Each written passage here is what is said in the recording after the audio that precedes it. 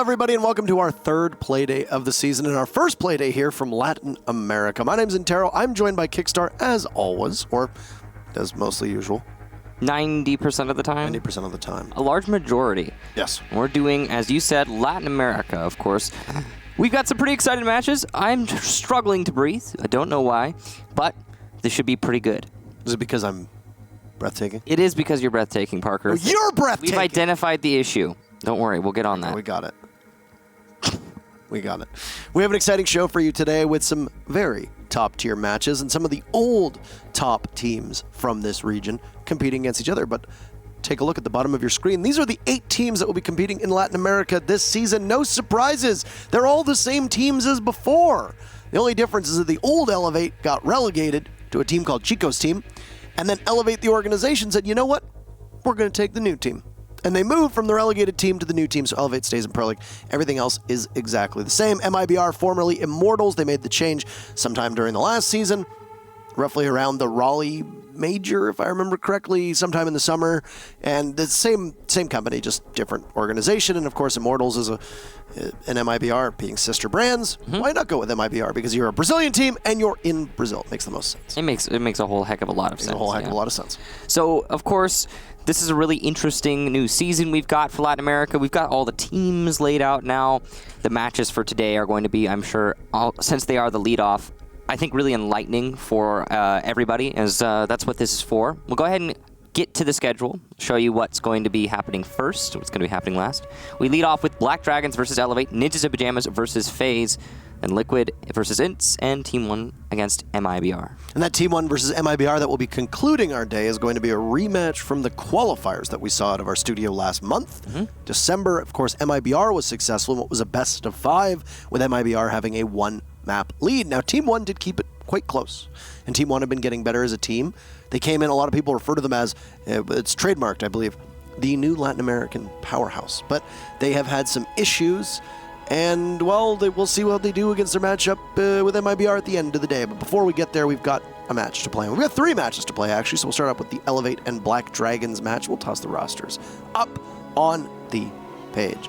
You got Dixlenda, Hunter, Souls, KDS, and Will that will be playing for Elevate, and this is the former Chico's team. Keep that in mind. And the really funny Dixlenda will be just going by Lenda, by the way. The really funny thing is that the team that we see here is actually the team that relegated Elevate.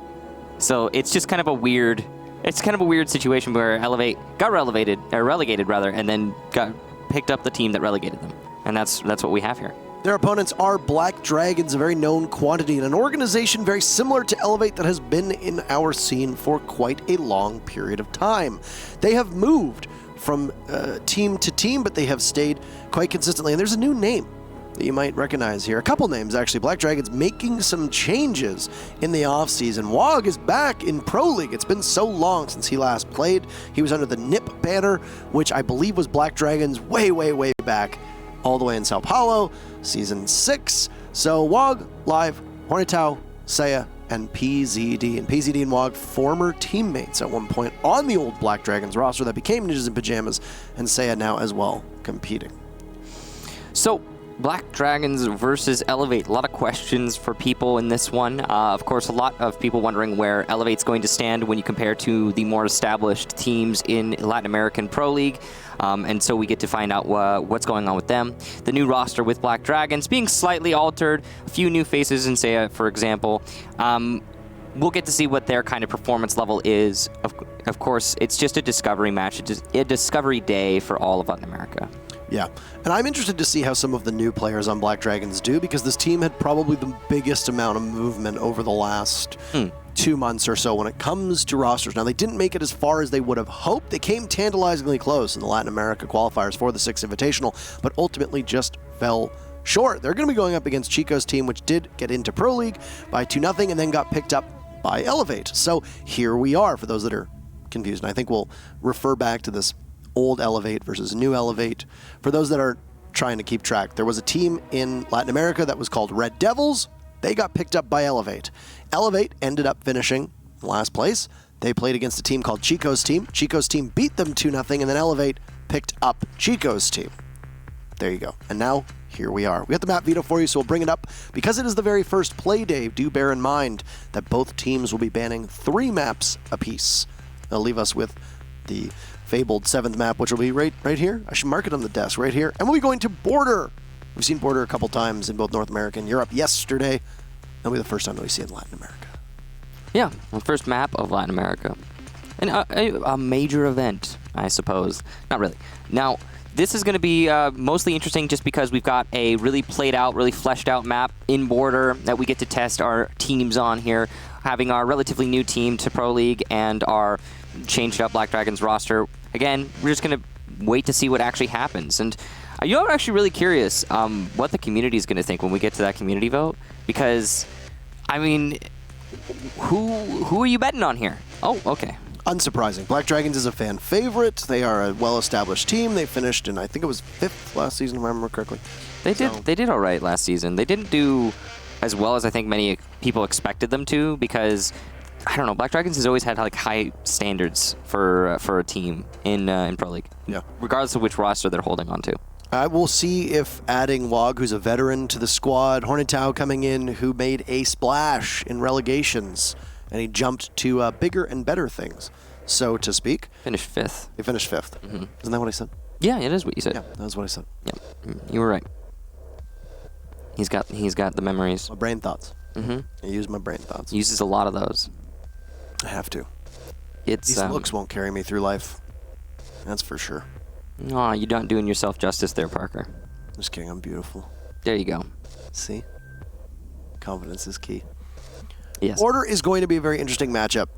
Latin America loves to ban Thatcher. Thatcher tends to get banned quite an awful lot on a map like Border.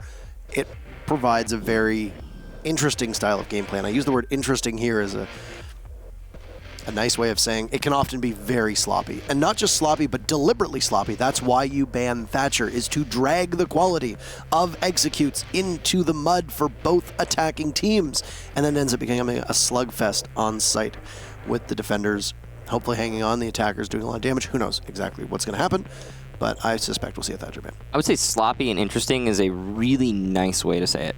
Like a really exceptionally nice way to say it. I mean, it's deliberately sloppy, though. Yeah. Well, we'll find out if we actually get that ban as we load into Border now, and the ban phase begins. Yes. Black Dragon starting on defense, so they'll be the first to ban here. Are they going to lead off with the Thatcher ban? Is it going to be moved into by Elevate? Is it not going to happen? We can only hope. You can't say that. What? I didn't say anything. Black Dragon's banning. And there it is. There it is. It's a very controversial ban for caster/talent, because the question becomes, what level of gameplay do you see? Usually it's... Thermite ban. Oh my gosh. This is going to be a messy one. You know what's funny? Because I was actually going to say, we've seen Thatcher Thermite bans before. I wonder if we'll see one of those. But then in my head, I laughed at that possibility, and I said, it's never going to happen. So I didn't say anything about it, and now here it is.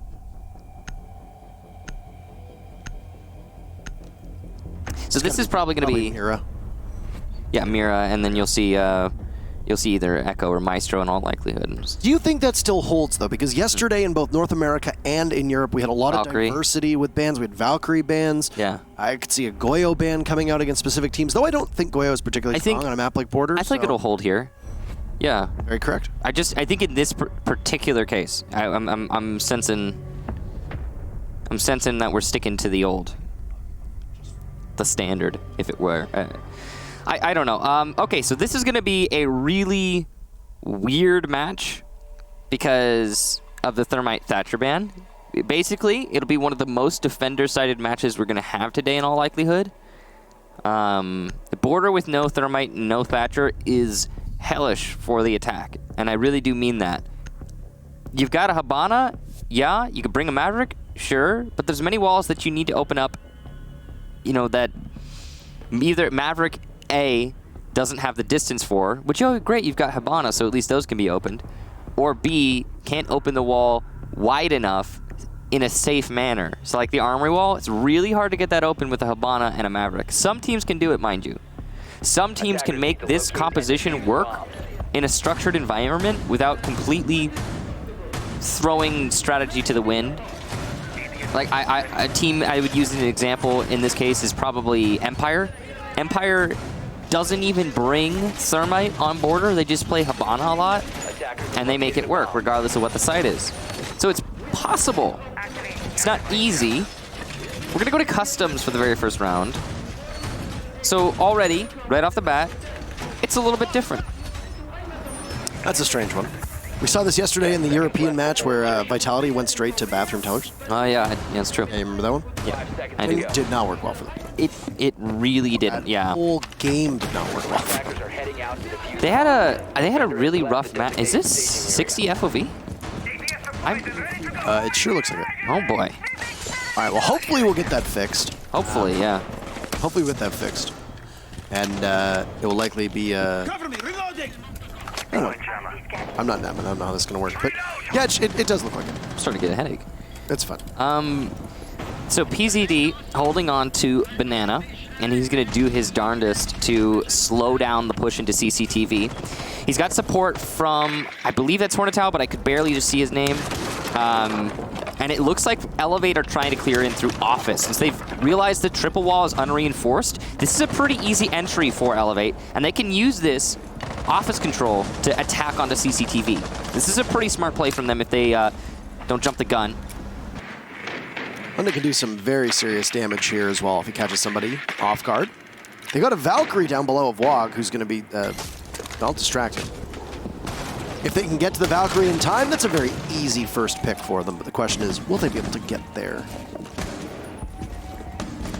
Well, so far, it's just Office, and they're starting to drone their way into like Archives and Armory. One Valkyrie cam spotted out in Archives. That'll be shot later on. No rush here from Elevate. They're going to lose one player. That's KDS to PZD. Well, it's a good start for Black Dragons. C4 detonates, but no one dies to it. Live, though, will add to the BD tally, eliminating Lenda. So, Elevate struggling to get into the top floor, let alone attack the site. You gotta realize this is a customs defense, so every moment that is spent clearing upstairs is a moment wasted for the attack, or at least inefficiently used. That's two huge pieces of the puzzle from Elevate that have been removed as well. You've got very utility-heavy operators. That's definitely 60 field of view, by the way. It is, yeah. And it... So Wog will wait for just now. He's in prime position, but he's already used his Nitro Cell, whether it be pre-placed or not. He's going to be able to boost up on this desk right in front of him and gain an advantage in any engagement. He's waiting for the call to boost. Just sitting and waiting as Hunter does as his name would suggest, but he gets caught out by one of the members of Black Dragons on the floor, and Live will finish that one. Elevate right now staring down a possible flawless round against them. Not ideal. Souls is the only one up as Will finds himself walking into the open arms of Wog. Oh, here's a drop in open area, and can he win the fight? Yes, so no flawless round, but Black Dragons tie that one up right after, and they'll get the lead-off round for this match. To be completely honest, it just didn't seem like Elevate had anything to show in that round. They cleared the way into Office, but as soon as Elevate's met any opposition, any players in Archives, Armory, or in the hallway, regardless of where it was happening, any player on Black Dragons confronted with an opponent won their gunfight, save, of course, the last when Black Dragons started frag chasing. So, Elevate having serious trouble with their coordination for one, because we did notice a lot of time wasted when they were clearing their way into Office. They could have and should have been droning their buck into Archives so that they can more efficiently take Armory and then collapse onto CCTV to commence the attack onto the site. That did not happen. Instead, they waited a solid 30-40 seconds, as I said, to drone themselves into Armory and then die in one-on-one engagements. So Black Dragons definitely happy about that situation. And yeah, I mean, that's pretty much the extent of that last round. We'll go to ventilation for the next defense here. No Armory as of yet, but already it's looking like the debut for Elevate is a little shaky. Now you could say, and we're only one round in, so it's an early judgment, of course, But you could say / forecast that they're a little bit of nerves. Did you see the bans in the bottom left suggesting that Elevate has banned Border 11 times, which would mean that this is not a very comfortable map for them? One thing to keep in mind when a new team comes into Pro League is that they might not always have the same robust map pool as a team that's been here a while. Black Dragons is a team that has a fine map pool. They likely have their given default bans, but that's probably about it. When it comes to a team like Elevate, well, we don't know necessarily how many maps they've been scrimming. They could have 3 maps that they always want to ban, and in this case, they can get away with it because of the way that the system works, but if they've got any more than that, then they're just simply at the mercy of the way that a best of 1 works. Though, best of 1s do tend to favor the teams that have smaller map pools, because you know that you only have to narrow it down to playing 2 or 3 maps, and you're very likely going to get them unless they're insta-bans for your opponent. So, it does appear that Elevate is going to be going with the same strategy, though, which is the solo entry, though the IQ of Hunter and Lendo, the Buck, will be very close to one another. They've managed to spot a member of Black Dragons playing down below inside a workshop, and then they have a feeling they've got one pinned inside of CCTV. KDS over on the vehicle customs area, or as we like to call it, a lot of people call it vents. He's going to hold a cross. So if you've got somebody inside of Armory or Archives or Fountain, as we can see that the Jaeger of Live is playing inside of Fountain, well, there's not really anywhere you can go except to the grave. And Elevate will get their first opening frag of Pro League. It'll come in the second round of their very first match, as Lenda is almost traded off immediately. The Buck will have to drop down after taking about 40 damage, 50 damage, 60 damage, etc. So that's a much better start for Elevate. Starting to have their guns come alive here, but they have yet to clear out CCTV. A run out from CCTV window will net 1 for PZD. Hornetow adds to that. Now Black Dragons back in the lead. They've lost a lot of HP though through these engagements, so it's not as if the round is won just yet. Seiya's in a really difficult spot playing in the main hallway. Lenda's gonna get PZD. Looks like that might have been by the site. Wog feeling a little bit of pressure. No, it was upstairs. It's hard to tell sometimes. As he's being Excaros rather, on his hard wall, his single hard wall, which is going to expose him when he's in the site trying to anchor solo. His teammates at this point might be falling back, but bathroom control being in the way of Elevate, they'll have a good crossfire onto the site. It's a very interesting setup that we have as KDS edges his way on up. The Valkyrie just so out of reach. Black Dragons with 2 members at very low HP. It's a couple bullets, and you can find Elevate taking the round. More X-Kairos going off, as you can hear, likely on the hatch above. And while Wog has been a factor on this Valkyrie, just needs to continue to kill time. 20 seconds left. Execute from Elevate needs to happen ASAP. Oh, bad peek there from Wog. He goes down, as does Seiya. It's all on Hornetow, and he's got just a bullet's worth of HP. He'll get a nice headshot on KDS, but the follow-up kill from Elevate will secure them the round. We go to 1-1. It's a much more confident round from Elevate, just in general. You think anything comes to it with the sites as well? Attacking customs can be quite a challenge? Sometimes. I mean, well, to be honest, Elevate didn't even get to the customs bomb site. They were still struggling to clear out CCTV when they lost the round. That time, Elevate, they did a much better job of isolating Office, and instead of full committing to the clear upstairs, simply causing a little bit of attrition, getting a few kills upstairs on the roamers, then hitting the site when it was really weak, because those roamers came back from Elevate. They left the top floor. They came back to site. But at that point, it was too little too late. So, good job to Elevate, securing an early round advantage in terms of manpower, and then keeping it through the entire round. It'll be an Armory defense now for Black Dragons. It's good to see that Elevate is going to be confident and able to win these rounds. Put something on the board. Honestly, the way that BD played that last round was a little bit passive. I mean, you noticed it in the first round.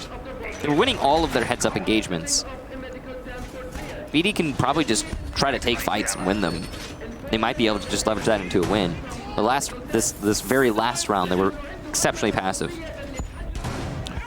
You find it strange that Black Dragons banned Thatcher and then doesn't go to probably the site that's most affected by him? Yeah, I found it. I found it a little bit. I mean, they just got to it. They're here. They're finally here. It took them 3 rounds. I think you said yesterday in the Vitality matchup, I believe your exact wording was, for the first time in Pro League history, we go to Armory in the 3rd round. And now here. Did I say first time in Pro League history? I think you said something like along those lines, maybe not as Yeah. direct as that. Maybe not as brash. But you said something very similar, as in like this never happens.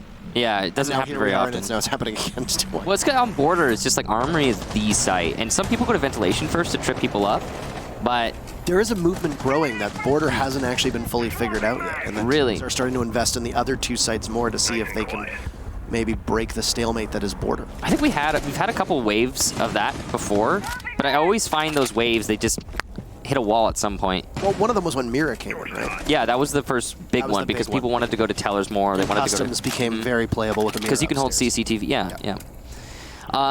Very true. Now we've got Elevate getting the leadoff kill once again. This time on a WAG. That's the dock gone. Will is trying to open up that wall into Office, or maybe just make a sort of a murder hole towards Office. He got into there very quickly. Yeah, he bailed. What is it with Latin American Buck players? Buck and Valkyrie are like your go-to fragging operators in Latin America. Buck and Valkyrie are both great fragging operators. No, I know, but we just don't see them the same in other regions. No, I know, you're absolutely right. I think they use them. I think it's just, we've always talked about how LATAM has a heavily regionalized meta. It's because they have a lot of local teams, and they're allowed to develop their own meta. You don't see that as much with APAC because it's really hard for APAC to scrim other APAC teams because of the ping. But in Brazil, you don't have that problem. So LATAM just, they play things that work for them, and that just kind of develops on its own in its own corner. And it makes for some really interesting Siege. Very different Siege. What an answer back there from the mute that swings on out and guns down Hunter. Traded off very, very fast as Souls bursts through the window and Elevate regains their momentum with the numbers advantage and finds a Yokai drone at the same time. Excellent play from the Hibana of Souls to just walk right in. Lenda's there trying to do his best. He'll find one with the skeleton key. I don't know if he's got the down, but he's committed to Hornetau. He's gone. And now a 3v2 for Elevate as there been a kill from Black Dragons. Elevate's lead will grow now as Souls picks up yet another kill, leaving Seiya, who's back playing again. It's been a while since we've seen him as an active player. He'll get smoked off. 30 seconds left. Does he have a Yokai drone? The fire will burn in front of him, and there goes the plant. But it doesn't look like he has much utility at all. Another play from Lenda. 2-1. Elevate. Beautiful job there from Elevate. They're looking a whole lot more confident in these last two rounds than they were in the first. Maybe just some first round shakes. Again, since they're only just coming into Pro League, it's something to consider. But what we do know is they've put themselves up 2-1 on attack, no less. Now, this is a defender-sided match right now with a Thatcher Thermite ban. That is unquestionable. One thing I really like to see from Elevate, and from any team really, is when you have a Thermite Thatcher ban, is Maverick being used the way he was used in this round. They Maverick tricked the wall, bucked it open, and then had an entry large enough not to be a bottleneck into the office. I love to see that. So props to Elevate for, strangely, being somewhat pioneers in pioneering, I guess, the Maverick trick in Latin America. We don't see it almost ever. It does happen, but LATAM, for some reason, is not a fan of the Maverick trick. Elevate brought it out there. It won them the round effectively. They got into office using that, got an entry off of it, and then they were able to attack the site comfortably. Another customs defense down below. Oh no, sorry, this is Ventilation Workshop. Ventilation? What is down below? This is a pet peeve of mine. What's that? When the map is rotated. Oh, like when you do... Keep it north aligned always. Yeah, I mean... Always keep it north aligned. That's obviously just difference in spectators. Yeah. It's a pet peeve of mine, Rick. I understand. Always keep the map north aligned. Are you listening to me right now? Luckily, there's a big compass. So here, for those of you wondering, though, you might be saying, well, there's a giant compass on your screen. We actually can't... So due to our setup... There's a recess in the desk, whereas it's like, unless we peer over it, we can't always see the compass immediately. So either we're bending our bodies, or we can't, leaning over the monitor, or we can't see the compass. People orient themselves based on the compass, and if you're used to north being, north. Anyway. This is not calling out any spectator in particular. It's just a simple matter of, for all would-be spectators that are listening. Pet peeves. All would-be spectators that are listening, please always keep the map north aligned when you go aerial view. It makes everybody's job much easier. Yeah. Also, because the when you look at the pictures of the maps, on the internet or when they're uploaded to the Ubisoft site, etc., they're always north aligned as well. Live gets the very first kill. On to Will. Say goodbye to the Maverick. He is a crucial operator that will no longer be available. No Maverick tricking is going to happen there, but Lenda, as Bucks do in Latin America, will find the refrag. And we're back to a 4v4. It's taken about a minute of time, give or take. Utility gone from the attackers. You've lost a Jaeger from the defenders. You lost a good gun, but that's about it. Definitely a trade I would be happy to take if I was Black Dragons. Now, it's still winnable for Elevate, even though you've lost the Maverick, especially with the triple wall and Office not being reinforced, so you don't necessarily need him to trick this wall. Slow take in here again. Elevate, really patient here. You gotta imagine, put yourself in Elevate's shoes. Again, you just come into Pro League. You got all this pressure on you. New organization. Things look good, but relatively untested. You've only played against one Pro League team to get here. There's an unpredictability factor to that too, though. How I actually thought Hornetail got that kill. He shot. Well, I'm just trying to say. No, he shot the wall and then the kill feed popped up. Yeah. A flurry from both sides, 2 from Elevate, and then 1 from Black Dragons will give Elevate another advantage. You said this was a defender-sided matchup with Thatcher and Thermite off of the board, and yet the attackers seem to be doing just fine. Yeah, the attack has control now above, and they're going to be able to leverage that for some pressure onto the site. You can see that happening right now. PZD must be known as the tracers are coming through the wall from above, but the diffuser is down, and PZD is going to be able to hold on to that. He's got full control and all the information in the world that is required of him. Even though some of the roof above him is being shot out, the Buck drones himself in. He knows he's got one member of Black Dragons, it's Hornetail, trapped inside a small office, but that's a play if I've ever seen one. What is with these dry peaks onto the hatches over the last couple days? Hunter goes to PZD and KDS finds himself with his entire team dead.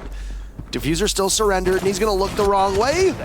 Cannot hit the shots onto the smoke. Hornetail will need to reload, but there goes the Zofia doing as Zofia does best. You'll need to grab that diffuser and hunt down the Alibi on the ground, and Black Dragons will equalize 2-2. So, we're really quickly going to fix something, and then we'll get right back into the match. But it's still 2-2, so Elevate having a good stretch of rounds there, but BD has finally shut them down. I will say that it was a 1v1, dying seconds of the round. That could have gone either way, if we're being realistic. So that was not a confident win for Black Dragons, and they need to be careful moving forward.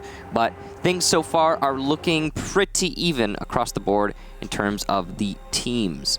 Elevate and BD both having their standout moments. Yeah. Somebody said that with the way that I look like Obadiah Stone. I don't know who that is. Jeff Bridges' character from the first Iron Man. Oh, what is his name? Ironmonger or whatever they called him.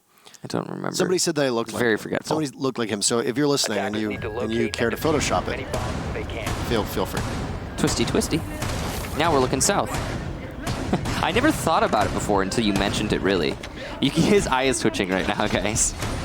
But no, I've never really thought about it. But you're right. Hey, pro tip, if you're in... Parker was talking about this earlier, but if you're in the spawn selection screen, north is always the top. So you can navigate your spawn, figure out where it's going to be compass-wise relative to your drone in the prep phase. Image is always northward. Right? It's really handy. Also, a pro tip for those of you, because a lot of people will often ask a question.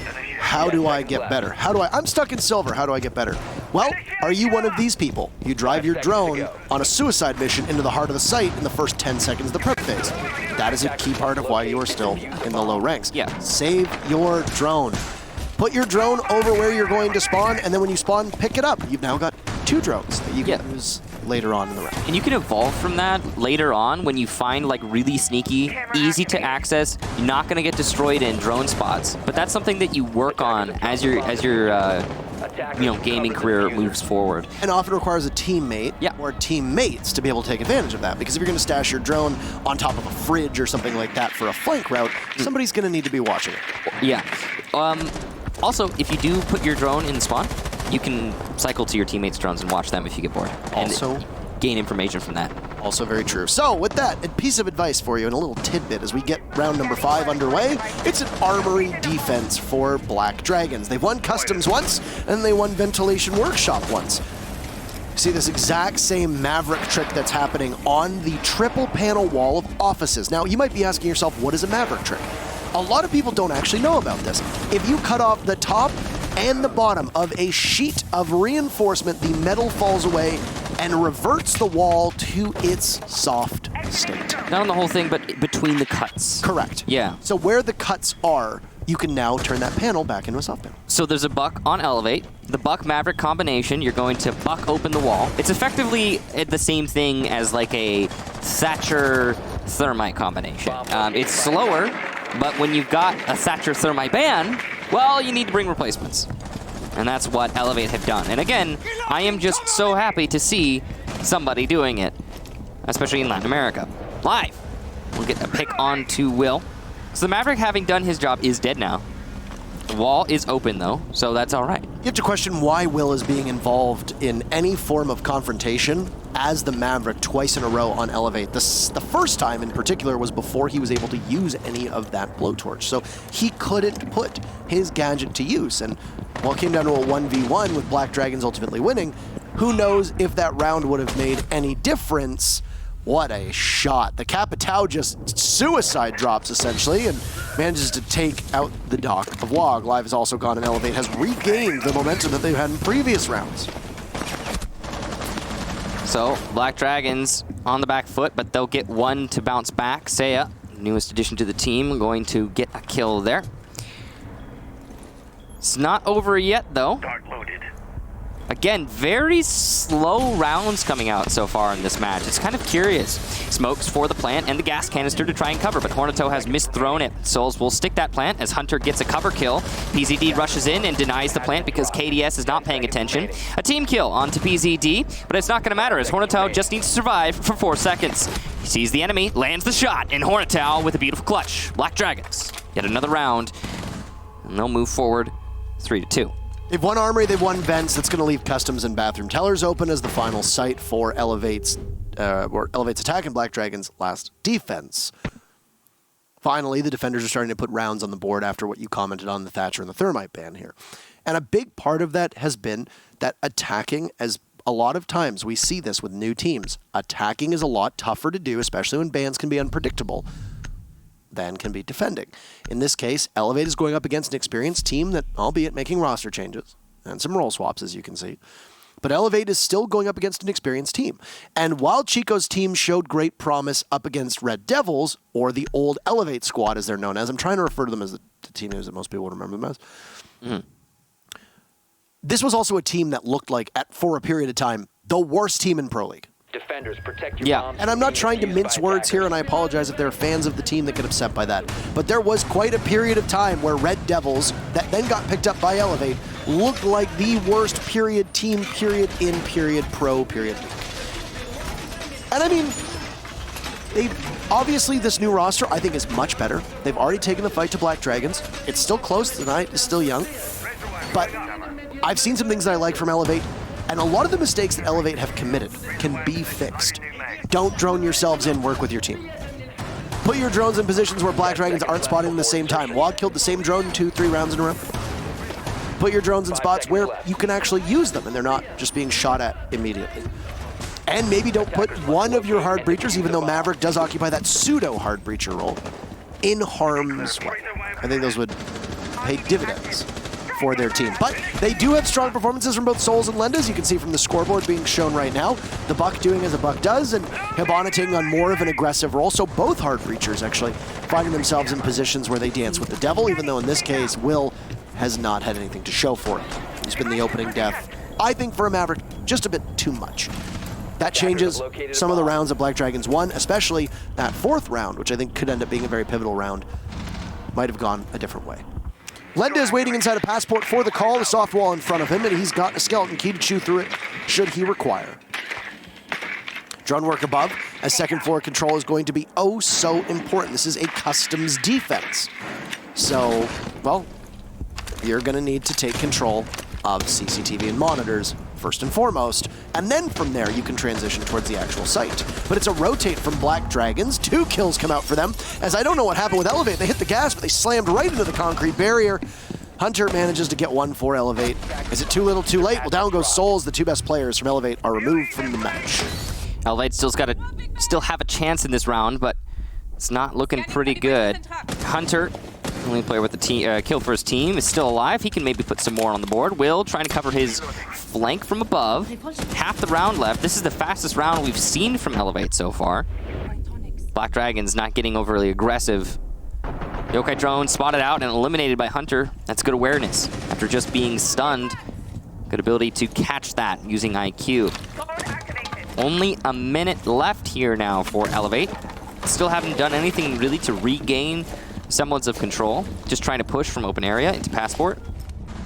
The Sun Reinforced Wall was really curious on a Customs defense. In the first place, it was weird to see it get opened up. I believe it was by the Buck. But just the explosive take through it did not work out well for Elevate, and it still hasn't. Oh, a flank from Hunter, but he is held off as that door is being covered by Hornetow. Easy kill there for Will, but he's not going to get the player on boost, and there you go. Black Dragons, another round. They finished the first half 4-2. Will's first kill comes at a time when his team needs it. Is that his first? That was his first of the match, and it ends up, unfortunately, being a bit impactless. With a Thermite and a Thatcher ban, and the way that Black Dragons knew how to play that, of course, it was Black Dragons that banned the Thatcher, you would have thought that they could have maybe ran that score up a little bit more. Yeah. Elevate banned the Thermite, so they knew how to play around it. Now we'll see if Black Dragons can work with them being a bit handcuffed to fewer Heart Breachers. Say is going to be on Hibana. He's usually on Heart Breach duty. That makes an awful lot of sense. Are they going to run a Maverick? Right now they have the chance to 6th pick onto a Maverick. They're not going to take it. No 6 picks from anybody, actually. So the rosters will stay the same. You don't need to take the 6th pick. A lot of people do get confused by it. Basically, you get a do-over on one of your operators that your opponents don't see. It is hidden. It is hidden to them. Ventilation Workshop. We're back to being south-aligned. And it's interesting how often vents get played. Yeah, Ventilation is actually probably one of the more played sites out there now, because Armory, you know, it is the site, of course, but your secondary site is often leaned on in maps like Border, especially if you're not comfortable defending it. I'm not really surprised to see Elevate going there for their first site. Pretty common. Now, overall, 4-2 in the first half is okay if you're BD. Because, yeah, okay, you're in the lead, sure, but it's a Thermite Thatcher ban, so I think that really isn't, like, as decisive a lead as you would expect on Border of all maps. I think you talked about that just a little bit, where you were saying, yeah, BD could have run it up a little bit more. I totally agree. So we're going to need to see some seriously impressive play from Black Dragons. And one thing that I will note is that they are not bringing Maverick, so they do not seem keen on Maverick tricking walls. It's likely that they're just going to lean on their fragging potential to try and, you know, deal with the fact that they can't open up anything. If you can get through your bottlenecks by just being really good at killing people, that's a thing. It's just not as reliable as making a wider bottleneck. Or eliminating the bottleneck entirely. Can't tell if Hornetow's being droned in at all. No, he's droning himself inside of monitors. He's in the staff break room right now. That drone was just by 90. Black Dragons have a couple people over by CCTV. You refer to it as Banana, the monitor stand area. I wonder if we're going to see them push on up towards the armory wall. That's going to be the first nut to crack. Hornetow is waiting to try and catch Will on a rotate. Top of main stairs, who's there? Well, the Jaeger was, but he drops right back down. So the Ash will languish, not accomplishing much. Half of the round is over, and there's been limited action. PZD is the only person in the match that's taken any damage. Pre-fire from Lenda. Stopped a little bit too early and prematurely holding back on that fire. Cost of a kill. We've also got an upside-down rappel on the main door, so it is a good thing that Lenda did not re-engage. And funny enough, the Buck of Lenda is now playing the Valkyrie. So we talked about these two operators and how they are the fragging operators. Well, here they are. Will, for his trouble, finds kill number 2 onto PZD. Down goes the IQ. Hornetow has control of the hatch above, looking over towards the double doors, the bottom of main stairs. Waiting for the time being. Soul's playing behind that shield. He'll have information if required. He can pop on up. Misses the drone. But down goes Will. Hornetow finds the kill that he needs. 40 seconds in, Lenda's C4 connects with Live, and Black Dragons now finds themselves down yet again. This has been a common theme. Black Dragons have been trailing so many rounds despite them holding an advantage overall in a 4-2 scoreline. Hornetow encroaches upon the site. And he manages to snag the Echo and win another fight miraculously as he takes out Hunter, and Seiya joins in on the fun, even though it's Hornetow there as well. Shotgun barrel pointed directly at chest level. Tossing out a toxic canister is KDS, trying to do his best. He's completely blind, fires on in, but he doesn't hit the shots. There's too many people from Black Dragons there, and their lead will stretch. They didn't get the opening pick, that's Elevates, but they get the round, and that's ultimately all that matters. 7 rounds through this matchup, and we still haven't seen a single objective played. It's been a weird match for sure. Black Dragons, though, coming out on top, especially with that lead-off round win. That's really good stuff. Having that advantage early on in a situation like this where you've got the Thermite Thatcher ban is where you need to be, especially considering, okay, again, they had the defensive half for the first, and they managed to develop the lead 4-2. Now they're 1 round away from match point. BD confidently pushing themselves there. And with no Maverick, again, all they really needed to do in that round was just push for the kills and win the fights. They managed that. We'll see if they can do that yet again. As we go to Armory for Elevate, they're not going to try their luck on ventilation anymore. Maybe they'll go back there if they manage to win some more rounds. Back up to Armory we go. Good try from Elevate. KDS put in an almost unwinnable situation, and then the secondary utility from operators with the flashbangs available. That's ultimately what stopped him dead in his tracks. We've seen Smokes clutch 1v3s like that before. The SAS shotgun at such close range can shred, then you got the SMG-11 as your pocket rocket, as a lot of people used to refer to it as. Yeah, well, I always call those in like the Bearing 9 and all the other SMG pistols like buzzsaws. Buzzsaws, that's a good one, yeah, because a high rate of fire and they chew right through. Yeah, but at long range, they're not really very useful. It's more like, yeah. Like a buzzsaw would make. Mm-hmm. Yeah, because if you're 10 feet away from the buzzsaw, you can't touch it. Exactly. So is it not? It's not useful if it's further than throwing distance. The range matters. Yes. The range very much matters. So an Armory defense, Lenda off of the Valkyrie onto the dock this time. Another operator that has seen a resurgence in play. That's a default camera that's still up watching the jail/prison wall and the corner of the balcony leading to CCTV and monitors. Hey, that is some serious negligence there to have 2 players from Black Dragons in that area, and neither of them bothering to shoot out that default cam. That's a real angle from Will, but he'll be spotted right away as Hornetow sees him. Barbed wire in his way, he cannot engage at the speed that an Ashe is used to. The Jaeger and Ashe battle is one that was foretold by our forefathers centuries ago, Michael, and it will continue until the sun inevitably grows and engulfs the universe. Yeah, I mean, it's our planet. They're just trying to prove who's the better Jaeger Ashe main. But as we talked about, Jaeger Ashe main in LATAM is kind of different. So I think the main fraggers are, Valkyrie and Buck. Especially the players that have the best stats, like for example Nesk. Started his career as a Buck Valkyrie player. He doesn't only play them now, but you know, the beginning. Will eliminate Hornetow, so Elevates begin this round with a lead. Looking all right. It's only a minute left. This is kind of just, these are the slowest rounds I have seen in the last few Pro League days. Hunter will eliminate PZD, and I'm not narrowing that down to LATAM, by the way. I mean, like, just in general. LATAM, EU, NA, it's just slow. Live, landing a nice nade there by half wall. Is it an Armory take, or was he just hoping for a free kill is my question. I'm not really sure what the strategy is for Black Dragons. It looks like they want to pressure Armory, but they haven't cleared CCTV. So that's going to cause them to lose the round, unless they can get on this in the next 30 seconds. Swag will eliminate KDS, so that's the start. He's walked into a crossfire, though, a 3-way crossfire, and he'll die to Hunter. Live will refrag that.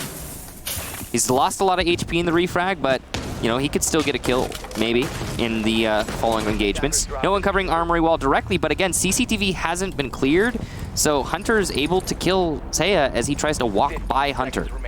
Black Dragons have trailed in a lot of these rounds despite getting the opening picks, and yet they still managed to pull it out, but Live is going to pull the old, let's take a timeout and talk about this one. So the round will go to Elevate, and on the roof, we will see Black Dragons decide to assess what to do next. Elevate's first successful defense comes in their second attempt, and it will be on the site that oftentimes you are expected to win. Doesn't make the job for Elevate any easier, because now they'll have to go down to one of the bottom floor sites. They're going to go to Bathroom Tellers. Will they go to Ventilation Workshop? Or will it be a custom? Looks like ventilation. It's going to be vents, of course. Yep. Because they're not crazy. You got to go where you're comfortable. This is the most comfortable site for many teams. The second most comfortable for many teams. It is one of the primary sites on Border. Now, that last round, I didn't really see what BD was trying to do. It seemed like they wanted to do an armory take, and they were opening the wall. They were, bucking from below, but they skipped one really vital take, and that is, or one vital portion of the take, and that is clearing CCTV.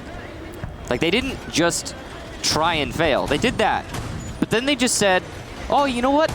We don't have to clear CCTV. Let's go around. And then they died doing that.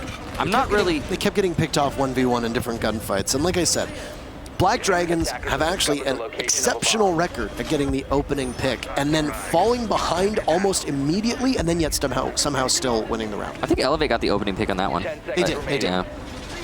But you're right, they do. I mean, on their defense.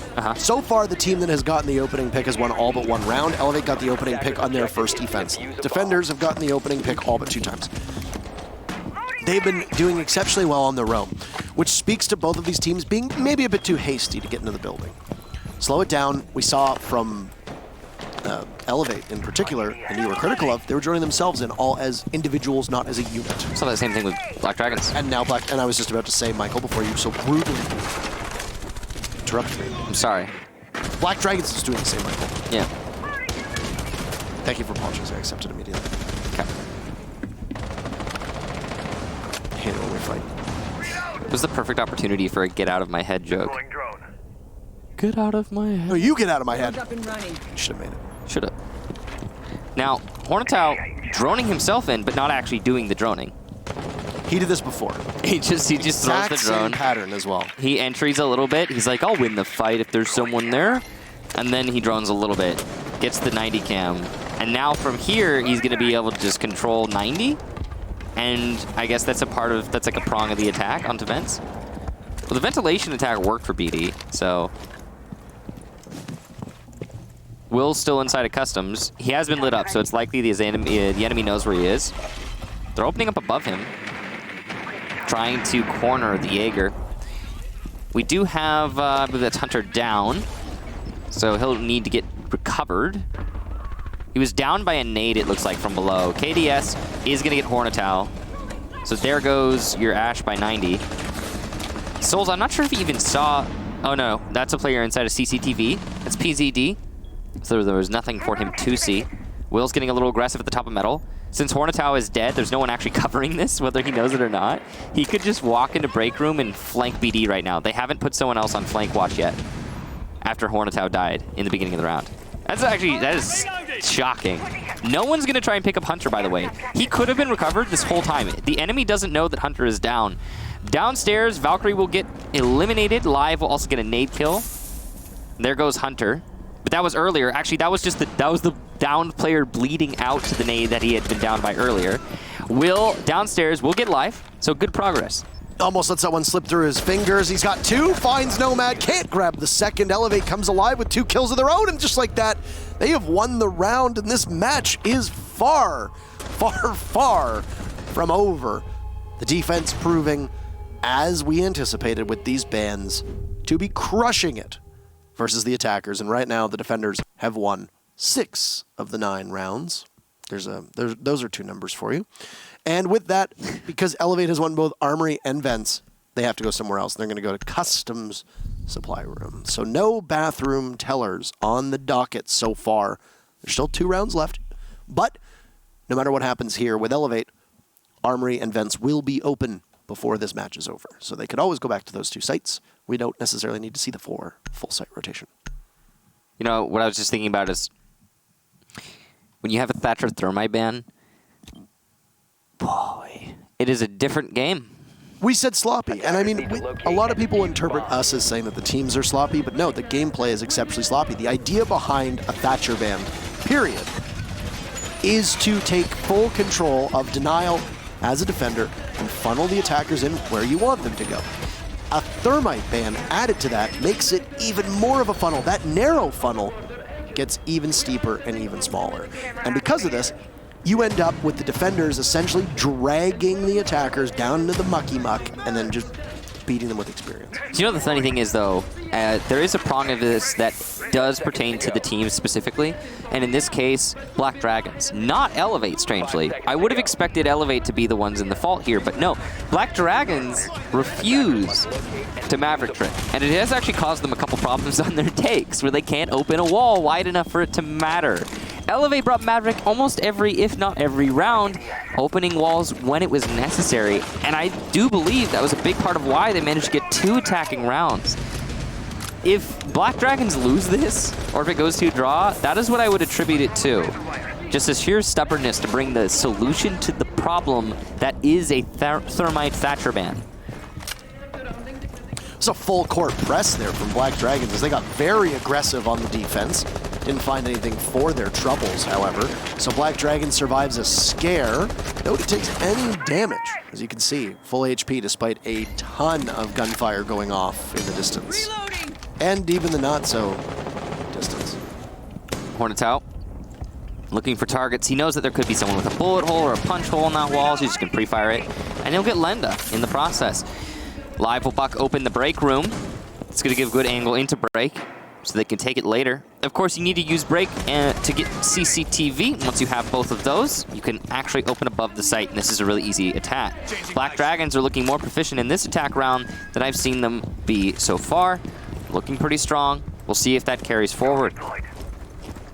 KDS trying to contest downstairs.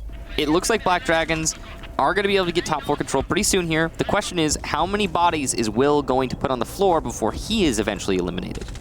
Upstairs in CCTV. It was a perfect opportunity for a Will joke. How many? Will. Hunter leveling somebody doesn't finish it off, no. though. The Asher Hornetau gets taken out by Will, who was so ineffective on attack in terms of fragging, but has come alive on defense in that Jaeger role. He was being given the space and the freedom. Now he's got KDS with him, backing him up inside a break room. Through the door, the Mozzie will sustain some damage, and Will's got the cross if someone decides to press on in, but KDS takes the fight to him. Wog springs in, trying to take advantage, but it's a 3-man cover, and Will gets credited with that kill.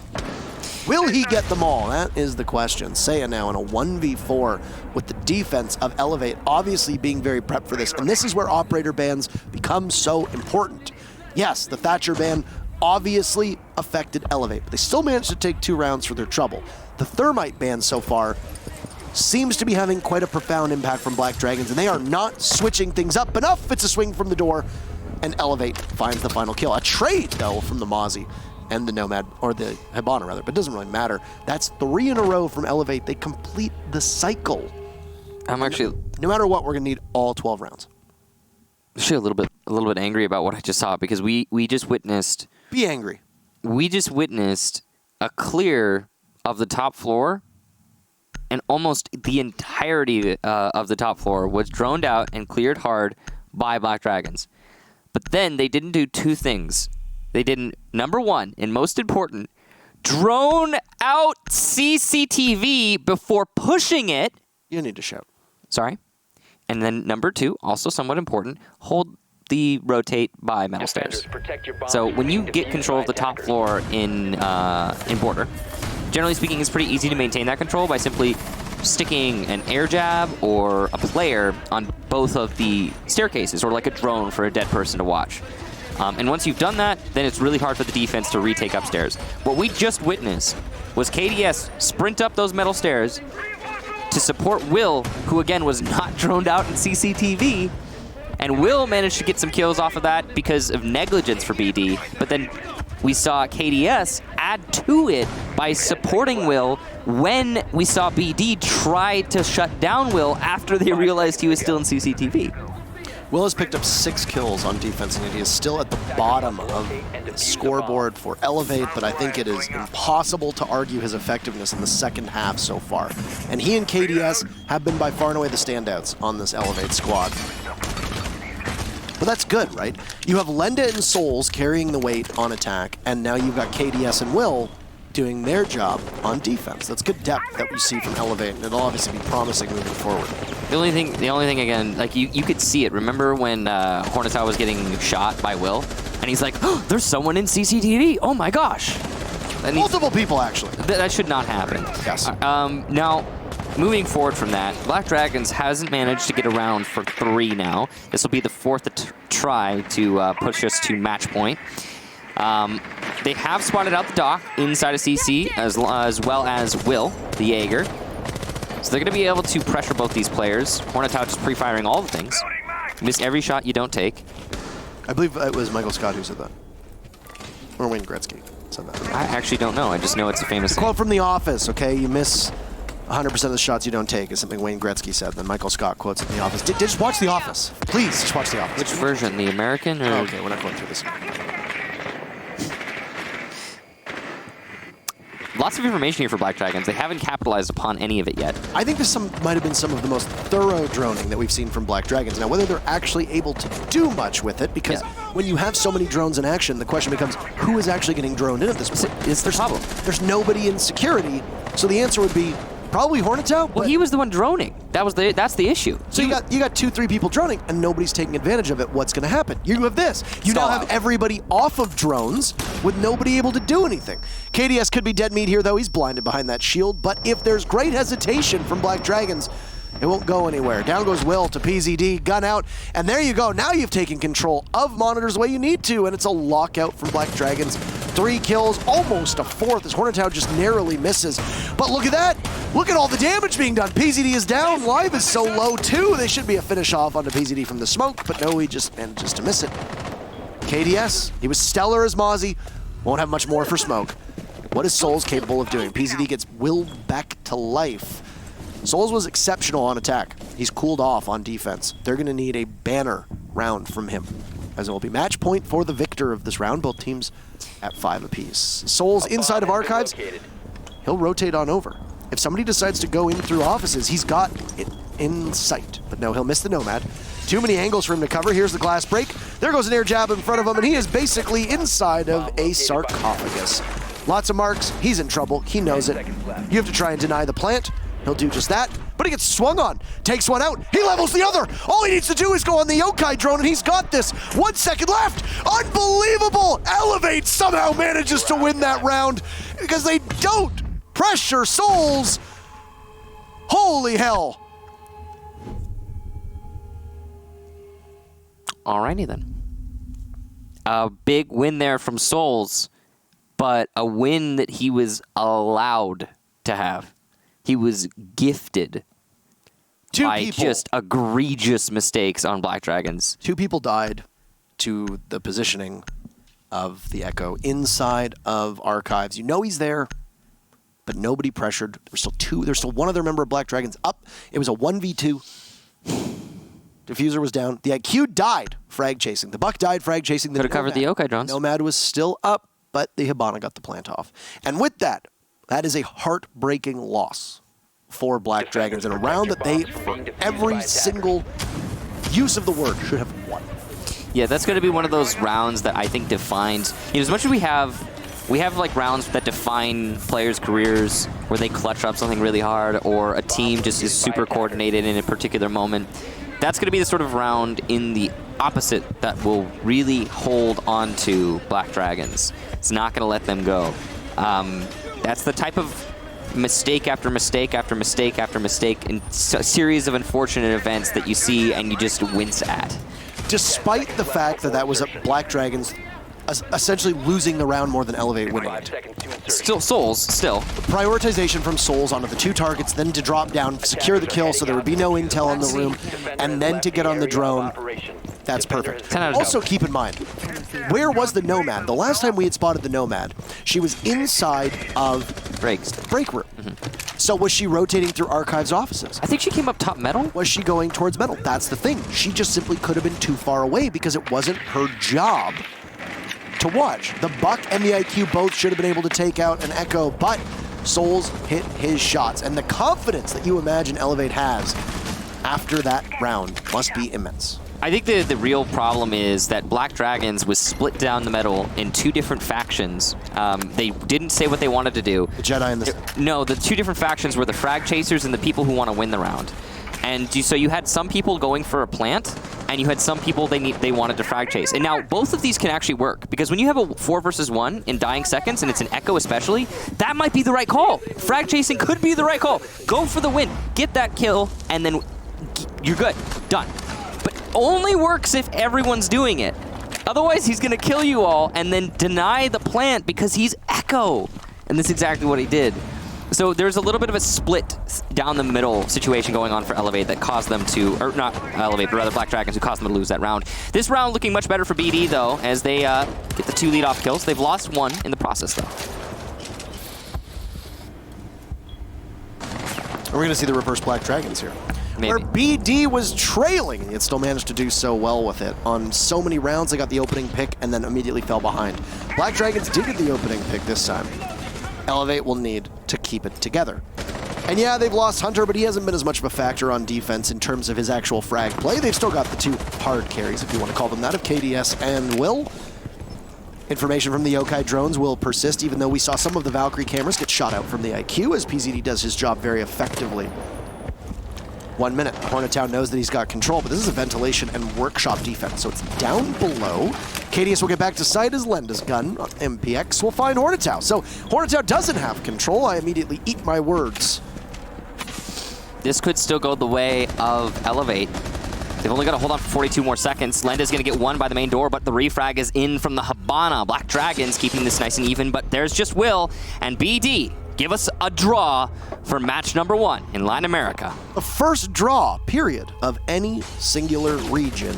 Yep. And it comes between 2 unlikely foes. So both teams will walk away unhappy.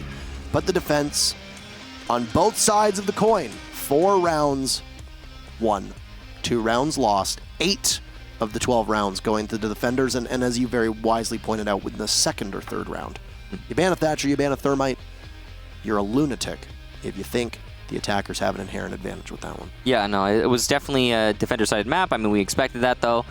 I like that Elevate brought out some tools to try and mitigate the issue. Maverick, again, always going to talk about that. Going to keep hitting on that one. But the real fateful moment for Black Dragons, who I think were in the driver's seat leading up to the end there, was, of course, the clutch from Souls. And I want to just go a little bit more into what I was talking about earlier. If you're going to do something, do it together. If you're going to go after the last player, do it as a unit. Bring everybody, because he's not going to win the fight against all of you all at once. He can take down 2 and then simultaneously stop the plant because he's an Echo. So if you split up like the way that we saw BD do, if you try to have 2 different thought processes to how you're going to win that round, it'll cost you. You could also consolidate everybody around the planter. That means the Yokai drone will get shot right after it denies the plant the first time, and then you're good. One thing that we're glazing over as well is, by my look of the clock, it was about 8 seconds left in the round when Saya got knocked off of the plant the first time. What happens to a Yokai drone when it shoots? It becomes visible. If the Habana pushed up, seeing where you got hit from, just scanning the ceiling, it's not going to take you 8 seconds to find where that Yokai drone is. Must have assumed someone was covering. You're going to see it. Somebody must have said, I'll get it, I'll get it, I'll get it. You plant?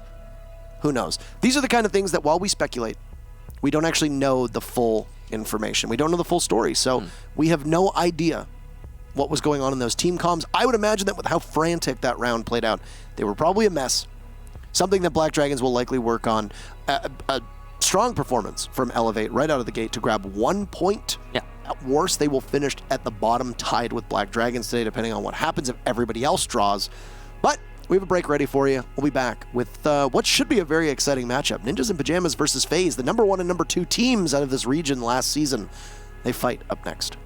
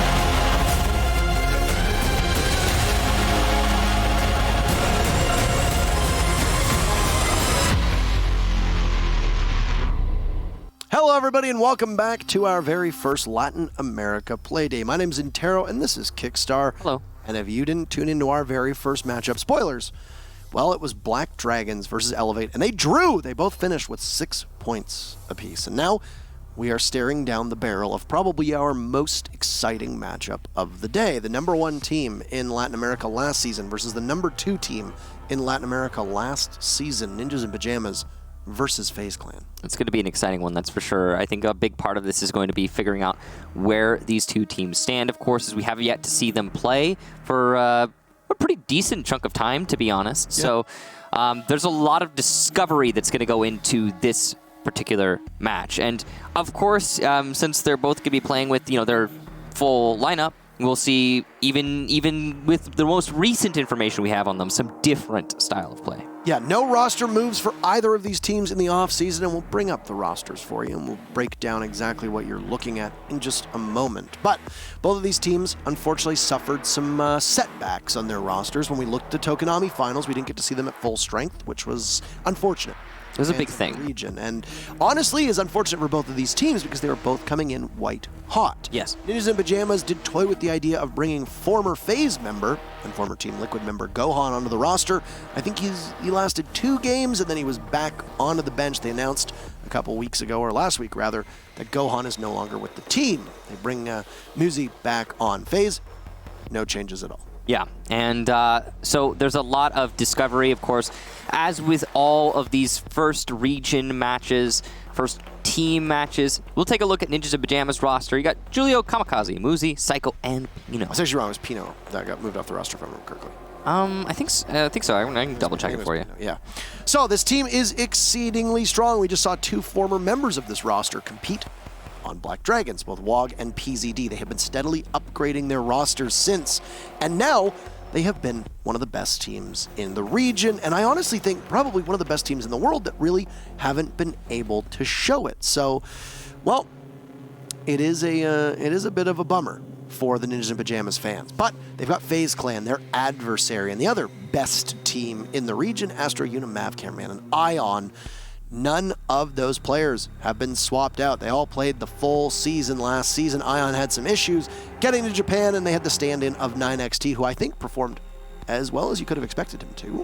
Yes. Given that he had very minimal preparation, also really hadn't played the game. So I'll be honest, yeah, 9XT had no Siege experience as of recent. He had been playing other games. And when I heard about that and heard that he was going to be brought onto this roster, I thought it was going to be a disaster. But he was actually one of the better performers on FaZe at the event. It seemed like the main FaZe lineup was a little bit discouraged, and 9XT was just there to be there. So he really fragged out. He played really well. He's not here now, but he added a lot of stock to his own personal portfolio. And I mean, the hardest part of bringing somebody like that in is not even necessarily that there's going to be the rust from not having played this game all that often, which there will be, but more so that he's not familiarized with the team strategies, having to tell him where to reinforce, having to get him on attack, where to drone, where to use his utility, where to push from, and then what the rest of the team loses from having to micromanage a player like that is extraordinary. Like, think about it, an IGL already has so many things that they need to do, and even though certain teams say, well, the idea of an IGL is outdated and antiquated, blah, blah, blah. You still have somebody who's going to be the defining voice on a team. That person now needs to largely instruct what 9XT needs to do. He played that role on FaZe perfectly in Japan. It wasn't enough for the team, but we get to see them, both FaZe and Ninjas in Pajamas, at full strength today. We will have a map veto for you in just a second to see where we're going to go. We started the day off on Border. EU had a lot of map diversity, NA very close as well. Are we going to see another Border? Well, it's still on the table. It's gone now, so we'll be playing a new map today, and it's going to be Clubhouse between these two teams. A map that FaZe is very good on, and if you remember, it was a long time ago, Michael, but at the Raleigh Major, FaZe played Empire, and what I honestly believe was, other than probably the G2 Empire matchup that finished the Raleigh Major, FaZe and Empire played each other, and Empire was so dominant on Clubhouse, that old adage, never take a Russian team to Clubhouse. FaZe slapped Empire on Clubhouse. They won 7-1, if I remember correctly. Surprised everyone. And surprised everybody, and well, we had a ball game. It's a very good map for FaZe, and Nip as well are quite proficient here. Yeah, so recent statistics say that Ninjas in Pajamas, well, they haven't really actually played it. So I don't really have much to talk about there. And obviously, it's actually the same for FaZe because they haven't been playing. Both these teams haven't been playing recently. I mean, if I'm taking a look here, we've got 5 matches actually being tallied up here in my most recent stats. So what do you guys think? It's going to be FaZe, according to the community. 54% of you thinking that FaZe will take it to 39% with a 7% draw. Draws are they're not in vogue right now. Well, I mean, no one's ever really... I think the highest percentage we've ever seen for a draw was probably an SSG game. It was 12 or 15% or something like that. I think it was SSG Rogue. It was 15%. It might have been 20. I want to say. I don't think it got that high. I don't remember. Remember. Somebody who is watching this will surely know, and they will be able to correct us. Very few people keep track of that, but yeah. There are people. Are there? Really? Statisticians. I keep track of them, but data gatherers. I forget it. The data gatherers. Mm-hmm. Well, I mean, I guess we'll find out later when somebody tweets at us. That's usually what happens. Yep. Hey, casters, you are not smart. LOL. I knew this, and you didn't. Statistic. Here's a small minutia that you are expected to know at all times. ROFLMAO. You know, our access to actual data, though, has been so much better than it was in the past. If you take a look, if you throw it way, way back, I mean, forget about it. No stats were referenced. No data was actually, you guys didn't even take notes. What? Remember, you had just started taking notes. Well, no. I remember my very first cast. Hey, listen, I had to learn in the fire, okay? Half the casters didn't even take notes when I first showed up. I remember that. Well, I was casting. I was taking notes when you showed up for the first time. For one day. No, I had been taking notes for a little bit. I just started, but it was actually, again, this was a long time ago. But yeah, no, it was a trial by fire. It's not like I had a guiding light or anything like that. Are you saying that I was your shining beacon when I showed up? Yeah, I mean, sure. Yeah. Definitely shining. Now. It blinds people off my head. Blinds people off my head. Yes. We're just waiting for it's actually to be full, by the way. It's actually growing in really fast. We were talking about this earlier. But it is noticeably, it's a lot longer than it was yesterday, I swear. It's been 7 days. Yeah. From it, have no hair. And it's just 7 days. Coming back. 7 days. Almost immediately. Yeah. Crazy to think. Hell of a performance my hair is doing right now. Yeah, it's trying to clutch up hard. So we're just waiting. Like I said, I don't know if you heard me. We're just waiting for everybody to get into the lobby, and then we will get underway. A clubhouse matchup here. Nip and FaZe, though, are two teams that don't always ban Thatcher, and I find that Thatcher bans are very regional. The teams that like to play inter-regional ban Thatcher. He was for a period of time the most banned operator in Latin America and on attack. Yes. There's no way around that. And there were times where FaZe and Nip, of course, banned him. Mm-hmm. But when you go to international play, teams will be prepared for it, so you have to throw a curveball. Liquid, for that matter, didn't ban Thatcher as much in OGA Pit or at DreamHack Montreal as we expected them to in international competition. Are we going to see something similar from FaZe and Nip here? Are they going to ban somebody else? Because think about it. Clubhouse, if you don't ban a Thatcher, Maverick's going to come out every round no matter what. And I don't have a lot of stats to pull on right now, and to give you kind of an understanding, because of how little these teams have played recently, I know that Thatcher is the most banned operator for Ninjas and Pajamas most recently, and they have banned them 2 times. So I don't really have and that's the last few months. 2 times. So it's not a lot to go on, and yeah. Both of these teams don't have a strong history of banning Thatcher as much as some of the other ones that we've seen in Latin America. But the biggest thing that I've always noted on is that they both are good at, getting around a Thatcher ban. If it pops up, they can deal with it. And not always in Mavericking, but they have their own ways to actually circumvent the problem. And that's really big. That's really big. When a Thatcher ban comes out, it's not like these guys are going to hit a wall. No. It might flummox other teams, but what we hear from scrim reports in Brazil is that the amateur teams ban Thatcher as well. Thatcher bans are very, very common there, yes. Especially as it trickles down and all the teams play each other. Now, you can obviously argue about the benefits of an inter-regional meta and how much that helps you outside of the region itself. I've had some very choice words for what I think is North America trending towards more of a regional meta that is handicapping them on a global stage. But I think that when you look at Latin America, I think that the Thatcher ban is required within your region, and that is, to a certain effect, detrimental to your international play. You need to be able to overcome it. You were very right that both FaZe and Nip are proficient at playing around it, but they also can play without the ban, just as Liquid can. I would say, I can't really think of a better way of saying this, other than most internationally competent Latin American teams, which is, all the big dogs, like Ninjas in Pajamas, like FaZe, Liquid, and so on. They have two different skill branches where they will pull out things for their local meta and pull out things for their international meta. And they can combine those often. We'll see a lot of mixture in their play, a lot of gear shifting. I think it makes them really versatile teams. They are often some of the squads that will surprise us the most at LANs because of this. Because you'll see them playing online, you'll take that, you'll see them playing in their own region, you'll take that as a comparison of how they're going to do against other teams on an international LAN, for example, and it's totally different.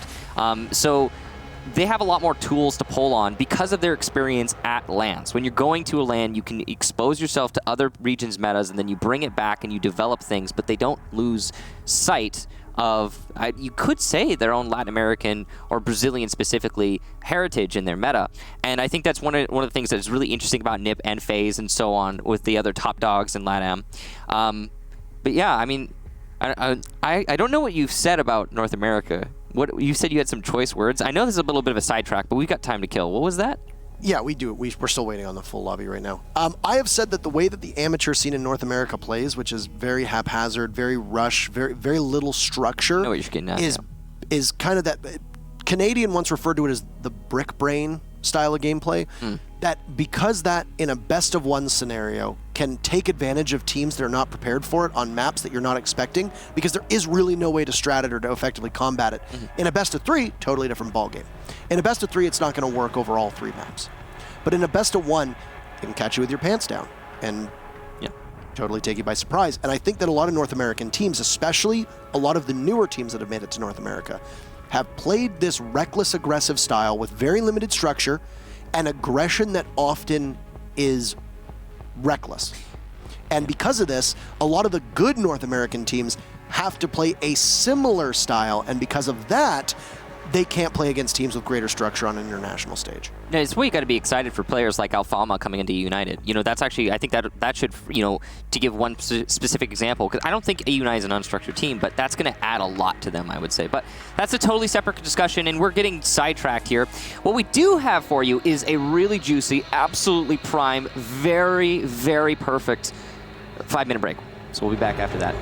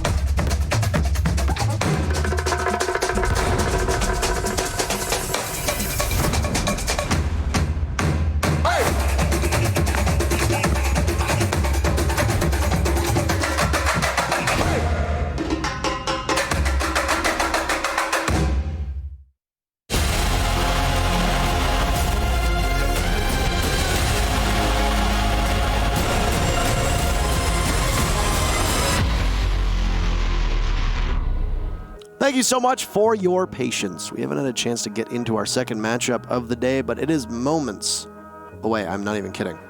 Moments. It is moments. Actual moments, like 2. We'll turn these moments one day, Michael, into memories, and it will take us roughly about an hour or so to see what happens between these two titans of Latin America. Ninjas in Pajamas versus FaZe Clan, and Cameraman's already crashed. That sounds like a lyric to a song. Moments into memories. Turn these moments into memories. No, that doesn't work. How would you sing that? What if you rapped it? I can't. I mean, like, rapping is... You can't rap. Okay, we've all seen the videos. That's just like when I'm like... Kix's rap album. I'm just like really in the groove and there's a lot of information to put out, if that makes sense. You overload the people with your ability to speak quickly. It is very nice. What are you doing with your voice there? This is my I'm rich voice. No. This is how rich people talk. No. Yes, Reginald. Yes. Yes, Reginald. Get my third Cadillac. It's in the garage behind the Bentleys. There's multiple Bentleys. I don't need any of them. I would like to drive something a little bit more affordable today. Get me the Toyota Prius. I would like to be one of the commoners today. Public transit, never heard of it. Anyway, we got a clubhouse, and surprisingly, no Thatcher ban. We've got Hibana on the board. We got a Monty ban on the board. Mira's going to join Maestro. Echo, what do you think here? Keep in mind, Goyo does see a lot of play on Clubhouse. Could we say Goyo ban? We could, but I don't expect it to come out. It'll probably be an Echo Maestro, but it'd be cool if we saw a Goyo. I mean, we get a sidestep for the meta a little bit here, especially in Latin America. These are the pioneers of the Latin American meta, so, I mean, from them, maybe. I should have forgot it was FaZe. FaZe hates playing against Hibana and Echo. They always ban Hibana Echo. That's true. Like, it slipped my brain thoughts. Let me check over there. We might need a rehost if Cameraman hasn't rejoined, by the way. Oh! He's back in! Yeah, so Echo is the most banned operator for FaZe, and their second most is Mira. They really don't like either of them, and I remember that as well now, that if Echo is banned by the other team, they'll ban Mira. Like, it's just there's two operators that FaZe typically don't let play. It's the same thing for Ninja Bamas, though. Actually, they also hate Echo, but they know that FaZe hates Echo here. That's why they ban Mira first. I mean, the bans on defense are not going to be changing for these two teams. No.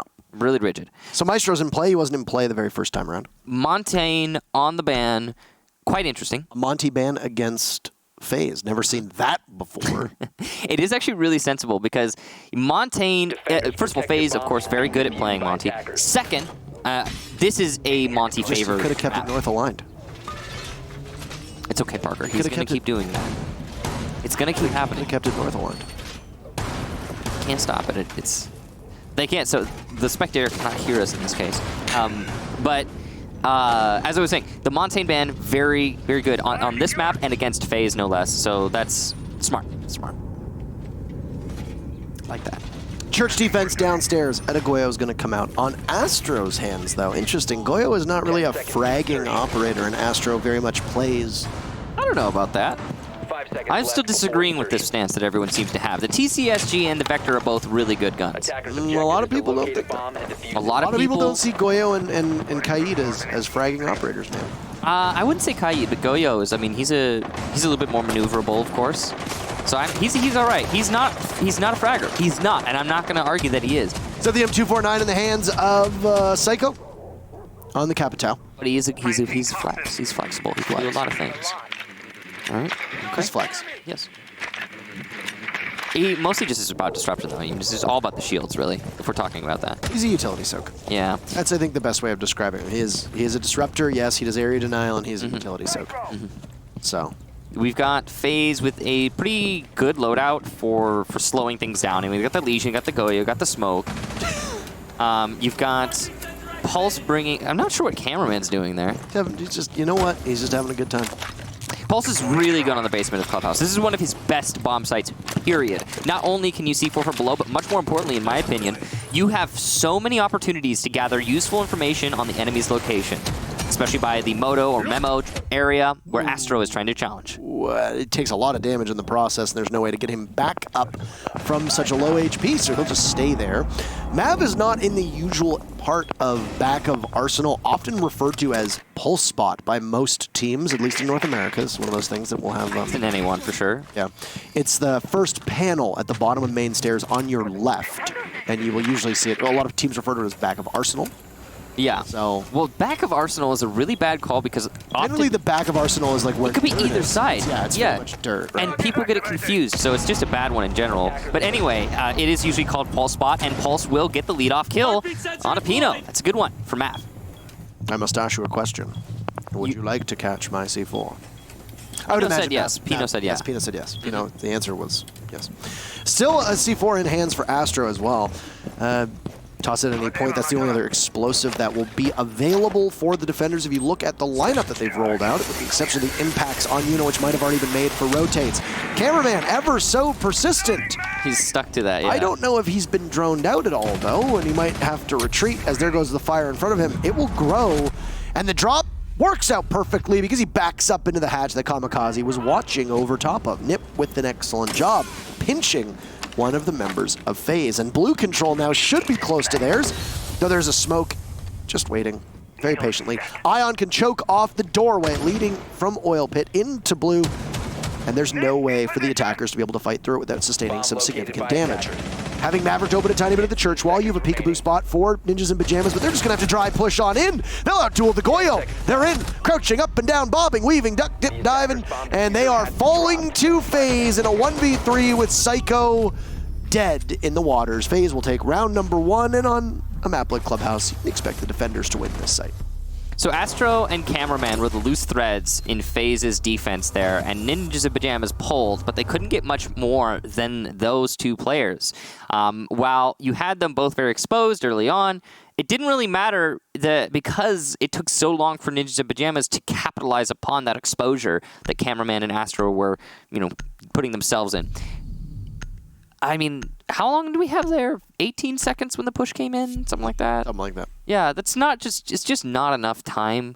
I don't care how much of an advantage you have.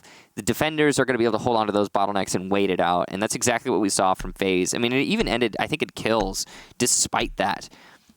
So really, a struggle there for Nip. They're going to have to work better next time they go on to attack of the basement, but for now we're going to Cache, which should be a much different site in terms of how it's played. Now, look at that. FaZe Clan slightly more successful in Clubhouse, but there's not a lot of a track record there. That's, of course, the whole last season, and just Season 10. So some of those stats are pretty far back. FaZe is a good attacking team on Clubhouse as well, and that was, I think, something that's worth mentioning. And that's a big part of why Nip removed the Montaigne from play, is because, I mean, Yuna as a Monty is probably the best shield player, I would say, in the world, probably. He's up there. Pengu is a very good Monty as well, but you can't take it away from the way that Yuna plays, so... Yeah. Didn't we... No, I'm mistaken.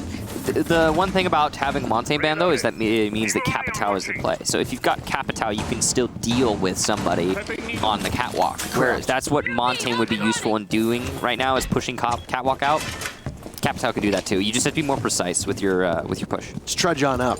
And if there's a Monty on the board as well, most teams will like to run a Legion every single round. Now, Legion is very popular, so you might see him often, but it doesn't really matter. In this instance, we've seen Legion twice. Yeah, twice, yeah. I think so. I mean, yeah, he's going to be the sort of operator. I mean, on Clubhouse, he's going to get played every round, I would imagine. Actually, no, I didn't. I'm trying to remember. What was the lineup? There was a Smoke, there was a Pulse. A Jaeger. There was a Legion, and there was a... Yeah. Okay. Yeah, there was. And a Goyo. So there was a Legion in play last round. Astro's trying to impact trick the wall just in case he manages to get an exothermic charge from the Thermite as he patrols Lounge and watches the doorway to see if someone pushes on in. You can clear and go in through that doorway while another member of your team takes out the garage. CCTV wall has been opened up by what you referred to as Maverick tricking, but what is that? I hope that's not, like, movement inhibiting. Of course it is. You can't get through that. Well, All the studs are still up there. It might be like a hovering graphic or something, not actual... I mean, if the actual studs are there, then that's a problem. Now, with those studs, for people that are not fully aware, with those studs, you can't shoot through them with regular bullets unless it's a shotgun. Yeah, we can't break them. You can shoot through them, and you'll do damage, but you can't break through the studs. So if you see the studs on the wall and you say, I'd love to go through here, because, your ability to do so is hindered. So they need Nothing you can do. You need a shotgun. or explosive. Or explosive. So Nip might be in a position where it's open. It could be a spectator bug because it doesn't seem like he's aware, or maybe he is. I'm really curious what's going on here. This is something that we're going to need to have an answer to at some point, whether we can get on in. Psycho is fed to Mav at the top of the catwalk. You hear the Maverick take some damage down below of Julio, or Pino rather is there, and Julio's in the doorway and he takes some damage. Losing his intel is Mav, so he's just going to have to engage in a fight, but he's got 2 targets and he can't hit either of them. Pino will clear out the garage and then take the Mav cam out as well. Mav's cam and Maestro. 30 seconds on in, and there we go. Can you get through? Is this a spectator bug? I would assume so, since they're going to go for the second wall that has been unorthodox. If you've got clear passage on into the site, Yeah. Nip don't have a lot of time to work with, and there you go. The second part of the wall is opened up. Easy peasy, lemon squeezy. Watching for the rotate from red. Kamikaze will attempt the reverse plant. C4 goes out. He will manage to get to safety, but there's not a lot of time. He gets gunned down from Astro, and this is an impossible task now from Nip. They are way too spread out. Julio's not even on the same floor. And as you see the Zofia drop down, the clock will strike 0 on their attempt. FaZe will win the round. 2 in a row. So of course, hindsight 2020, that could have been a stuck plant, but really I gotta say, I'm pretty sure that wall was untraversable. They couldn't get through. There was no way for them to actually push in. They had to rotate the thermite over to open up the wall closer to the actual building. They tried to go for a backwards plant, and again, hindsight 2020, they could have stuck that plant. And in retrospect, even there's the only way they could have won the round is if they stuck the plant there, but they didn't. They tried to fake it out for the C4s, which went wide and somewhere else entirely. Then there were gas canisters to deny any further attempts. So, not a great try there from Nip, but also you gotta feel for them. The fact that wall didn't fully open, that was a lifeline that prevented to destroy the studs. That really, an impact lifeline that should have destroyed the studs that didn't. I don't know how that happened. I've never seen that happen before. So, that's new. Unlucky, I guess. Anyway, apart from that, Ninjas in Pajamas got control of Garage, which is a pretty big part of the attack because Mav died there, but it took them a long time to do that. Following that, they had the wall open. There was definitely a chance for a plant, but there was so many bodies on the floor at that point for Ninjas in Pajamas that it would have been a really difficult plant to pull off, and plenty of denial still for FaZe. So FaZe put themselves up 2 rounds early on.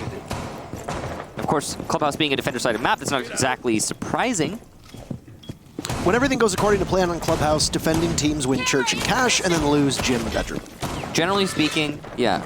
That's the way it works. So FaZe, if they pull out a win here... What in God's name is that monster? That is the suppressed vector with a hollow on it. Oh boy. I mean, never seen a suppressor on a vector before. I mean, I've seen it, but never in Pro League. Makes a very satisfying noise. Yeah, it's well, honestly, it kind of sounds like a... I don't know. The best, in my opinion, the best sounding suppressed weapon in the game is Ying's LMG. I was gonna say it sounds kind of like a fart, to be honest. You can't say that word. The vector. Like you can't say fart on TV. Ying's gun suppressed, like that LMG, her main gun. I agree with you. It sounds very good. It sounds. It's got a kind of a thud property. Yeah, it's very good. Yeah. It's You know, honestly, if suppressors didn't have... We don't need to get into this again. Okay, yeah, you're right. There's a minute in the round. We can rant about this another day. Yes. So FaZe holding true right now on gym bedroom. Nothing really amazing happened so far from Nip. They're just trying to testing the defenses, prodding things. I don't know if they're trying to clear out cache or not, but it didn't look like they were actually going for a dedicated cache clear, which is understandable. Sometimes it takes a lot of time, and honestly, Ninjas in Pajamas time management has been the greatest downfall through this match so far. We're only 2 rounds in, but still. It's hard to contextualize, or rather, not even contextualize, that's the wrong word completely. It's hard to put into perspective how much of Nip's strategy changed by that wall not opening up properly. Yeah, I mean, I don't know if that's really what cost them, but it slowed things down. They couldn't push the way they wanted to. You knew that FaZe could play more aggressively behind it because they didn't have to worry about somebody walking into sight, even though they know that there's an opening. No, I'm not going to disagree on, like, you're absolutely right. It definitely, it hurt their attack quite a lot. And considering, again, how generally slow NIP are being on their attacks right now, I think that that could have crippled them. But, you know, there are other things that are going wrong with NIP right now. If, for example, we're at 45 seconds and we're just getting the first kill. There you go. Speaking of NIP, Cameraman is on the roam downstairs, or Astro rather is on the roam downstairs, hasn't been spotted. So is Yuna, but he's not really quite on the roam. He's still a little bit far off. That underbarrel red laser sight is going to give his position away if he looks in another direction. He sees the head of the Thermite. Can he land the shots? Well, he's going to lose it out to the Maverick. Down he goes. And Julio is on in as NIP need 1 kill for the flawless round, and they'll get it. Their very first round as well. Not a bad start. So things are going, as you said, according to plan. According to plan. With this round rotation right now. So if the plan continues, if the script is followed exactly, it'll be a basement defense successful, followed by a cash defense successful from FaZe, and then the final round of the first half, Ninjas in Pajamas will, again, win their attack onto Jim. And we'll have a 4-2 half, and then we will go to the second half, and that will be repeated now with Ninjas in Pajamas being on defense, and then we will have a draw, as the prophecy foretold. Somebody let them know we don't need to play the rest of the match. Michael's already decided. I've already decided how it's going to happen. Yes, hello. It's the prophecy, Can you get me Parker. here, Snow Brazil? Let Ninjas in Pajamas and FaZe Clan know that we are done playing. Michael has already solved all the rounds. One exactly as you would expect cycle into Yes, this I will match. hold. I will hold. And that's what you I mean, yeah, this is what you expect. Here are your operator bans. Monty's only been banned 6%. Oh boy. Season 10. You have to suspect that's against very specific teams. Monty is not a comfort ban. He is a counter ban. Yeah. He's a comfort ban in ranked. As most people here, their most, I guess, their biggest point of comparison is going to be to when they play ranked or unranked and they have the operator bans in the game itself. Yep. Monty, along with Jackal, are your usual go-to bans for ranked, at least from my experience and the experience of most streams I watch and most people I talk to. It's because they are very frustrating to play against when you do not have the appropriate amount of counters. And even then, I think some people will very rightly say that countering a Montaigne can be exceptionally tough even with the right counters in play. So, yeah. Against a team like FaZe Clan that you know runs him, centers their strategies around him, it's very smart to take him out of play. I mean, it's just eliminating a potential part of the strat book for FaZe. Like, 3 pages out of the way, and you can deal with the rest of it. It's good. It's smart for Ninjas in Pajamas. They're going to start with a clear on the top floor. It has taken them 45 seconds to begin this, which is not exactly slow, but it's not fast either. It's kind of mediocre. But the clear is coming out, and a mediocre, thorough clear is better than a team haphazardly entering the building without clearing. So props to NIP for actually taking that step, because many teams we've seen actually skip those basic steps. FaZe opening up a lot of holes here. They're just setting up for C4s, of course. They've moved their pulse from pulse spot over to church. They decided that they want more information on that side instead.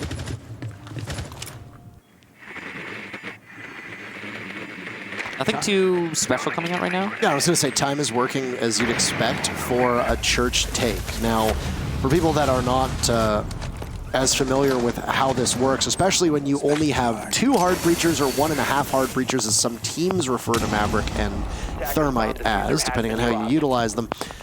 Well, church is going to be quite slow anyway. It is the distinction of being one of only a couple bomb sites in the entire game where you can sit everybody down on the sites and not have to roam. It's very rare. Don't need map control. And I mean, it is rare, but it is starting to grow. To be fair, we saw it in NA yesterday. There was a space station strat. There's a couple teams in NA that waste a lot of time with mutes and mozzies or even vigils or castles, etc. And you put 4 people upstairs.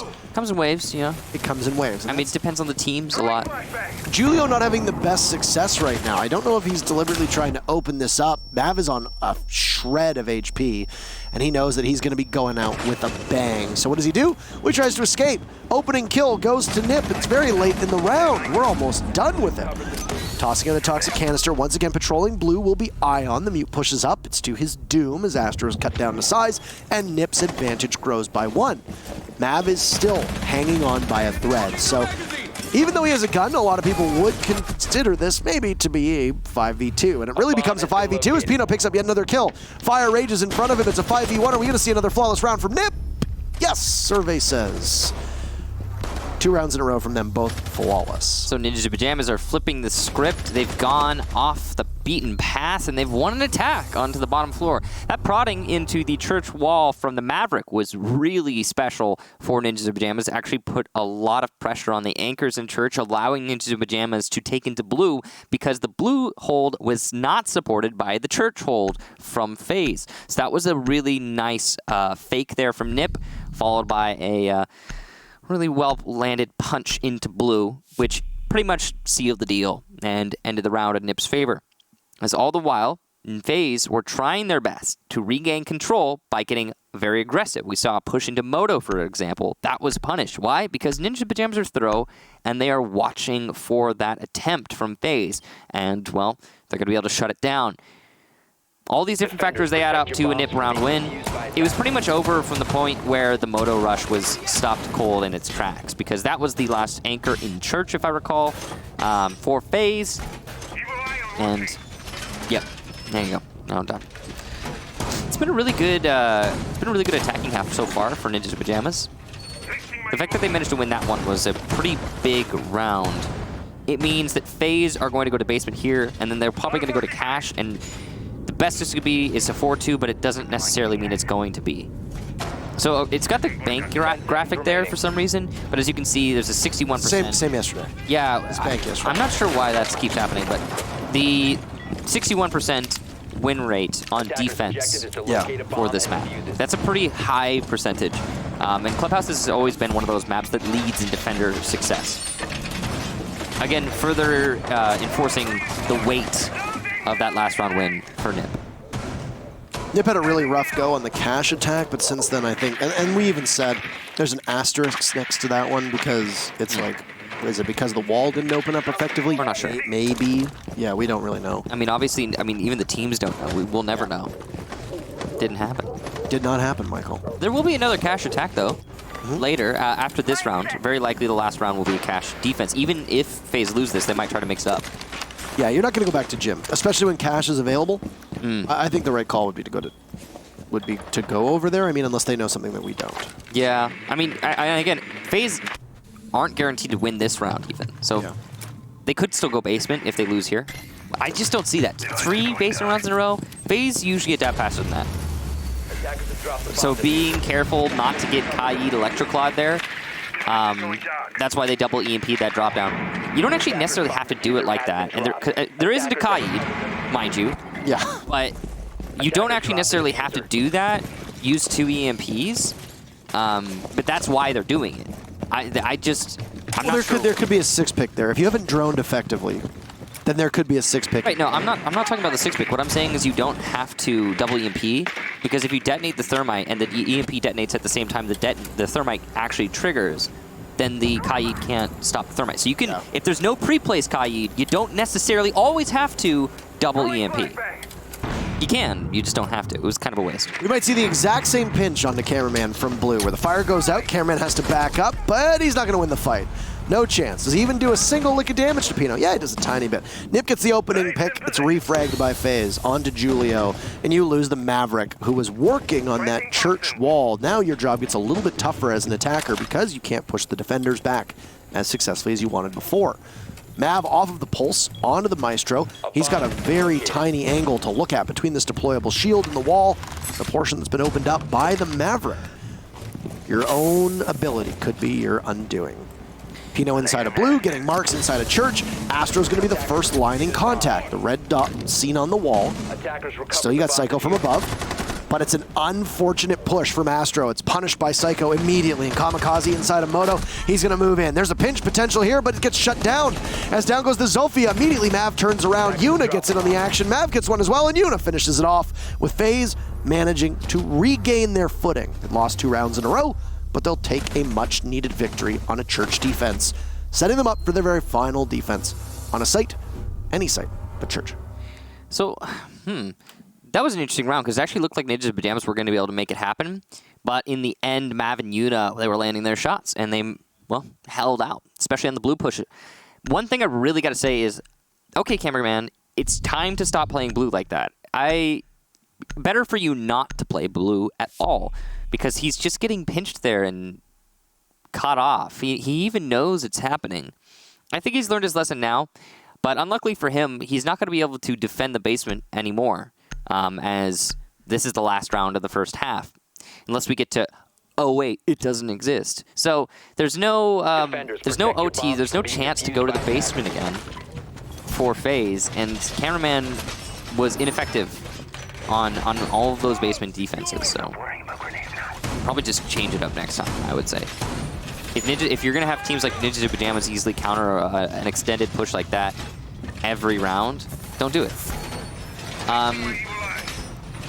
It's cash defense, of course, here, as you can see. Now we'll have pretty much the same setup going out here from what we saw last time. Nothing too crazy. Astro's going to impact trick in the garage. You still see Eunice trying to figure out where he wants to put his Evil Eye, or sorry, his Valkyrie cams. Mav has already set up the Evil Eyes for the denial plant. Oh, this one's nasty because it lands on those trash bags out there and it kind of blends in. It's really hard to see unless you know it's there, because it's a common one. It's just a nasty common one. This one's also pretty good because no one ever really thinks to look up after they immediately come in through a breach. They don't think to look up because they can't look up because they need to be, you know, holding angles on people that are going to be pushing them and holding them and denying them coming in through the garage, or not garage door, the server wall, whatever. See if cameraman's able to do anything here. Whoa, that's a really good start. And no Claymore, there's no Nomad or no Gridlock on the board. The camera gets spotted and finally destroyed, but you've removed Julio. Yeah, no Maverick tricking. No Maverick at all. That's damning for an attack that relies so heavily on being able to cut through those steel reinforcements on the wall leading into cash. Now, they do have all of the operators they selected have a part of taking open this wall. Every single operator can influence opening the wall if there's like a bandit or a Kai. But there's no bandit, no Kai, not even a mute. So it's a free wall for NiP. At least there's that. They can get the server wall without stress. Mostly just because FaZe isn't trying to cause them any stress. Other than that peek they had out through the garage. That camera really worked out. Yes, it did. Very successful taking Julio out, though they didn't need him at all, so he wasn't as impactful as I had suspected or as I think they had hoped for him to be. Yeah, nowhere near as much as he could have been. If there were a bandit. Keep in mind, though, Julio could have been used to get that wall open, and then the exothermic charge could have been used in the garage.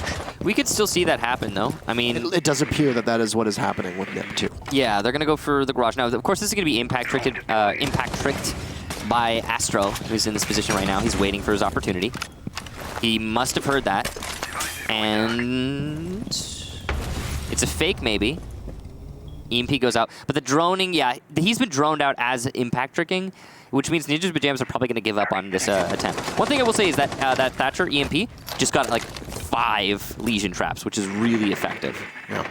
So they managed to mark the Legion, and they're going to go back to work on this exothermic charge. It's getting all of our attention, but now Astro's fallen off as he started to get shot away at from the Capitao, and so goes the garage. So Ninjas in Pajamas have opened up the 2 targets that they needed, even though they lost a hard breacher early on. Fire arrow goes above as Mav gets pushed out of his position and gets taken down by the Capitao Psycho. So he does both of the jobs that are required of him. Excellent work from Ninjas in Pajamas to take that control. Still, they are tied up at 4-4. The plant denial from Ion is going to go down as the toxic canisters land right in front of the opening and will likely slow down the press from NiP. FaZe with 2 kills. NiP immediately enters in onto that. Ion needs to hold off for the time being. The clock is striking 0 right now on NiP. They've only got 1 up. He pushes on in, but FaZe managed to win it out. They will take their defending half 4-2 after it looked like it wasn't so certain. Yeah, so they get the 4-2 that you expect them to get with 2 gym losses and 2 successful sets of basement and cash, but they did it in a different fashion than anticipated, in that they lost a basement, had to defend it twice in a row. So, I mean, okay, standard scoreline for Clubhouse. This is not a surprise in any way that it's a 4-2 first half. Now Ninjas in Pajamas get to go to the advantageous side, and they will start in the basement. We'll see how that goes for them. I gotta say, there was nothing really special coming out from Ninjas in Pajamas in the last round to suggest to me that they should have won that round. Again, the attacks from NIP in general were almost painfully thorough.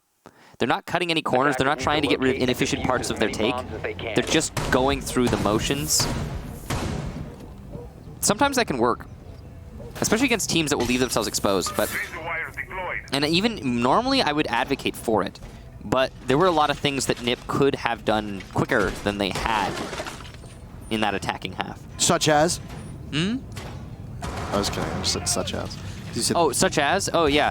For example, clearing out the top floor when they were when it was a defense at the basement for FaZe. Ninjas and Pajamas were very, very thorough. You got to do that with the drones. If you're not expecting any roamers upstairs, then what you can do is you can, instead of actually hard clearing it, just trust the drones to gather all the information necessary. NIP didn't listen to that, though. They spent the full time clearing out everything upstairs. We've seen a lot of teams skip that process if there's no expected roamers, and then they can adjust if there is a roamer. Another thing you can do is you can bring in Jackal. He's not banned. He is going to accelerate that roam clear upstairs. What? He just gave up. He just gave up? He was trying to get up there. He just gave up.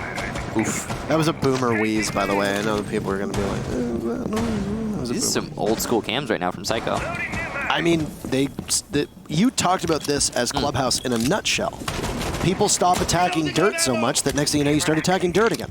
People stop attacking blue so much that next thing you know, you start attacking blue. It goes in cycles. It's just, it's the waves of what people want to attack and where they feel like things are vulnerable. Tide comes in, tide goes out. You can't explain that. Well, you can actually. So Oh, okay. I see. You're making a joke. I'm glad you picked up on it. Yeah. Yes. So it's a 4-2 for FaZe, but it's not necessarily a winning 4-2, given the map, again, given the situation. A lot is going to come down to how these defenses come out from NIP. You could even argue that a 5-1 with the way that FaZe was playing and the way that NIP were playing made a lot more sense and should have been what FaZe ultimately got. It could have been a 3-3 with that one round in particular where NIP did not have the benefit of a proper impact going off on the wall. I will say that having to defend Jim twice probably would have resulted in 4-2 because that Jim attack was really dominant for NIP. Yeah, they were both the attacking round victories for NIP were both flawless, and I think that's a good point. That needs to be remembered here.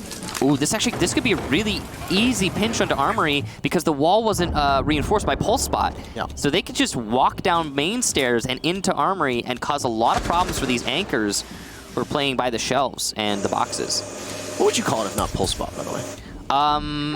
I don't know. I always just call that like Armory, to be honest. Like, it's Armory's a big place, right? Right, but I always call that Armory, then shelves, and there's the boxes. Yeah. So, yeah, anyway, moving on. Utility dumped on in from Astro, as he's only got one of those concussions left from the lifeline. FaZe are just waiting now, and this is the calm before the storm, as we like to call it. If you've got any drones left, this is where you want to use them. Ninjas in Pajamas are likely still sitting on full utility. Impacts from Julio in hand. Likely still have a C4 from the Valkyrie. You'll likely still have all 3 toxic canisters from Kamikaze. This bodes very well for NIP, especially if they have to funnel on in.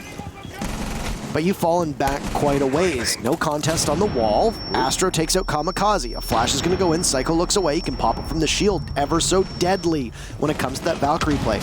20 seconds, tick-tock, FaZe. What are you doing? All you've done is taken out the smoke. That's a huge part of the defense for Ninjas in Pajamas, but you got to drop. You want that 5th round, you got to work for it. You see from above, Armory control for FaZe. Cameraman finds Julio, and EMP will knock out all the gadgets around NIP in the back of Armory. Pino with 2 big kills, Musi with 1, no diffuser down. And Ninjas in Pajamas, even though they only had a lone Valkyrie up, Psycho will hang on. The very first defensive round for NIP will be theirs. So there's a few things that I want to talk about there. One is Ninjas in Pajamas had a very different set of angles being utilized than most teams would employ on a basement defense of Clubhouse. The big highlight, of course, is going to be the reinforcement. I'm sure a lot of you noticed. It was the one between the bomb sites. So I could see that being there for a number of reasons. Reason number 1, it denies the angle from kitchen into church. Now, what does that mean? I'm sure you're wondering. It means that as a player in church, I can hold Arsenal from church safely. I don't need to worry about either A, a grenade coming down and landing at my feet, which of course could be mitigated with an ADS, but not fully stopped because of Thatcher's EMPs.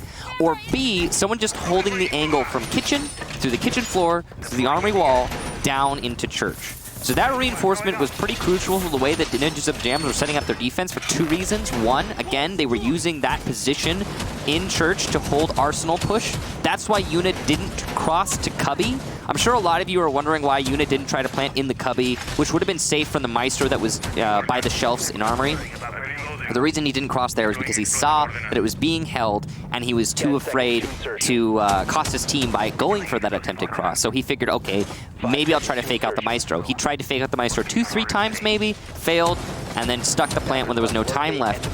He needed someone to cover him there, but that's Yuna and FaZe as a whole trying to adapt to the different way that Ninjas of Pajamas were holding the basement of Clubhouse. Again, that's only one of the things that Ninjas of Pajamas were doing. There were a lot of different layers to that defense. For example, the Maestro Evil Eye on top of the box that can see down into blue. Now, the reason that's really cool is because it's hard to land an EMP there. It's too far. It's a bad angle. It's hard to hit it with a lifeline with the arcs involved and being on top of the box. Just in general, that's a really durable lifeline, or sorry, Evil Eye, because it's so not exposed. And then there was also the shield that was being used to hold Moto. There's a lot more to talk about, but the round's actually going on now, and FaZe have gotten the lead-off kill in this round. So that's a really good start, considering they're attacking onto Cash. It's Kamikaze again, who's the first death for Ninjas in Pajamas on that pivotal denial operator. In this case, what you're going to be denying as Kaid is very different from what you're going to be denying as a smoke. Yes, Kaid will very likely be holding onto the C4 as he lost his impact grenades in the most recent changes to his operator kit. However, you as a smoke are tasked with stopping the plant from going off. And in this case, that might be on the shoulders of Julio or Musi instead of Kamikaze. Also, whether we quarrel over it or not, the TCSG or the AUG, whatever Kamikaze might have had in hand as the Kaid, is not necessarily the kit that you want in a clutch or kick moment. That wall is absolutely destroyed. You can see Astro Utility dumping on in. The lifeline will go off, and it looks like actually all 4 of the projectiles have been shot out of the lifeline. Psycho down below, just watching inside of blue, in case Astro gets a little bit too close to that window. Well, he's a dead man. Will patience from Psycho be rewarded? Like a Zen monk. Sitting atop the altar. Nope, nothing. Astro will get off of the rappel, and I'm sure Psycho heard that, as rappels are not quiet by any stretch. Musi anchoring down inside of Garage, watching Catwalk, and he'll see the explosion that happens inside of construction. And despite what I said about the TCSG, Pino will find the first kill for his team. Frag grenade rolls off as Pino re-engages, and he is gone, blown to smithereens, as there's clear access into construction, and that's where FaZe will assemble. Psycho has made his way up to the top of red. He'll watch, next to Julio, the volcanic shield, and await the push that's going to come. It's a slow one for FaZe, but since they got that lead-off kill, they still maintain the advantage in this engagement. And Astro gets another of those very crucial moments. He'll get Musi on the floor. Psycho also eliminated by Yuna, leaving just Julio, who does pick up Ion, but he needs to deny the plant. With no C4 and low HP, that's difficult. A run-in from FaZe will secure the round. And Mav puts his team 1 away from match point. That's a very big round win there for FaZe. It's huge. And on Cash as well, Cash attack. Nip lost that early pick. It snowballed from there. It ended up being a 4v2 with both members of Nip trapped at the top of red. And as good as Psycho can be, you're not probably going to be able to outduel FaZe in such a claustrophobic set of circumstances. And you didn't have a lot of room to work with. So you were trapped inside of Cash, you get a pick, and then you die. And you look to go back to Cash and maybe change a few things. First and foremost, don't have Kamikaze peek an open window or an open wall. That's a good start. Outside of that, Nipper bringing the exact same lineup. 6-pick FaZe is up so they can decide to change an operator. Neither team is going to do so. And we're all locked in, and we'll be ready to rumble in round number 9. Match point on the line for FaZe. If they get it, they move to match point. From being defused by attackers. What do you think of that? It's been a weird match. It's a good one, though. The way that these attacks have been coming out that last round, specifically focused on workshop construction, it's a little bit different. Usually teams will focus on, of course, the server wall and garage. A little bit of mix-up. Changes. I wonder how Nip's going to try and hold this now. I wonder how FaZe is going to attack it. Is FaZe going to go for the same thing they just did? Will Nip adjust their setup accordingly? Is it going to be an over-adjustment, and then FaZe attacks through the standard wall and garage? These are the questions. And now I'm just looking at the top where they have the operator bands, and they're not evenly spaced.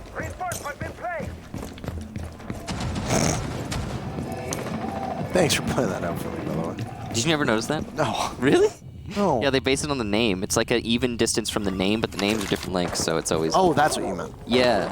Oh, I think that looks fine. Well, you could put it at the corners. Attackers have located a bomb. I've been advocating for them to update the HUD and add the bands to like At the end, yeah. at the end of both of the teams. The band should be in game. The X, yeah, I agree with that as well. Currently, Because they're if you're- graphics. Yeah, if you're playing in your mid-round, you don't know what the bands are. Yeah. Yeah. You have to wait for the pick phase, and you have to be like, and that can actually be really bad because I often find myself in like a ranked match and I'm on defense and I'm like, did they ban Jackal? Yeah. Yeah. Anyway, Ubisoft is actually hiring a host of people right now. If you're interested in working for the game, we'll just put in a little shameless plug right there. It was on their Twitter account earlier today. I mean, they own the game. Let's plug it. Feel free to hire me. Feel free to hire me. I already helped design the game with Bikini Body, so I might as well. That's right. You have executive control over all creative decisions. I replaced Alex Remy. Really? Yeah, and Bikini Body replaced Xavier Marquis. So I'm gonna miss Alex. I'm gonna miss both of them. Great. Anywho, Bomb located by attackers. as thankful as we are of them producing this game, and they are the reason for this match happening. The match is indeed happening. So we'll turn our focus towards that. And while Nip has done an exemplary job of not giving up an early death, Kamikaze playing a little bit safer despite the fact that there is all this wreckage that has occurred on the exterior of the site.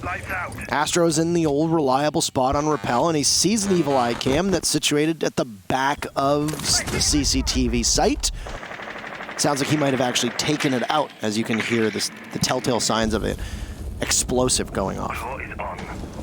Slow take once again, but we've seen that a lot. It's not necessarily slow in that it's bad, it's slow in that it's methodical, and I really gotta appreciate that from both teams. They're going through the motions, trying to check for all possibilities, taking their opponent very seriously.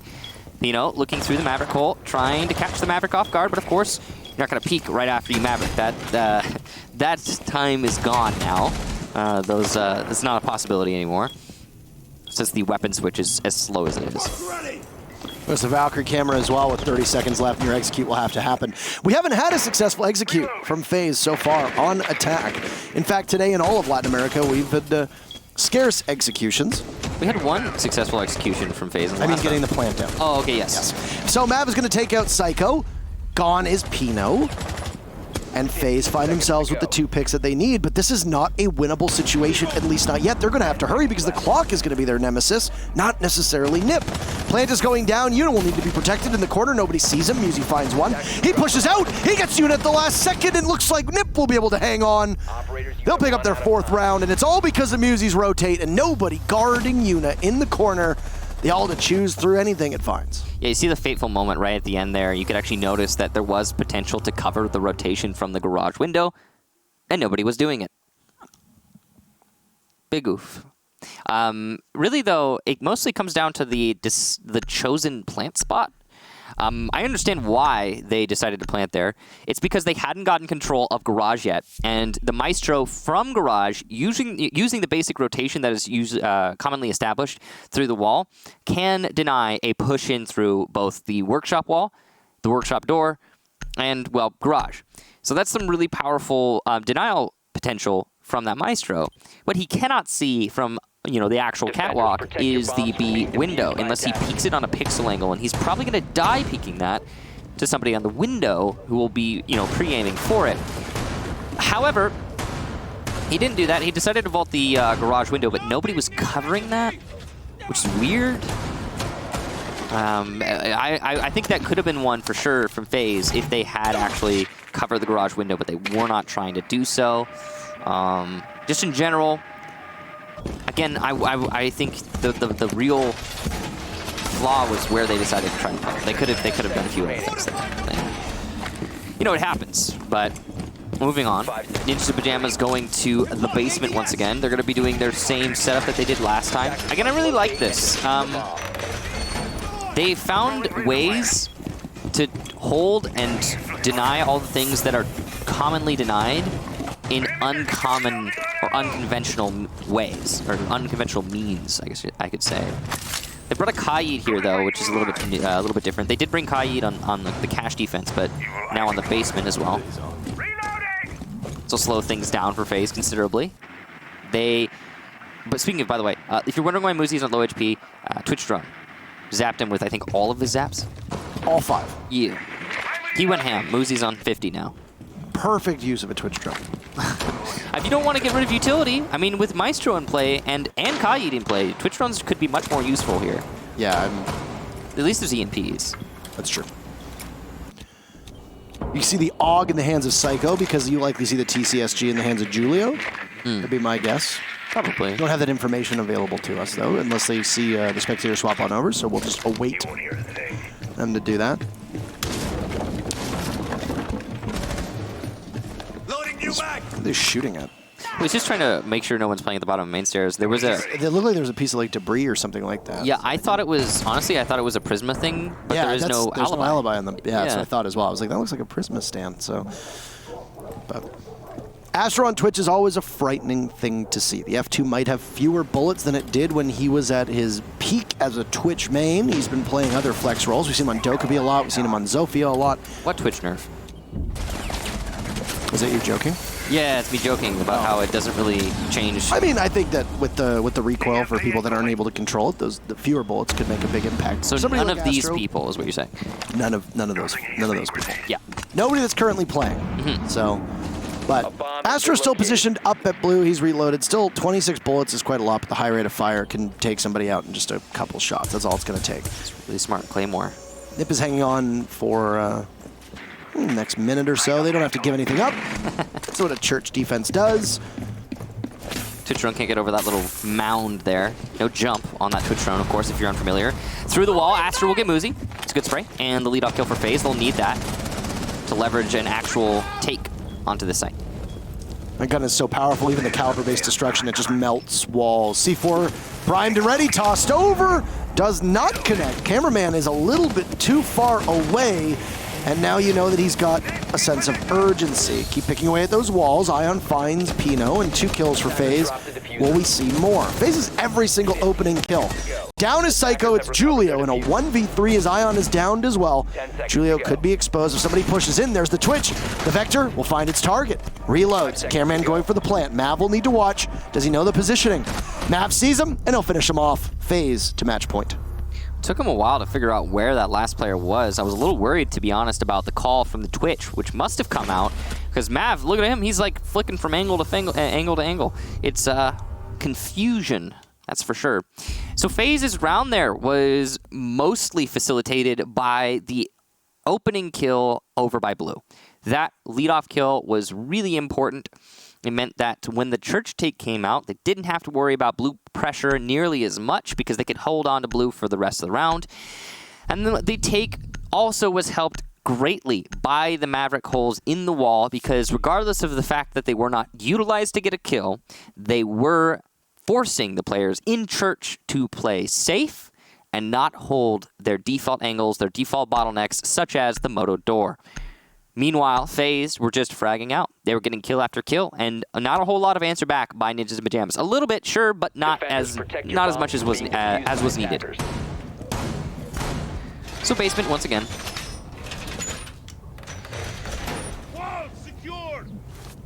Match on the line for Ninjas in Pajamas. And as close as we expected out of these teams. Well, Nip's only won 2 defenses is the one big thing. The church, a draw is still very much on the table here. The problem is for FaZe is that church is usually the most defendable site. So if they can do it once, they have to do it again. There's no guarantee that they're going to do it again. Nip won church once, and they won gym. Yeah, and now we're going to, or no, they won cash. And, you know, after this, we'll go to cash, assuming Nip win it. Yeah, and then you have the 2 hardest sites for the attackers to win. Like I said, it's doable. It's very doable. But it's not easy. And and Nip are definitely in a bad spot, I would say, considering how effective FaZe has been on their attacks. Because to be honest, FaZe are winning a lot of these attack runs that you just don't expect them to. Yeah.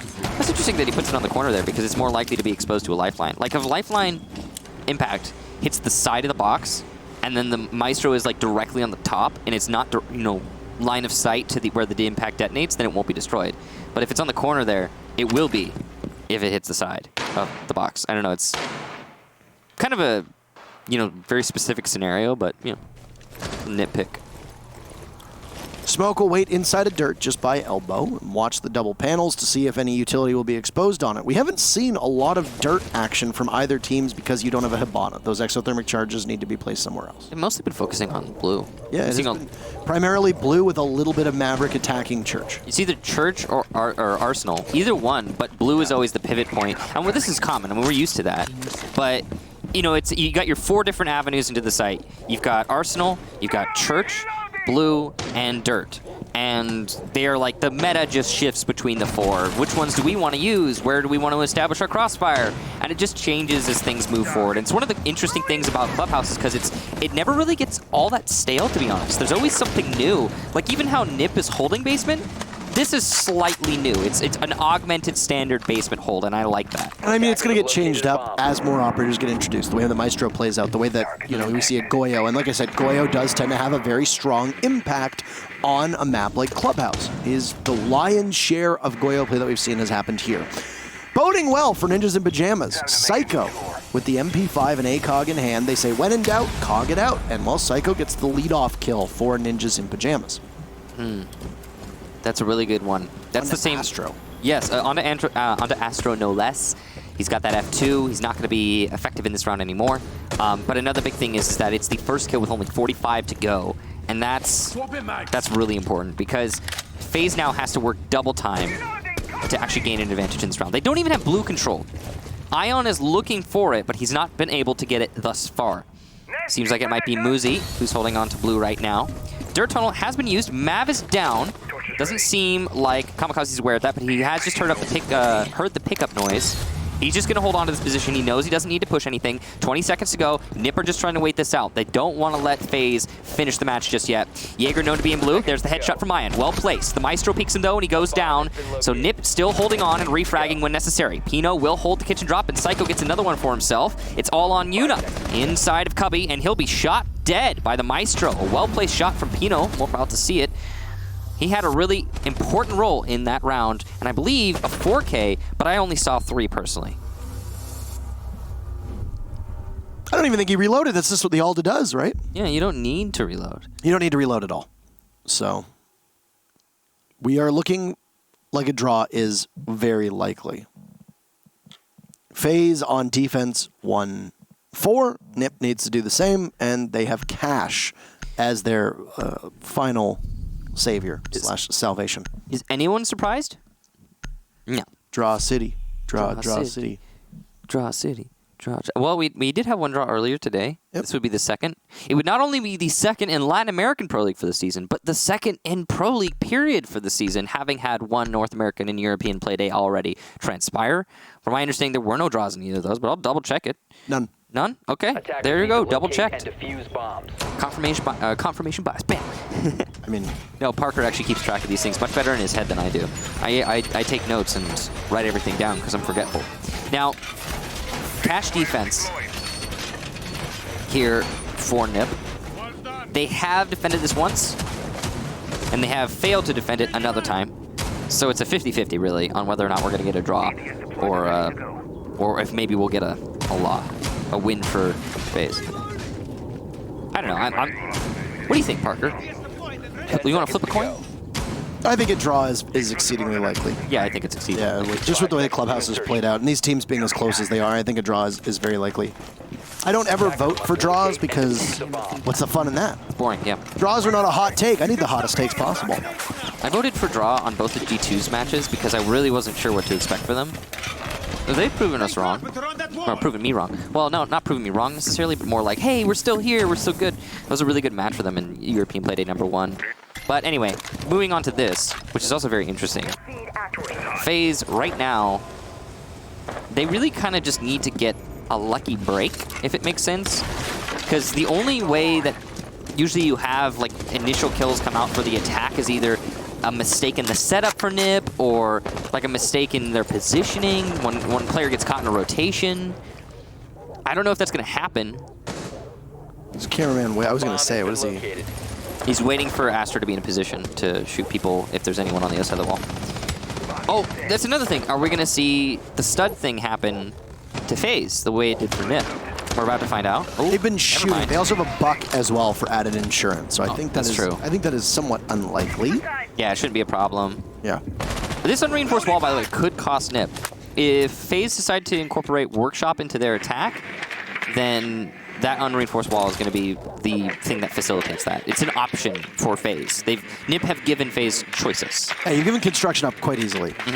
And that should not be a thing that happens, especially if you don't hold the map control that is required.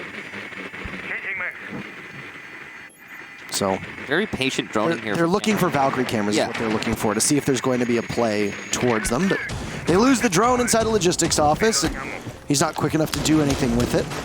And now that logistics office wall goes as well. 1 minute separates FaZe Clan from 3 points, or just the singular point that they earned a number of rounds ago. This is a really high-pressure situation for FaZe, but you can see that they're not really faltering under the pressure. They've been here before. They've been here, done that, you know, the whole spiel. They're going to go to Thermite, the workshop wall. Flash is coming in to deny impact tricking, and I've got a feeling they're not going to be successful. Pino is successful. No, he misses it. A little too high on the wall, and now the workshop wall is wide open. With only 45 seconds, though, FaZe still have to find 5 targets to win this. That could be a catastrophic mistake as Pino pays for it. He ends up dying in the corner. He was playing out of the whole round. FaZe get the pick that they need. They continue to press for more. Julio at the top of red. He'll guard the opening. See if there's going to be a split push taking out. Musi was integral last time. He'll watch the doorway, see if someone pushes on in. There goes a Valkyrie camera. Intel being deprived from Nip, and it's going to be chaos. Completely blinded is the Valkyrie. Kamikaze still watching as well towards construction plant going down from Yuna. Musi was the one to stop it last time. Well, we see the first diffuser going down. Musi takes out Astro. Diffuser goes down, and Nip's job is a lot harder now. Waiting to see what's going to happen. Musi finds another. Patience. Musi takes the fight with Yuna, loses it.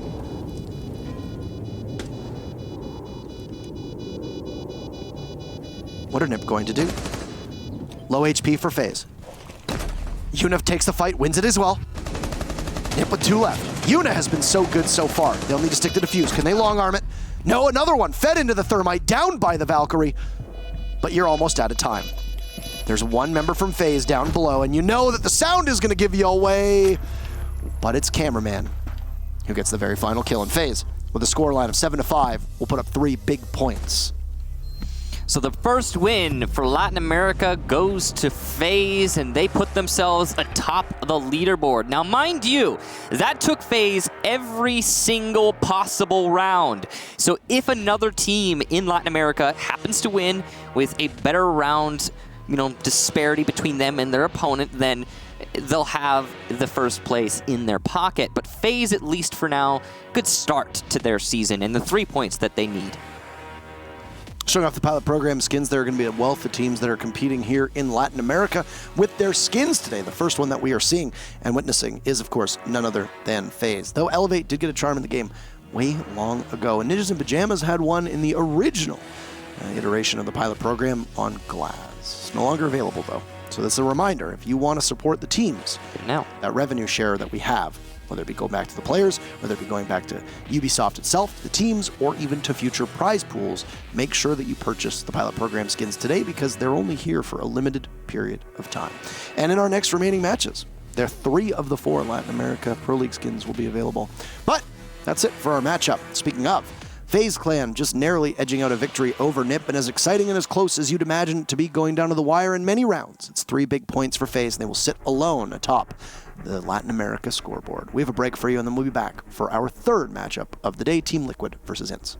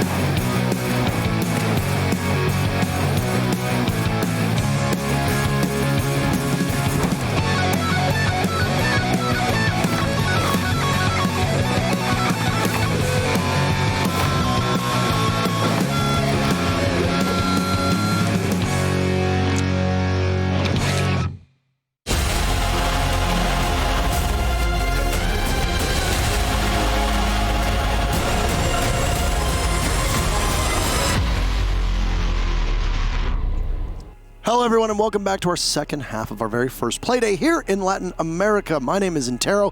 I am joined by Kickstar, and we've had 2 good matches so far. Hi. Both coming very close to a draw. One a draw, one very close. Team Liquid versus INTS is next on deck. Team Liquid will be hot off of their victory in Croatia and split at the OGA pit, where they managed to book a ticket to the 6 Invitational. The big 3 in Latin America, as we used to call them, then became the big 4 with MIBR, and all those teams will be competing. Here are the scores for you from our previous matchups. And, well, Liquid versus INTS. INTS has potential.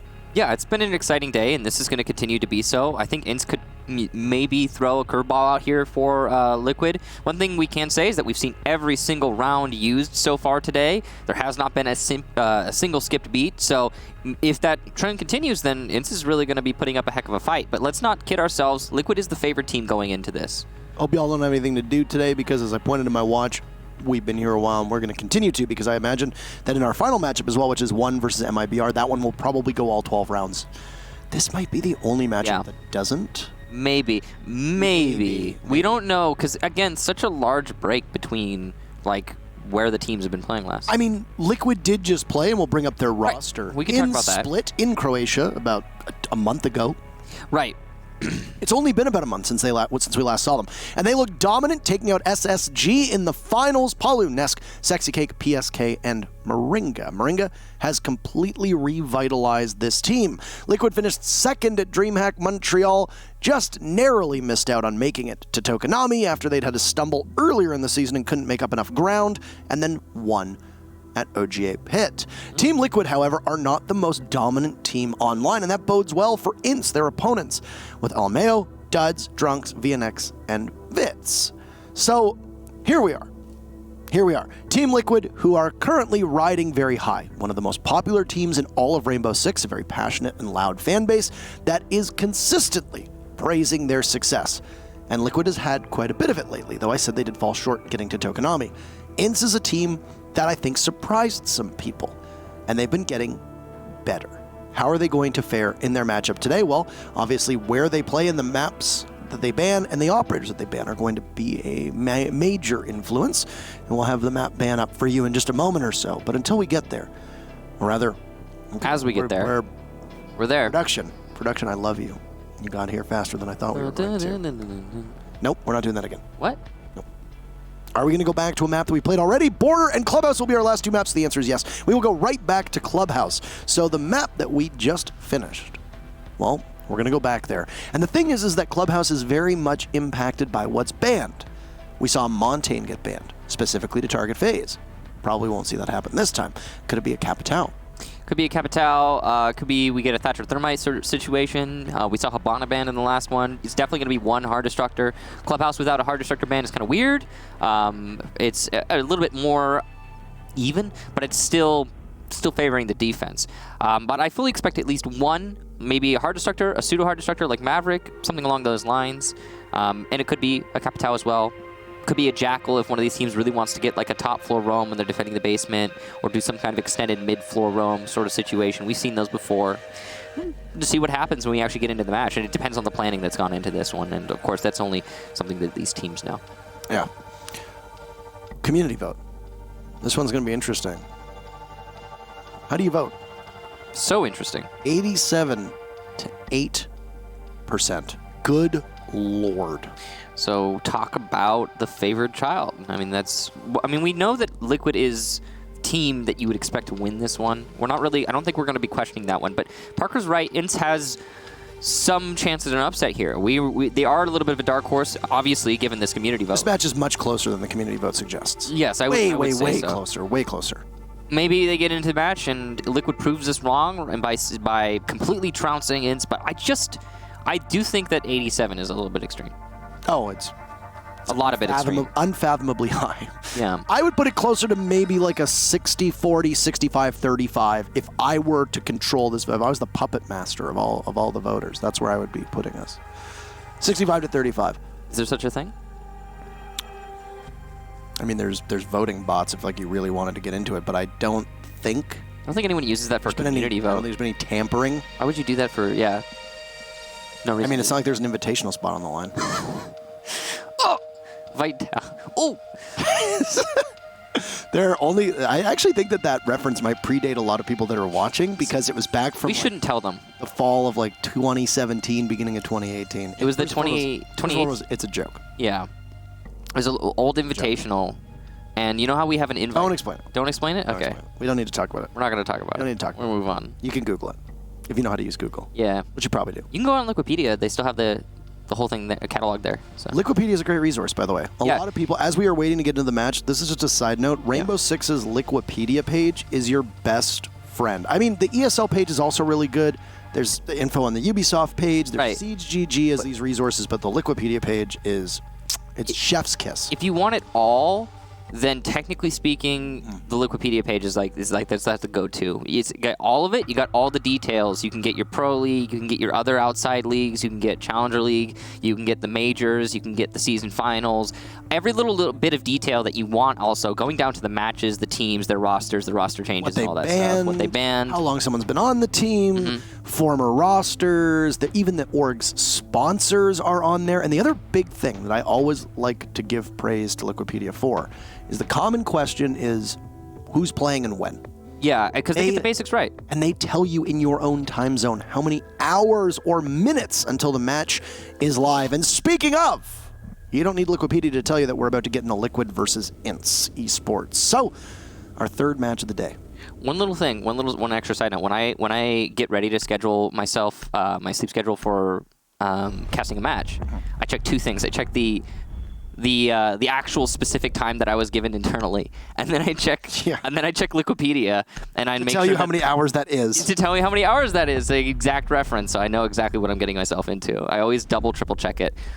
Too many opportunities to make mistakes there. There have been times where it's like, because they use the 24-hour clock here. Operator bans are happening, by the way. We'll touch on them in just a second. Yep. Operator bans are happening right now, but there'll be times where it's like, okay, at 1900. Which we don't really use 24-hour clock in North America unless you're in the Army. So it's like, okay, well, that's 7 p.m. But you're like 1900, and you're like, all right, it's 400 right now. It's 4 a.m. And you're like, okay, well, that's 15 hours away. How long do I need to sleep? When do I need to sleep? When do I need to wake up? How many hours away is that? Blah, blah, blah. You look at it, and you just go and you check, and you're like, oh, look at that. It tells you right away. It's very convenient. Anyway, the operator bans, the defense bans are going to be exactly the same as what we saw on the previous clubhouse between Nip and FaZe in match number 2 of the day. It's an Echo and a Mira. However, both of the attacking bans are different.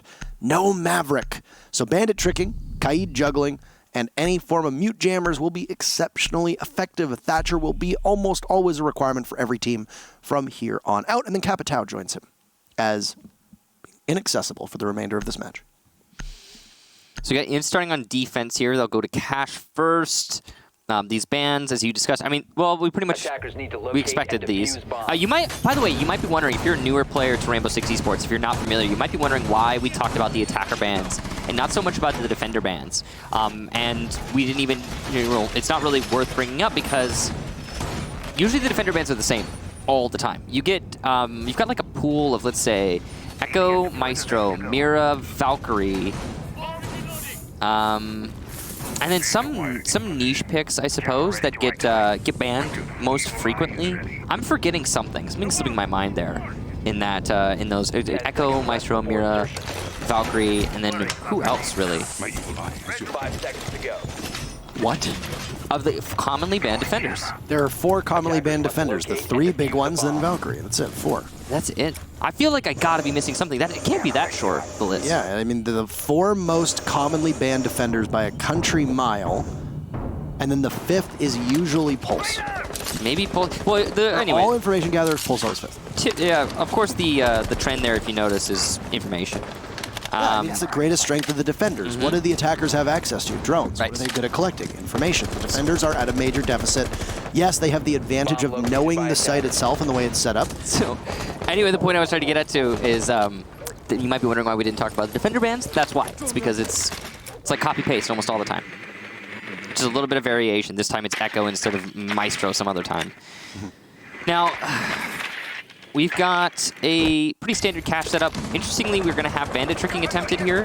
That's why, that's where the Capitao ban comes in. Of course, Liquid is on attack first half, but Ints is going to leverage that ban for their own advantage because it works that way too.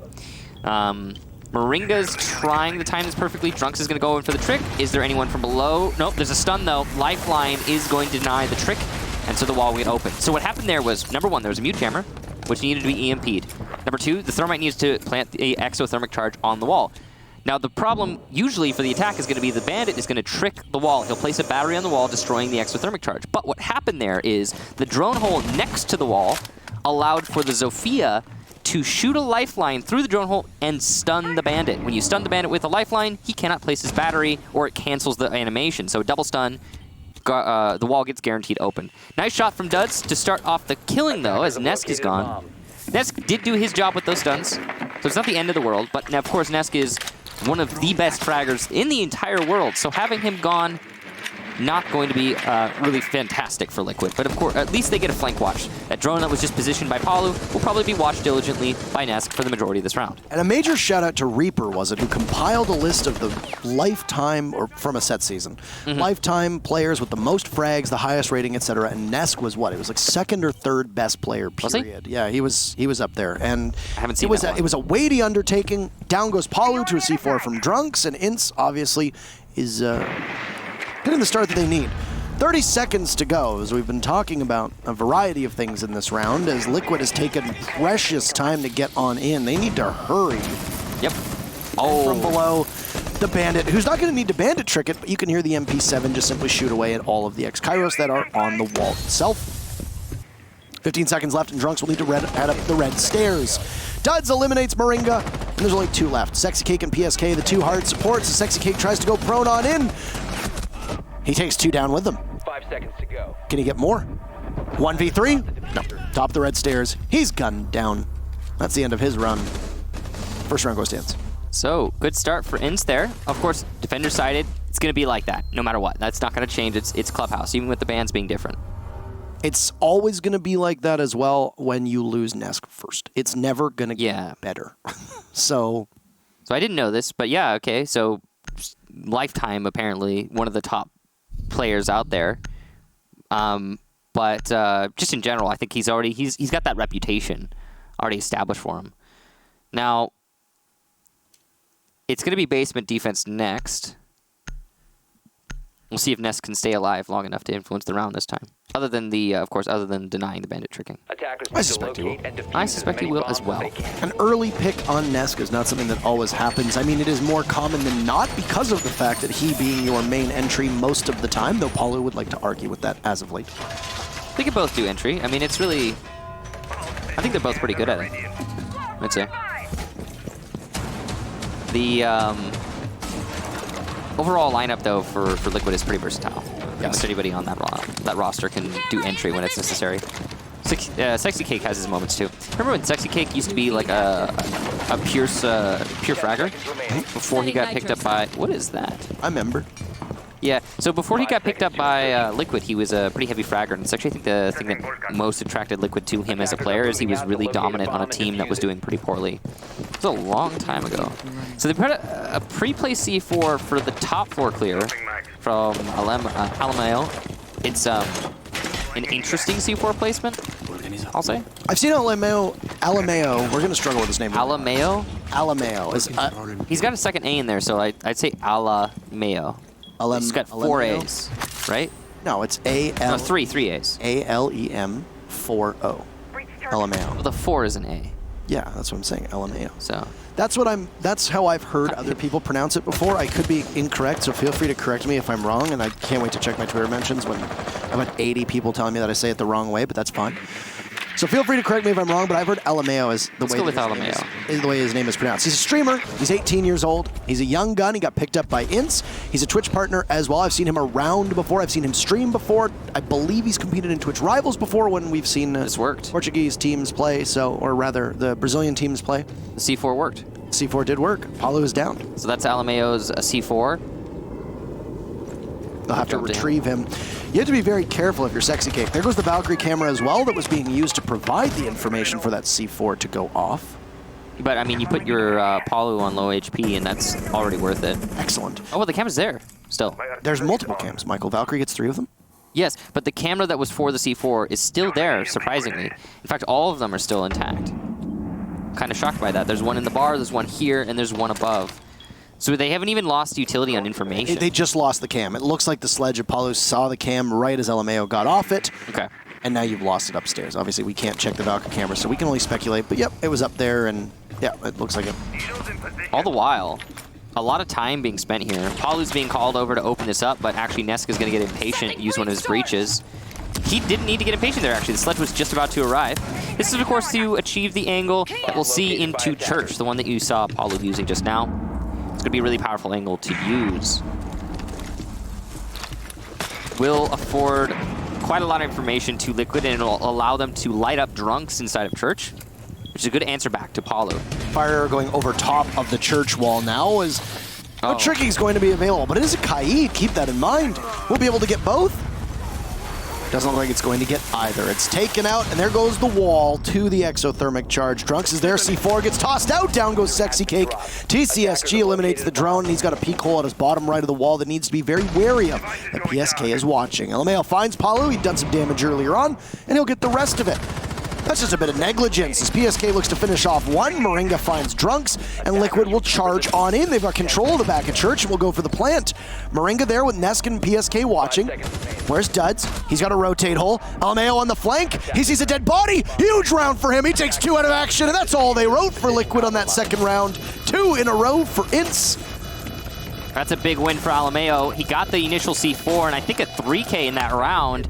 So much damage done, so much information gathered by one player, and Ince really worked around him and managed to collapse despite that plant coming down.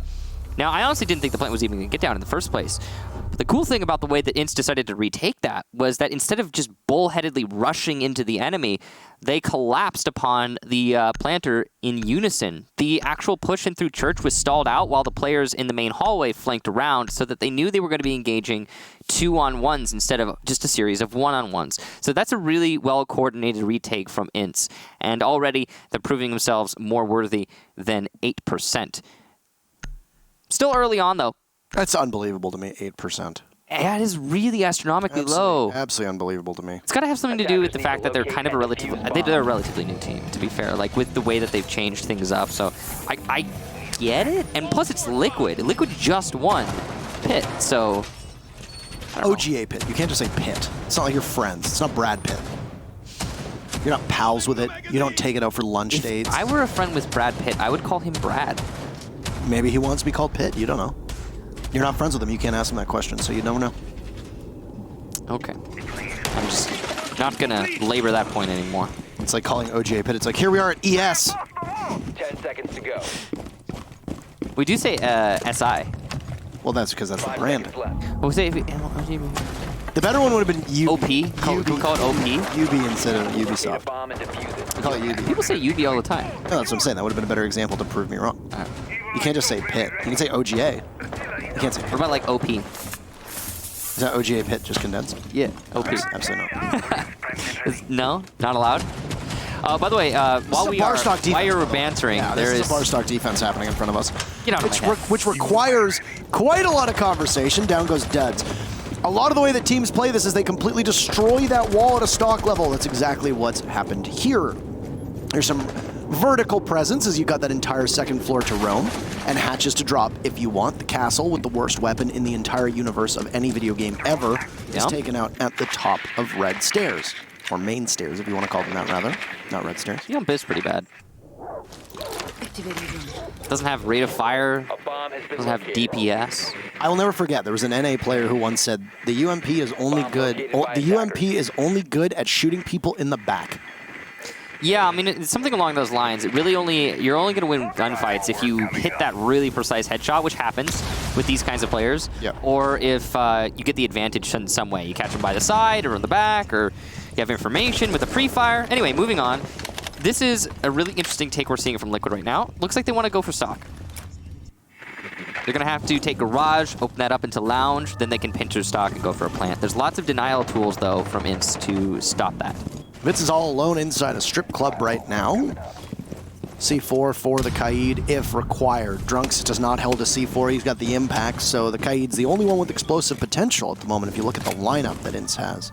wonder if Maestro's going to use that. Actually, he doesn't. He had barbed wire, so there's 0 C4s available here. All right. Alamayo's using the boost spot atop the bar. This is a really difficult spot to achieve, but as a Maestro, he could do a lot of work from here. If the enemy doesn't know that that he's doing that, he might be able to wreak havoc on a stock take. He also has a castle barricade from the front door to protect him. For those of you who don't know what I'm talking about, Alamayo, the player on the bar right now, if he stands up, he will see over the bar and into the entirety of stock. So Liquid, having not accounted for that just yet, might face destruction if Alamayo's gun lights up. And that whole wall being shot out means that there's nothing that's going to impede him. Meanwhile, look at the clock, 40 seconds. Liquid have done nothing other than take duds out, which was a very early frag at the start of the round, and have made limited progress since. Down goes the volcanic shield, but there goes the plant from Sexy Cake. Is anybody watching? Trunks is down below. LMAO finds PSK. Plant's going down quite successfully, but Inch comes alive. VNX with 2 big kills. Nesk finds one. He's still upright, but he gets taken out of action. It's now a 3v1. Palu's above, and he can watch that diffuser. He'll have to be shaken off of that second floor. But you've got so many people left. If you're Ince, you can send 2 of them above to try and contest against the sledge. Don't feed yourself down to the counter diffuse. Palu hears some things breaking around him. He edges towards the top. Diffuse going down, counter disabling, and Drunks wins it. Liquid falls, and Ince on defense. They're unshakable. They complete the rotation with a bar stock as their 3rd site, not a gym master. And they're up 3-0. Look at that reaction from Ince. It was immediate. As soon as they knew that they weren't able to cover the plant from their current positions, they rotated, they changed. They deliberately gave up stock. Yeah, they gave it up. They baited them into the attack. And again, I thought they were going to try and sit back and punish from a distance. That was why Alameda was playing on top of the bar. But that didn't actually come into the round. It didn't factor in because of the way that Liquid attacked. They played very passively on their plant attempt, and there was no way for Ince to deny. But that didn't matter because of how Ince retook. That is the 2nd time we've seen a beautiful retake from Ince in 3 rounds. A really, really well executed defense from Ince, I gotta say. And the crazy thing is Liquid read that setup from Ince pretty well and still couldn't deal with the retake. Really well done from Ince there, and that was a textbook retake. Liquid is the team that knows retakes well. They used a retake in order to seal the deal in map number 2 against a team that you might know as G2 now, as Penta in Atlantic City, when Team Liquid won the Pro League season finals in season 7. Liquid's going to need to be better, though. They thought they'd caught Ince looking, but didn't expect there to be a play happening after that diffuser went down, and a lot of it was on VNX. I mean, there's been a lot of really interesting rounds so far. And okay, I really want to highlight this again because I think this is really important. We shouldn't be getting crazy about how Ince has got 3 rounds on Liquid right now for one reason and one reason only. It's Clubhouse and they're in basement. Or they're not on basement, they're on defense, I should say. They have been on basement, though, Ince to defend that. One thing that is pretty cool and pretty crazy that we can freak out about is how Ince has defended bar successfully. That is uncommon, at least. A lot of time being spent here. They're waiting for Nesk to get in position with the lifeline, as you can see. He's got to put a claymore down, he's got to rotate over, he's got to reload his gun. Here he goes for the lifeline. And now they should be able to start the process of opening up the wall. Meanwhile, we've seen a lot of time wasted. Door gets opened up from the B window to deny the denial of the lifeline. Only 1 stun is necessary, only 2 stuns are used, and the wall gets opened up. A lot of utility used, but you've shaken the bandit off. Drunks got out of there right away, and we had a beautiful view of that, to see the bandit fall off and not bother contesting it whatsoever. He's got information from the Evil Eye to give him a call if somebody deserves to, or somebody decides to push on in, and instead he'll actively trick a much easier wall to take, which is a construction wall. Which is smart, because we've seen a lot of attacks come in through construction, workshop, and open up that wall, and you've got the server wall open, you've got that wall open. It's hard to lose as an attacker at that point, unless you've already taken too many, casualties. The worry you need to have if you are a team on defense here is that you get trapped inside of the site. And if your roamers die early or you give up too much map control, then you get swamped on the actual site. In this case, Ince hasn't lost anything. They've still got all 5 alive, a minute to go, and this is a bit plotting given the fact that Ince has players off site. Down goes Duds. So you've taken the Maestro out. It was a rotate that was coming on in through the top of Garage at Catwalk. Really big kill there, because that's the crossfire that the defenders were relying upon to hold onto their site. The Xcaro's not exposed to Drunks here, but the second set will be. He's got to go for it, but he's going to use a C4. That's actually kind of belated decision making from Ince, and Drunks specifically. He could have done a lot more work there with that C4. It does not look like, due to the metal bar in the middle, that they'll be able to get on in, and Vitz will start it off for Ince, taking Nesk out. He's the first frag for Liquid, so they'll bounce back to a certain extent. Not fully, though. Drunks has walked up the top of red stairs. He's got Vitz nearby. A frag grenade will hold him at bay. Palu finds LMAO, and Drunks is still holding down that construction door. He'll have to walk in. The SMG-11 can be controlled by Vitz as the plant goes down from Sexy Cake. PSK will watch over top. You're going to need to peek on in, but they are dying to all the crossfires established, and Liquid with the perfect execute and coverage as Sexy Cake is completely immune to the push from Ince. The very first round on the board for Team Liquid will come. So that round was really interesting. A couple things I want to highlight. One, the Bandit didn't necessarily need to C4 that, and if he had decided to C4 it, he should have done it sooner when he had 2 sets available to destroy. That's number one. Number two, if he hadn't C4'd that, he would have been able to deny the plant from below. He didn't need to leave. And if he had denied the plant from below one time, I think that would have been the end of the round for Liquid, considering how little time there was left in the round. Liquid got a little bit lucky with a couple different factors, where whether it be the C4 as denial, whether it be the initial pick onto the player on Catwalk, the Maestro, or just the fact that the rushes to try and stop that plant were unsuccessful from Ince. But it worked out for Liquid, and that's what's really important. They finally put themselves on the board. Liquid only needs one more round to have a decent half. If a 4-2 on attack, you're okay. A 3-3, you're winning if you get that as an attacking team. And if you flip the script and you get a 4-2 as an attacking team, well, it's pretty much over on Clubhouse. That's typically how it goes. Now, not always, mind you. We have had, believe it or not, Clubhouse matches where every attack is won. 10 seconds left before Crazy, but it happens. This is not going to be one of those, though, obviously. 5 seconds remaining. As we've already established. Now, ooh, what's that going to get? Maybe it's going to get the wall upstairs. Underneath? Let's go get the bathroom wall. Yeah, probably a bathroom wall. Bathroom wall from underneath. Sonics did this a lot in North America when they played on Cafe. You get a lot of that. Well, the Cafe one's, I think, a little bit more known. That one, you know, definitely known, too. Never seen it thrown, personally. But we have seen it used. We did see a match where that was being employed. We just never got to see it actually thrown, the specific location where. We did this time. And now we know. Now we know. We're learning, chat. We are learning. Learning is fun. Learn with us. Come on this journey. So, this is going to be a roam setup that we see from a lot of teams. This has been popularized by some North American teams, and it has now been aped by other regions, including EU, who did it yesterday, and now Latin America as well. And that's castle barricades on the main floor that will assist in a roam of the second floor. It will waste a lot of time and a lot of utility. Clubhouse is not that hard to drone out, but when there are mute jammers stopping you, and maybe a Mozzie on the board, in this case there isn't, it can become quite a bit of a headache. Yep. Ringa took a bit of damage on a fight just outside a garage. He knows he's got somebody from Ince trapped inside a stock, or at least he hopes trapped, because there's at least 2 ways out of stock, given that rotate in towards bar. You know, the mute Mozzie combo, which again, no Mozzie here, but that combo is just fatiguing for the droners. Nesk will get the first kill here. Duds eliminated. Now, Moringa has eaten a lot of damage, so it's not the end of the world for Ince, but they lost their Legion, which is an operator that generates more traps over time. He'll no longer be generating in this round. Alameo, though, responds with the C4 onto Nesk, so once again, one of the premier players on Liquid, gone. It's funny because we said, you know, Nesk shouldn't be the first death. He's been the first death for Liquid. Whether it comes after they've already killed a couple people from Ince or not, he's been the first death for Liquid 3 times, I think, of the 5 rounds. Pretty, like a lot, yeah. I mean, when you're the entry, like we said, you're usually going to be in that altercation. So, I mean, if your Thermite's dying first, it's a lot more grave than if Nesk is dying first. Though Nesk going down is rough, especially with Moringa on such low HP. Here's the thing, though.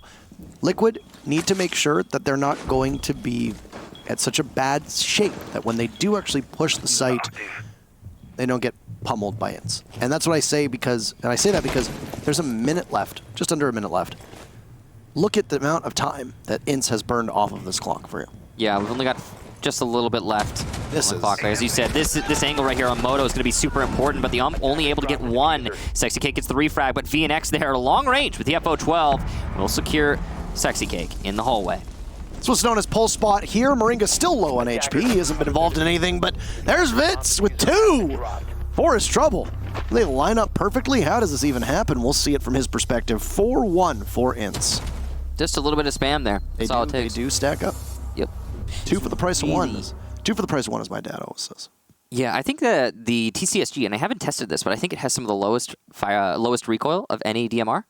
Not 100% sure. Technically, by the way, for the newer viewers, not a DMR. It's a little bit of an inside joke. It's a shotgun with slugs that acts like a DMR. So we treat it like one, generally speaking.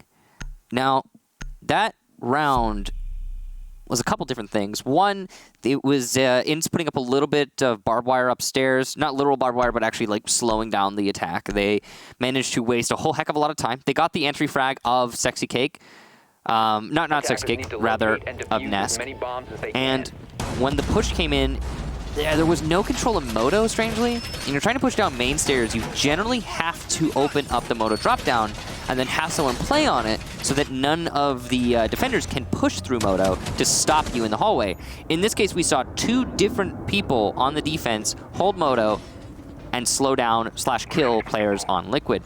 We also had one player by pole spot in Armory where you saw the ally get the kill with the FO12. And that crossfire needs to not be a crossfire for you to push that hallway.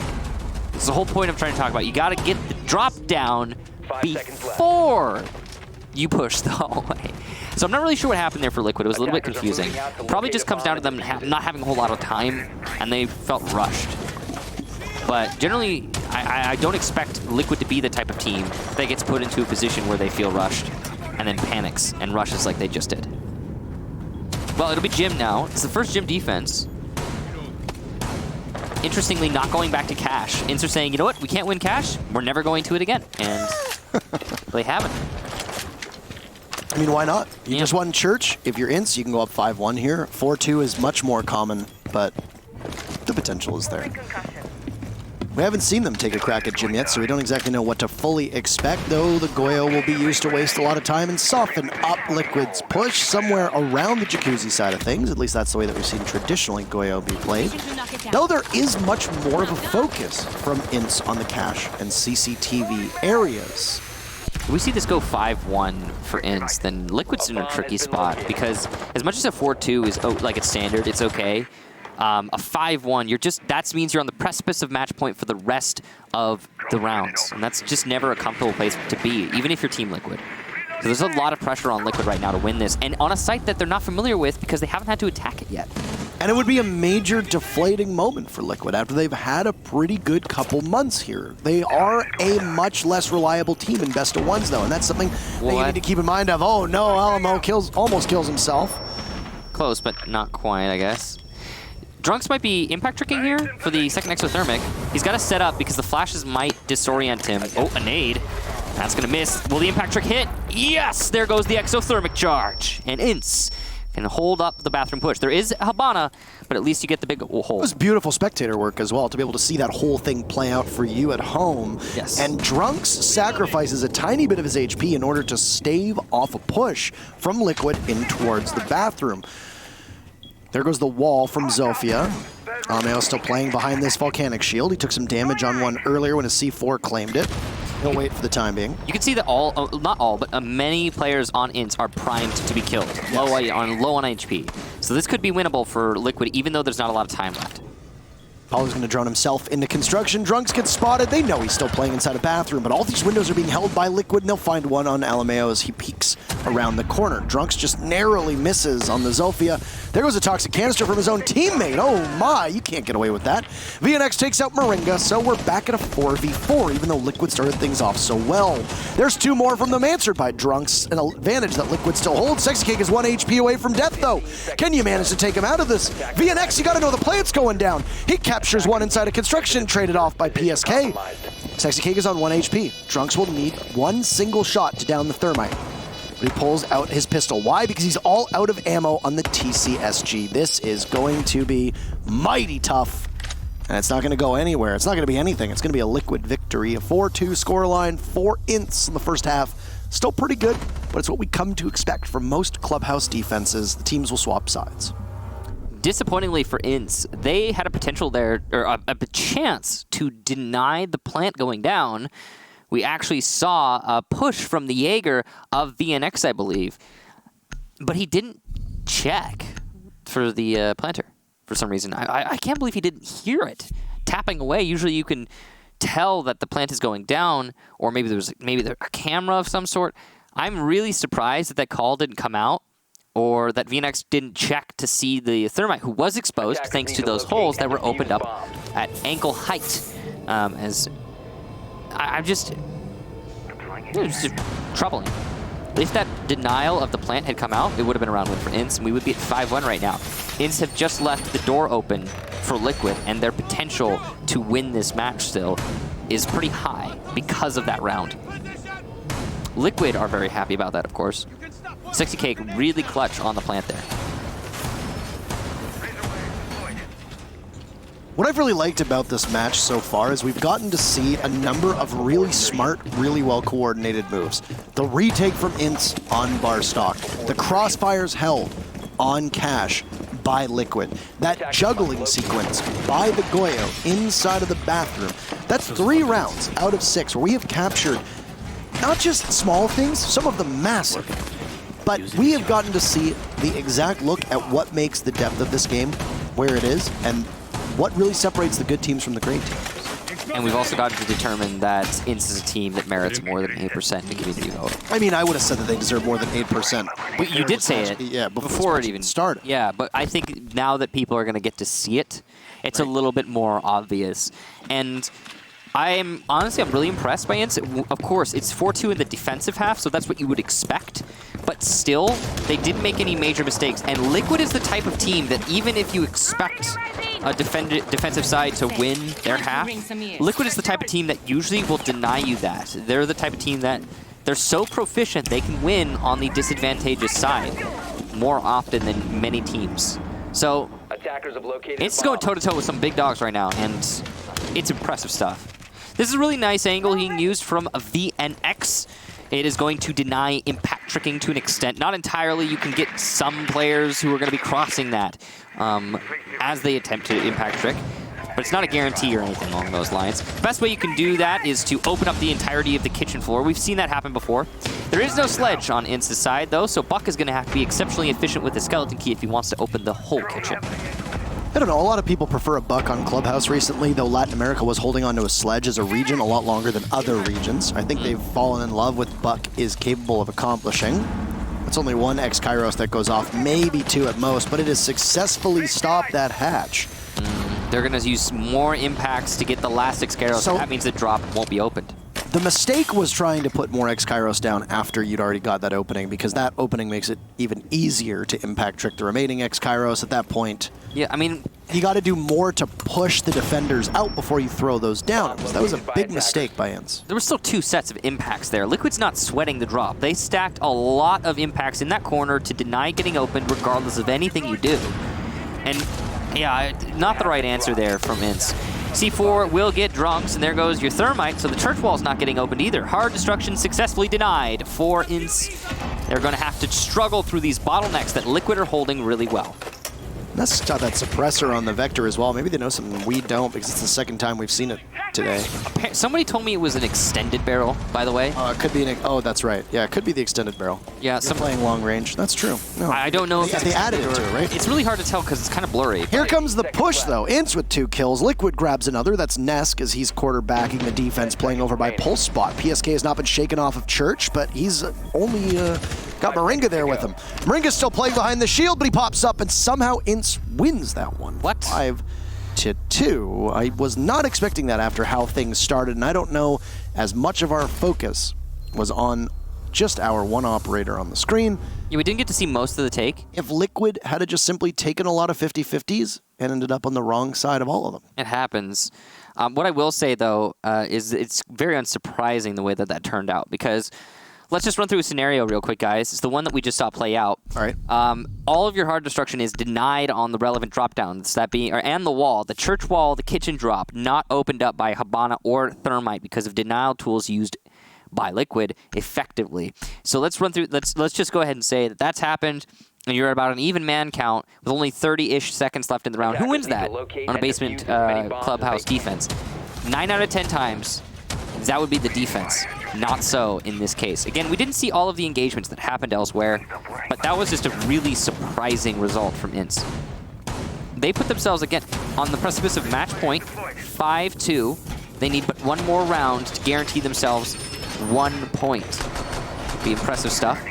At the minimum 1 point, of course.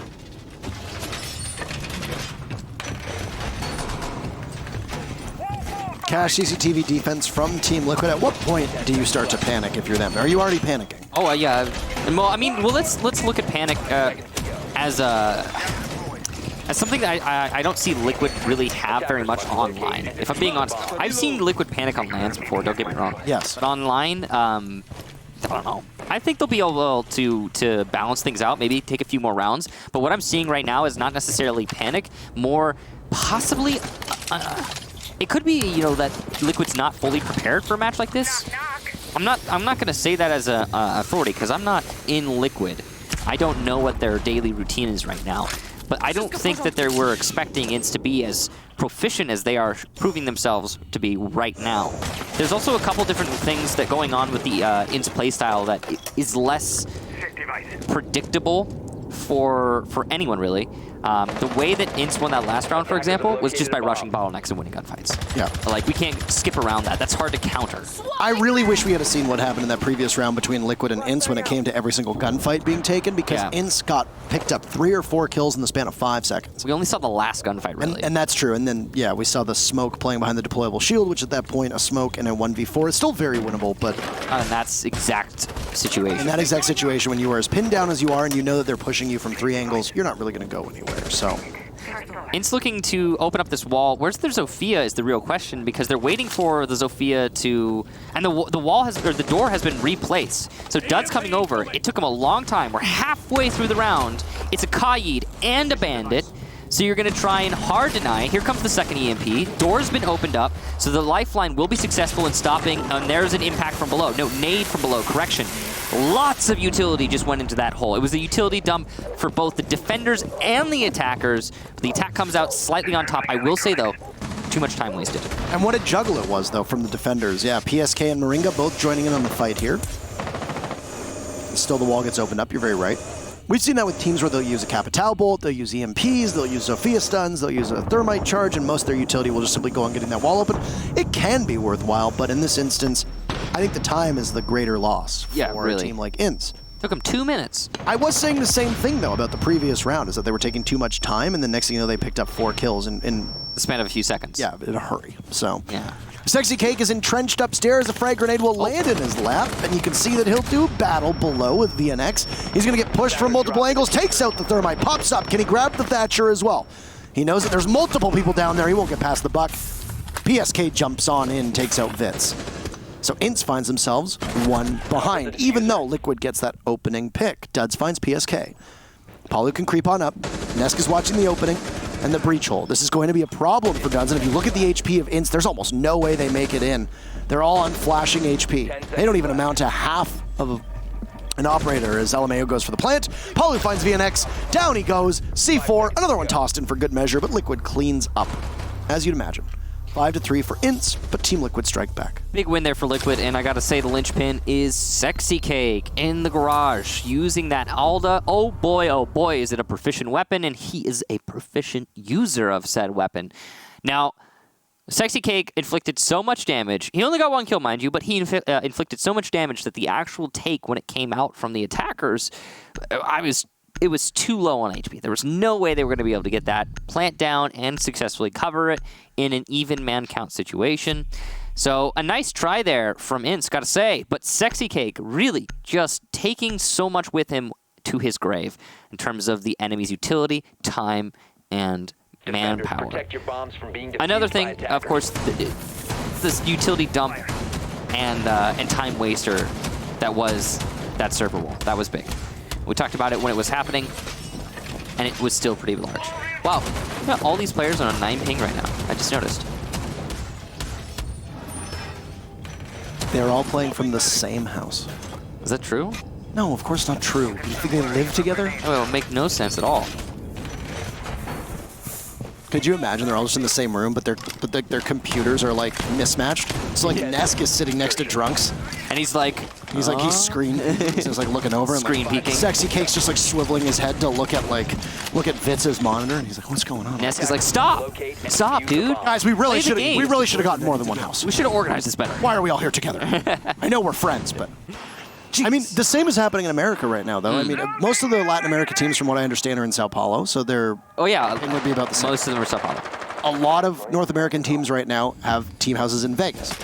Rogue was there. Luminosity is currently there. Reciprocity is currently there. I can't remember if Tempo Storm. I wonder if they use the West Coast servers there. then. Because I remember, NA uses CUS. yeah, they usually use CUS. It depends on the match, right? If you get two West Coast teams, you may as well. So Duds has just walked on in because it doesn't look like there's anybody inside a cache. Castle will play around the corner, and Duds sees the arm.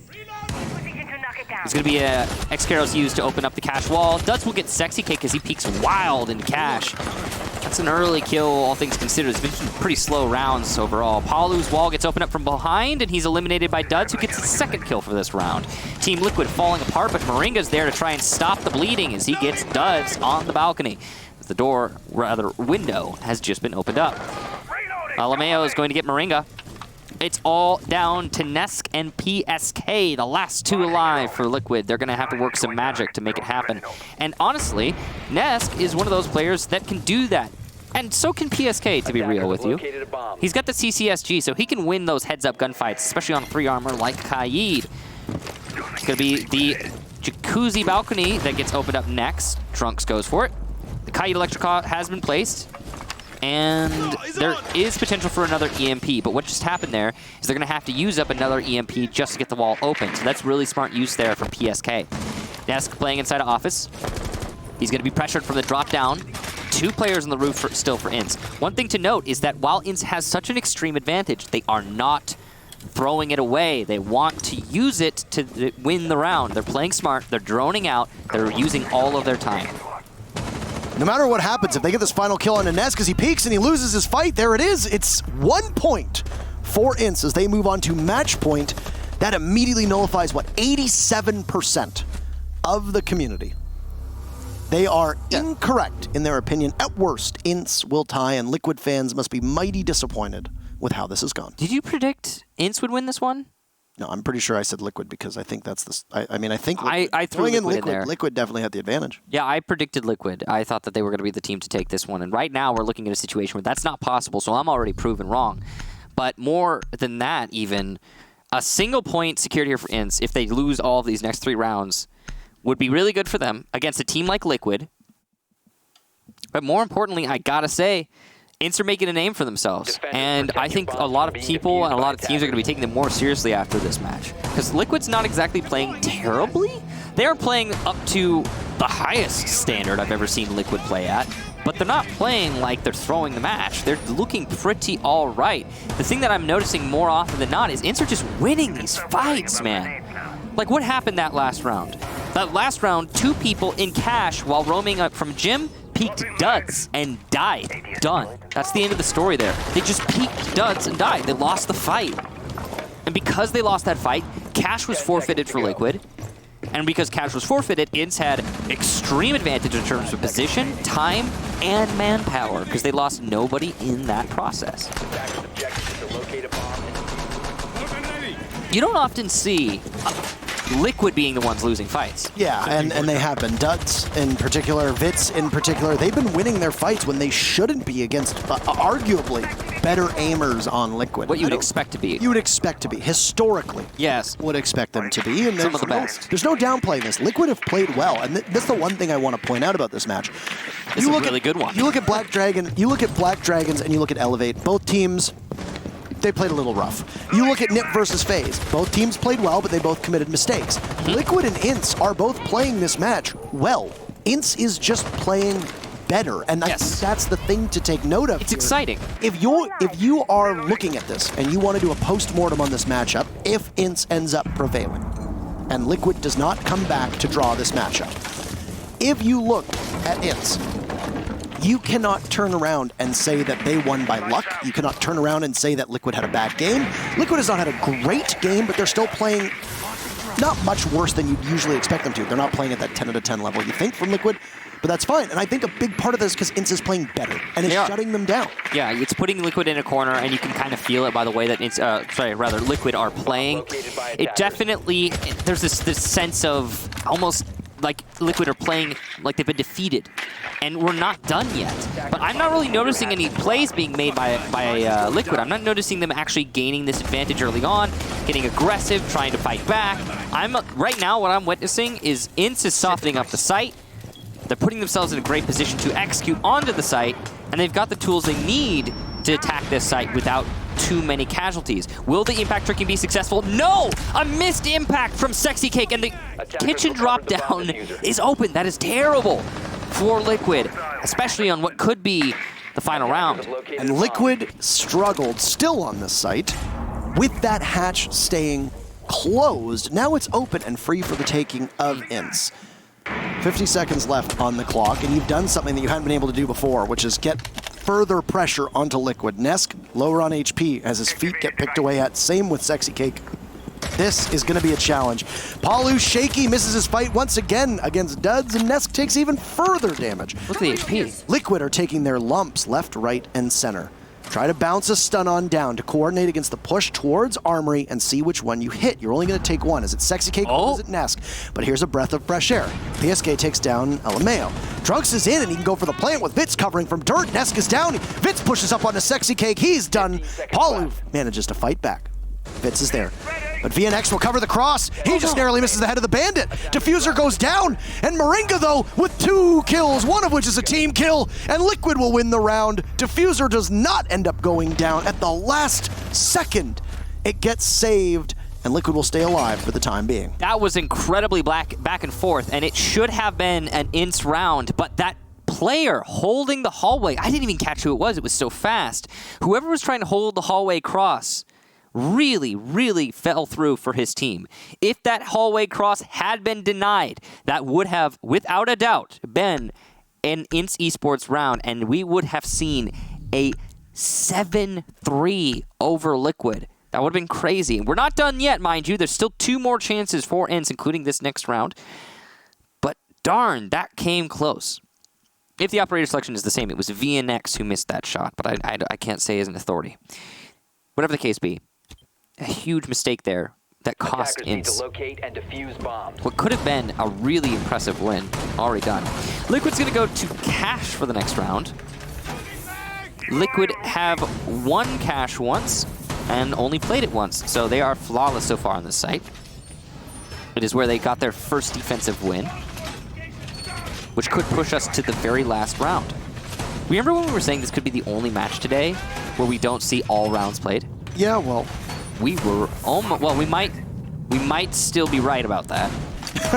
And I said that this is probably going to be the one match that might finish early, and I thought that was because Liquid would likely finish off INTZ faster. And I thought the same. Fair play to INTZ for making me eat my words. I'm going to be honest with you, they don't taste very good. Your words? My words do not taste good. What kind of, how would you describe the flavor? It's a metaphor, Michael. So I would say that it tastes metaphorically. It tastes like metaphor. I got it. It almost sounds like a flavor when you say it out loud. No, it doesn't. Nah, it doesn't. What flavor you got? I will get the metaphor. Okay, they're gonna... It's like a medicine. Yeah, yeah, it kind of does. I took 2 pills of metaphor this morning. Yeah, it's like maybe more like cough medicine. You should have taken your pills of metaphor because maybe you would have got that right. Yeah, maybe. That's okay. Sometimes I'm just a little too literal. Now, anyway, Liquid is holding on to Cash. Sexy Cake positioned once again in the garage. He did so much work there the last time.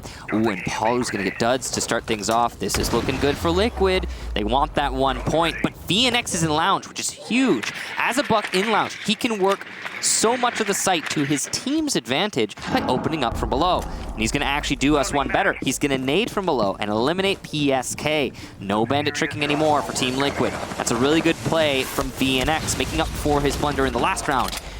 The wall gets opened up because the bandit's dead, thanks to that nade from below. And now INTZ can execute onto the site. But the problem Once again, same as the last time we were on Cash, Sexy Cake, he's still alive in Garage. Ince has to do something about Sexy Cake before they push the site, otherwise they won't be able to plant. Because he's got a crossfire with his teammates. They have to do something without causing themselves too much harm in the process. Because Sexy Cake, well, he's really good in that spot, and especially with that Alda. Oh, VNX is eating some damage as he tries to open up Garage. He'll die to a zap or two from that Evil Eye. I think the Evil Eye might even be over somewhere towards the strip side. If that's the case, then he's in trouble, because if they've put the Evil Eye over on that drone hole by Strip Club, Seen that before. as we have many, many times, he's going to be in trouble. But I couldn't remember where both of them were played. I don't remember if we got to see both of them. I do remember one of them going up there. Sexy Cake gets dropped from a frag grenade. That's big. That's huge, and now you've got control of the Garage and can continue up relatively unimpeded. You have the Jaeger of Palu lurking down below. With 45 seconds left, he could be a major difference maker, and as I say that, he gets gunned down. Thrown to the Wolves all alone. It's Ince in a 4v2. Tough position. Moringa and Nesk are both stacked up. SMG-11's in hand. Watching very intently as the flashes go out. Moringa's in trouble now. C4 gets tossed from Nesk. It will not connect. Even though he's getting tons of marks, he can't hit the shots. All it takes is Moringa in a 1v4. He's been a savior for this team, but he's not going to be able to do too much. Ince will stun the crowd and take the match by a scoreline of 7-4. So much for those 80-some-odd% of people that thought Liquid was going to take it. That is a shocker. 87% thought Liquid would have it. 5% of you thought this would be a draw. You guys came close, but 8, just that, thought that Ince would win it. And, well, you're a very special bloke, or gal, if you were correct, because, boy, were those odds not great. No. And Ince proved us all wrong. The Ince Thermite kit is available for purchase right now, as is the Liquid Vigil kit. And we were going to see didn't play the whole We're going to see the Ince thing. You can play it. Play the Ince thing. Play the skin so You have they the Ince can thing? buy the skin, play the support Ince the team.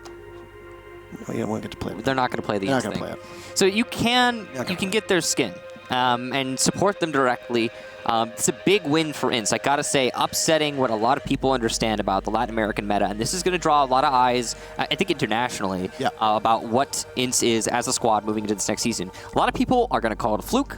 It'll take a few more play days for Latin America to find out if it was indeed a fluke, but what we do know is that Ince has come to play for this season.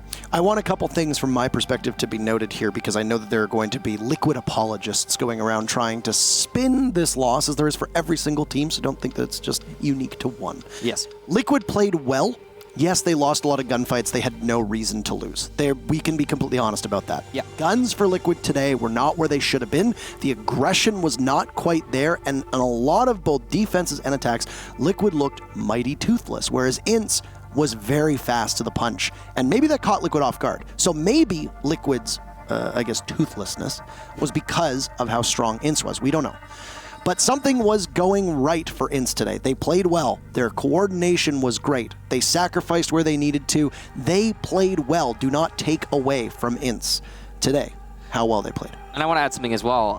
One thing I really want to highlight is that we didn't just see just a raucous, complete mess of a match just now. Every round that I saw from Ince, they were executing in an understood and practiced manner. Yep. So that is to say, even the rounds that they lost. For example, remember when VNX was holding the hallway, was going for a bottom attack, and it was actually the last round that Liquid won, where VNX could not hold the cross in the hallway. Two people pushed and crossed to deny the plant right at the end. That moment there. Now, a lot of people, you can point a finger at VNX and be like, okay, he messed up. He didn't hit his shot. But the thing that I really like about that is that not only VNX, but the rest of the players on Ince, they were all doing a job. They were all trying to fulfill a purpose, and there was an execution methodically planned out, and they were executing it pretty well, even if they missed their shots. So I really have to appreciate the level of coordination that we saw represented here by Ince today. Saw some good things from Liquid too as well, from the coordination that they had on post plants and executes, the way that they made retakes happen. But at the end of the day, Ince was the better team. We have a break ready for you, and we'll go to it in just a moment. But our very final match of the day is actually a rematch from our Latin America qualifiers just last month. Team 1, the upstart Hotshots, going up against a newly rejuvenated MIBR. MIBR got the best of them last time. Will that hold this time? We'll find out in a few minutes.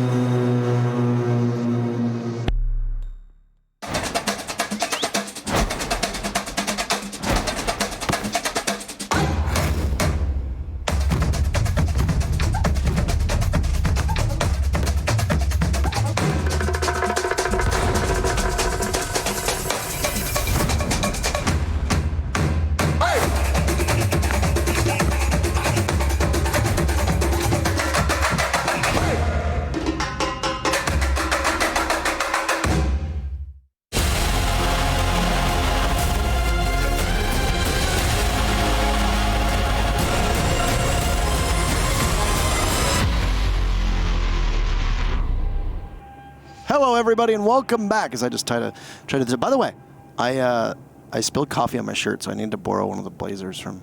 That's why it's so tight. There's like a little wardrobe back there. He just yoinked this. I have no idea whose this is. He's just borrowing it for the day.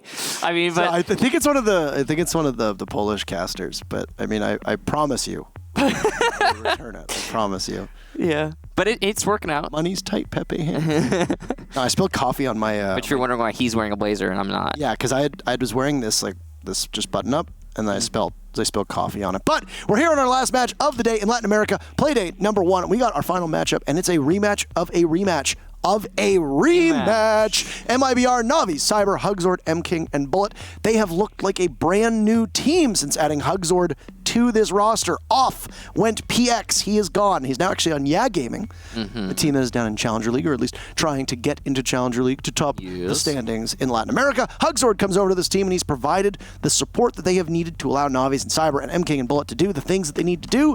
And if Bullet, Cyber, and Navi show up, they can be one of the best teams in this region. They are going up against Team 1, the hotshot upstarts who came into Pro League last season. Reduct, Falls, Philipox, RHZ, and Lukid. And these teams squared off twice in the Latin America qualifiers. MIBR took the first series 2-0, and then they took the next series 3-1. Now, keep in mind that was a best of 5, and they already were up 1. Yeah. So technically they won 2 maps in actual competition to the one that Team 1 won. I'm aware of how. And of course, the player you want to focus on is Lukid right there. You saw him on your screen for a little bit there on the far right. He is the player on Team 1 that gives everyone hope that T1 can actually push things to beat Titans like MIBR. Now, came very close, if I remember correctly, on a bank match on Team 1 to breaking the Pro League record, which at the time was set by Rampy. It has since been broken by Citizen, and of course trails the all-time record, which is set by Palu at OGA Pit, or as you just called it, OP or Pit, however you want to call it, as if you're good friends with it. Yeah, I don't know. It's an interesting situation for Team 1 and MIBR. Recent history, we've got MIBR 2-0, MIBR 3-1 over Team 1, as you talked about earlier. It looks like MIBR is slated to win this one. I'm sure when we get to the community, but we're not there yet. But when we get there, it'll probably be representative of that. Don't discredit Team 1. They have very passionate fans. That's true, they do. They're very passionate fans that might show up despite all odds suggesting that, the chances of Team 1 actually winning are slim to none. But we have to know where are we going. So let's get to the map ban phase. 3 bans per team, with the 7th match being the one that we play. Cafe has not been banned yet. Please, no. Because Cafe was the only map that... Please, no. Cafe was the only map that... So Cafe was the... I was trying to say, the only map that Team 1 beat MIBR on in the qualifier finals. But I will say that MIBR did beat Team 1 in the qualifiers earlier on Cafe, and both of those matches on Cafe were very close. Were they not up? So the last time, if I remember, Cafe in the qualifiers. I don't have my notebook here. I really wish I did. I got a new notebook. Got a new one. I got a new notebook, by the way. This one's much nicer. It's much nicer. Yes. I got a new notebook. So unfortunately, that institutional knowledge going all the way back to... I can't remember when I started using that notebook. Unfortunately, it's only tracked on... I started using that notebook in Rio. So the notebook that I was using in Rio, that's a year's worth of matches, and every single match that I have casted has been done in that notebook. Every single day. And it's poof, gone. And, well, I mean, I still have it. It's at my apartment. Burned it. It's at my apartment. You think MIBR is going to win? 64%. See, this one is, by every stretch of the way that these two teams have played, should be closer. Should have been, this is what the Liquid Ints one should have been. But anyway, we're going to get to the match. We're going to waste no time. Let's go back to the scene of where I believe it was MIBR who went up 5-0 or 6-0 to Team 1 and then fell short. Team 1 with an impressive comeback on a bit of it was a sloppy change. Let's be honest. It was a bit of a sloppy change, but that's fine. Team 1 is starting on defense. They will get virtue of the first ban. First ban. They are taking their time. Being deliberate. They're like, oh, we are... really decide what they want. We're in a match. We need to ban some Thatcher. Okay, it's going to be one of those. Yeah, this will probably be a hard breacher ban. I would guess that we're probably going to see a Habana ban here. Or maybe a Thermite if they want to be better on the basement. It really depends. 6 to 1, half a dozen to the other. What's it going to be? Maverick. I mean, that's kind of in the middle, you know.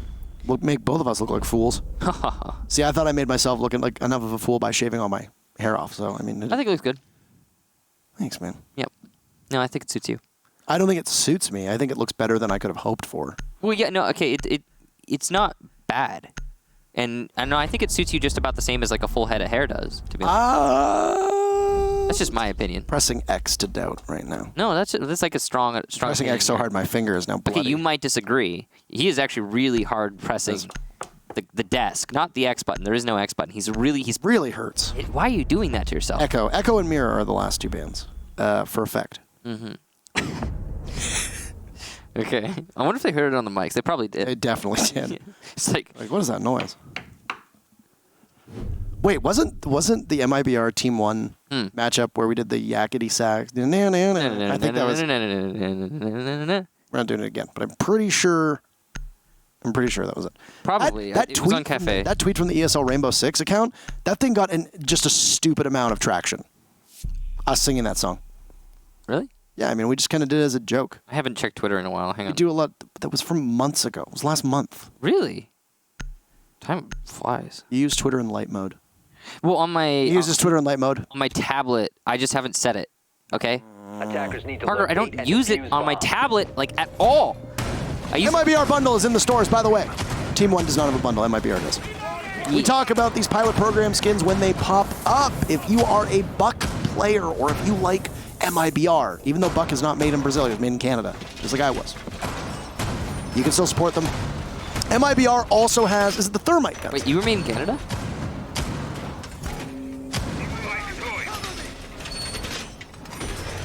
Why do you do this? It's fun. If you are a Buck player, or if you play Thermite, because I believe Thermite is also available. Thermite is their other gun skin, if I remember. Ints, we just saw them play. They also have a Twitch skin. They also beat Liquid. They did beat Liquid, but you can go and you can support these teams. Keep in mind that the pilot program skins are not permanent, which means they will disappear. So if you want to support teams... So to be clear, they're not permanently in the shop. You buy them and they're permanent. That is very important. I could have been... It's like you buy it and you're like, well, it's got... No timed skins in Siege. You only get to use these for a fortnight. Yeah, they don't do that. On day 15, they disappear. Yeah. No, it's... Could you imagine? Yes, I mean, I could imagine. Yeah. Temporary cosmetics? No. These things are permanent. They're only in the store for a period of time, but you can use them for as long as you want. If you want to support MIBR, feel free to go ahead. Earlier today, we saw FaZe, Liquid, and Ints, all of whom have the same dealio. And there you go. Navi's is, of course, using the Buck skin. Look at those beautiful white gloves. You know, I've always wanted to have a pair of gloves, and like just general gloves, doesn't even need to be white. I've never bought one before, but I've always wanted a pair. If only there was a place that sold gloves. Like a glove store? Speaking of the MIBR bundle, Navi's Skinnergizing very well. Say goodbye to Villabox. There's a frag. Oh, and another one. 2-1 to Lukin. So see, cool. you can hit grenades like that as well if you're using the MIBR bundle. It's the MIBR skin that's doing it for him. You can trudge through the smoke like that if you're using an MIBR bundle. You can get flashed like that if you're using the MIBR bundle. It gives you superpowers. Bullet is there to take out Rayduct. I mean, he did that because he's using the Fnatic bundle. See, chat? All it takes is these pilot program skins. You just gotta go out, spend a little bit, support the teams. Team 1 is in bad shape. Half of the round, and they only have a smoke and a castle left in a 5v2. MIBR is in firm control. And a swing around the corner, Bolt will take out Rise, and it's almost a flawless round. But no, Hugzord death drops, and there's the gridlock. Goes down to Falls, takes out 2. Throws a smoke, and will wait at least for the time being. Suddenly winnable. He's actually got good cover inside of Cigar. He can do something from here, but it's not going to happen. Bullet denies the round. Well, more secures it for MIBR, and they'll get the first. That was a good start. It was a really good start. I'd say a big part of that has to do with the MIBR bundle coming in clutch there. I think the MIBR bundle was really... super important. Yeah, and then, I mean... It's good that Navi's had that. Well, think about it. Every single, like the kills that happened, okay? Navi's got 2 kills with the MIBR bundle on his Buck. Because of the MIBR bundle. Because of the MIBR bundle. And then Bullet got 3 kills on Nomad with the Fnatic bundle. Yes, which, by the way, it's the Fnatic gun. Super sexy. Gorgeous. Very... We can't say sexy on live television. We can't? No, you can't say sexy. Very attractive. Very attractive. Yes. Gorgeous. Beautiful. Breathtaking. Yes. Handsome. All of these things happened... Oh, that's a good one. All of these things happened first because of the MIBR bundle. Need to locate Yeah, and defuse that is, bombs. it's the start of it all. So you really gotta make sure you get those skins that give you superpowers. Because we're not allowed to say sexy anymore. His name, by the way, when we cast Team Liquid, has now been changed to Very Attractive Cake. Very attractive cake. Very attractive cake. Or handsome cake. Handsome for cake? short. Handsome Bomb cake? located Yes. by attackers. Gorgeous cake? Yes. No more sexy cake. Can't say it. Nope. Can't say sexy on TV. Against the rules. It's the rule. So, MIBR will take round number 1 with essentially Buck of Navi's walking in himself to mining, marching up the stairs after getting that below frag grenade kill, and then bullet 10 on seconds rappel, left before insertion. taking out one member of Team 1 who flew a little bit too close to the sun. 5 I seconds actually got remaining. confused because when M King dropped as a gridlock, I thought it was the Zofia because Yeah. he got stunned by the Zofia, and I thought that was the Attackers are Zofia dropping heading out because to defuse a the bomb. gridlock and Zofia Pro League skins actually look very similar. Of course, the difference is that gridlock is larger than Zofia, but at that, You know what's crazy, Parker? Since you're bringing up, real quick, to interject, since you're bringing up the Pro League skins, the Gridlock and Zophia's Pro League skins look really similar, and so do all of the other Pro League skins. Oh, the white, the gold, and the black. almost like they did the deliberately. Almost like they do it like it's a theme. They all It's look thematic. about the same, with the different like character, but it the was same. Yeah, it is deliberate. Pretty sure. Well, we are now in round number 2, and there's Navi's again with the MIBR bundle. He's got the gold skin on, though, of course, on his actual gun, so he doesn't need to run the MIBR skin on it. There's a rogue skin on that gun as well. I will say, though, that I do think the pilot program skins are some of the nicest. They are, yeah. The pilot, whoever did that, Yeah. couldn't say who, but whoever did those, Whoever did skins those. Maybe, knocked it out of the park. yeah. Bomb located by attackers. Really, really good job. Yep. But Navi's will now drop as this is not a defense of the 3rd floor. MIBR is fearless in these takes right now, getting very, very close, but Cyber fights off a bit more than he can chew. Rise is there as well. He gets another first trouble before getting traded off by Navi's because of the MIBR bundle. Is Rise using a bundle? Because it looks like he got those 2 kills there. It's He got possible. the Valkyrie. He could be running the Cloud9 bundle. Yeah, he could be. For all we know, Yeah. we can't tell. Didn't catch it. Yeah. Impressive stuff from Rise. Navi's is entirely fearless. Look at this. He's not even getting droned in. The man is just literally walking around the entire map as the Buck without any care in the world. Lukid will fire back on the Hugzord on White Stairs and drop down the Thermite. Or drop down the Thermite. Will, yes, Thermite drop Navi's down. and Bullet were both the most pivotal members of MIBR last round. Just over a minute to go, and they find themselves in a similar situation that we saw Team 1. Lukid gets finished off by Navi. He'll hit away at the barbed wire. I think he expects somebody to push on up, so he'll go for the reload. Engaged in the fight, you can hear the telltale signs of the AK. A bullet above on that 3rd floor. He'll find fellow Pox, and what was a 4v2 favoring Team 1 is now back exactly at a 2v2. Are Navi's and Bullet the only ones to get kills for their team so far? Because it certainly seems that way. That is correct. Navi's on low HP, so this is definitely an advantageous position for Team 1, but this is still winnable, especially considering how well Bullet and Navi's have been performing. If there's no ADS blocking off Raduk's position, there's a frag grenade with his name on it. Falls will circle on around, give his position away, toss out a toxic canister over towards the laundry side of things, and the Buck will not really know exactly where he is, but Navi's gets felled, so Bullet will need to go all in on his own. Falls finds Navi's, and he's in hot pursuit, but his position is given away. I think he's anticipating that the smoke is going to re-engage, but he will leave a trail of breadcrumbs in the name of a toxic canister, and he'll walk into the waiting arms of Raduk, and Team 1 will answer back after MIBR stole round number 1 from them. Team 1 will take round number 2. Okay. Good job there to T1. Now, you guys, by the way, are in for a treat if you're watching this match right now. Again, I talked about it earlier. Parker talked about it a little bit as well. Cafe is a hotly contested map for both of these squads. This is the 3rd time in recent history we've seen these teams play each other on this map. The first time was Cafe 8-7 favored to MIBR in the qualifiers. The second time was Cafe also 8-6 favored Team 1. So this will, in effect, be the tiebreaker for this specific map, and I expect it to be probably a pretty long one. We'll probably see every single round utilized here, whether it's a draw or a win in either team's direction. It's probably going to use every round. Well, I mean, these teams are Attackers so need to close. locate and defuse bombs. Yes, they are, in fact, in the same country, I didn't mean... possibly the same city.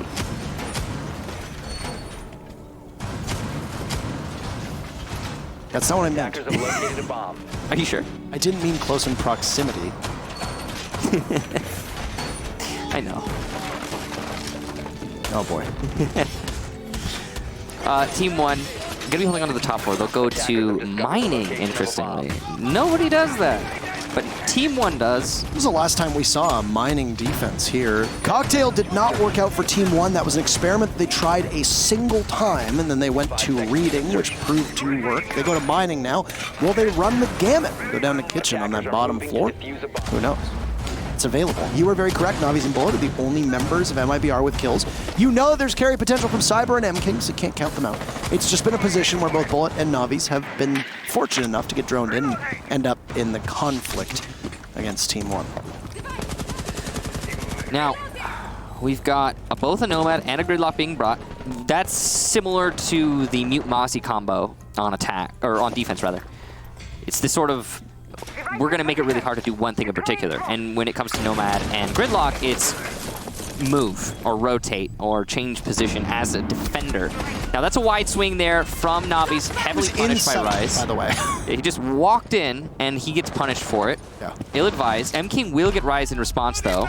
Blue Kid on the red stairs. The drop down has not been opened, strangely, despite MIBR trying to push the site. This is a mistake from MIBR and they're going to have to work to recover from it. Reduct is low on HP, and you can hear that there's a play from Falls that involves the track Stingers being shot up. As all of the utility from M-King, gadgetry rather, has been used, the utility's still in hand. Stun grenades from Hugzord as he sits on red stairs. His patience might be rewarded. He's going to have to patrol two separate angles. I would imagine that MIBR at this point is likely drone and intel starved, as none of them are on drones. They still have plenty of time if they really wanted to. M-King's hunting for that angle. That's called the ranked strat. Pre-fire everything. Maybe it'll work for you. Hopefully you hit something in that case. Often it does, to be honest. It's a surprising amount of time. Falls will use that caliber-based destruction to open up a line of sight towards red stairs, but also towards the window where a hop-in from any of the members of MIBR will be met with a couple bullets from a carbine that will almost certainly kill them. They still are exhibiting great patience. Hugzord has crouch-walked his entire way on over towards the brown stairs. Lucan finds Hugzord, though, so the Thermite will find no success in his attempt to entry. Velopox gets M-King, and now it's Bullet in a 1v4. Team 1 look almost certain to be able to propel themselves to a lead here as an air jab goes off. And there are some bullet holes, once again, from the Jaeger. Falls has been all over the place, but it's going to be the end of him, as you've got P10 Roni in hands for Velopox. Team 1 will take 2 rounds in a row. Big question here, is Team 1 going to go to the top floor or the bottom floor now? Those are their two choices. They cannot go to the middle floor anymore. The interesting thing there was, actually, did you see that Maestro? He got droned out by the drone in reading. And so the player coming up the main staircase on the attacking side thought, ooh, free, easy kill. I know where he is, and he doesn't know that I know where he is. But in fact, it didn't matter because it was actually an effective bait for the defense. Whether or not they knew they were doing it, there was somebody covering the main stairs, which the attack did not expect, and that player pushing up to get the Maestro eliminated the information that he had, not enough. Incomplete. Now, it will be a bar defense once again, so that's going to be the top floor. Back up top. So no kitchen. No kitchen just yet for Team 1. Cocktail did not go very well in their favor, so they'll have to be a little bit tighter this time around. Though, to be fair, Team 1 did take 2 very early engagements on that previous round, round number 1. And then, well, they lost both those fights. Yeah. Oh, there's new chibis. Oh, you haven't seen that all day? I mean, I've seen them. I just didn't know what they look like. I don't really pay attention to that kind of stuff. Yeah, no, that one's been popping up like all day. It's pretty exciting. But okay, so the reason why he didn't see it, and why I actually didn't see it until like... Don't talk about the monitors again. Okay. Never mind. Because now it just reminded me that we're not north aligned! No, Parker! I will get over this at some point. And the bands! I will get over this at some point. The bands! I know, Michael. I know. We don't need to get into this, but... I mean, Team 1 Esports and MIBR are so different in the size of their name. Maybe they should spell it out, made in Brazil. That would be... Stop it. I don't mind that the bands are like that. Okay, all right. Well, I mean, I don't technically mind that much about the North Line either. I think we all have our own little things, right? They're called quirks. Idiosyncrasies, may I even say that word? Yes. Thank you. I appreciate the permission. No problem. Team 1 have looked formidable over the last 2 rounds, but a large part of that has been MIBR just giving it away. It's Navi's walked in free. without being droned in the come get your, it's a free house for your gym. So, Navi's just walked right into the site. Like I said, fearless. Right into the mining wheel, and then he was dead. Because I didn't think he expected somebody to be playing there by the window, and then from that, all of the fortunes of MIBR continued to fall. I'd say you're not going to be able to do that this time around. I don't know what you were going to say. Feel free. Sorry. I was going to say that I'm really liking what we're seeing so far just in general in the match because we've actually no team is proving to be absolutely dominant. No team is proving to be incapable of winning rounds. I think MIBR has yet to fully come alive, where they've only got 2 people really truly performing. Team 1, on the other hand, are looking pretty well rounded. Of course, that is on the defender side, so it's easier to be that way early on. Neither team has shown really any patience, except for what I saw from MIBR and Team 1 in the latter half of the round we just finished. That was it. Everything else was just go in guns a-blazing and see what you can accomplish. For MIBR, it worked in round number 1. For Team 1, it worked in round number 2. That's it. Who is going to be the first team to blink here? Well, 90 seconds in, there's been no conflict. You could see some heavy drone work from MIBR still coming out. They are chalked to the gills with their gadgetry. They have held off where needed, and they will apply it where needed. There goes a drone to the smoke. The SMG-11 rattles away. More of the TikTok going on here. As we've seen a slow one here from MIBR in general. As you said, a lot of drone work coming in, that's for sure. Where is the capitalization upon said drone work? Na'Vi drones himself in, tries to entry reading. Hugzord will get Philippox upstairs. Jaeger known to be inside of reading, and he's just holding in the corner. That's the Lu Kid. And I think they both know about each other right now, but they don't know exactly where they're being confronted from. There's the advantage to Na'Vi's. Lu Kid, fortunately not putting his crosshair where it needs to be and slow peeking around that corner, giving the kill over to MIBR, who has a strong advantage here on the top floor attack. This has historically been a pretty bad sight for T1, but Rise is at least trying to fight back as he gets a player downstairs. Fall is using his gas canisters to try and delay the push from the skylight and from the cigar room, but it's looking like it's all Rise right now to come alive for Team 1. A run out. He'll get back into the building, leaving just the smoke on site, but Hugzord shuts that down quick. Rise will have to ace in order to win this, or possibly just deny the plant. He doesn't have an impact to get line of sight. He does have some information, but the default cam has now been shot out. Hugzord will get that plant without any problems. The push up the red stairs, slow and careful from Rise. He gets the air jab, so at least he can make it up. This hole that was made on the right is going to work against him, but so will the player to his left. Cyber and MIBR secure this round, having yet to lose an attack onto the top floor. Absolute lockout from MIBR there, as they were much slower and much more methodical.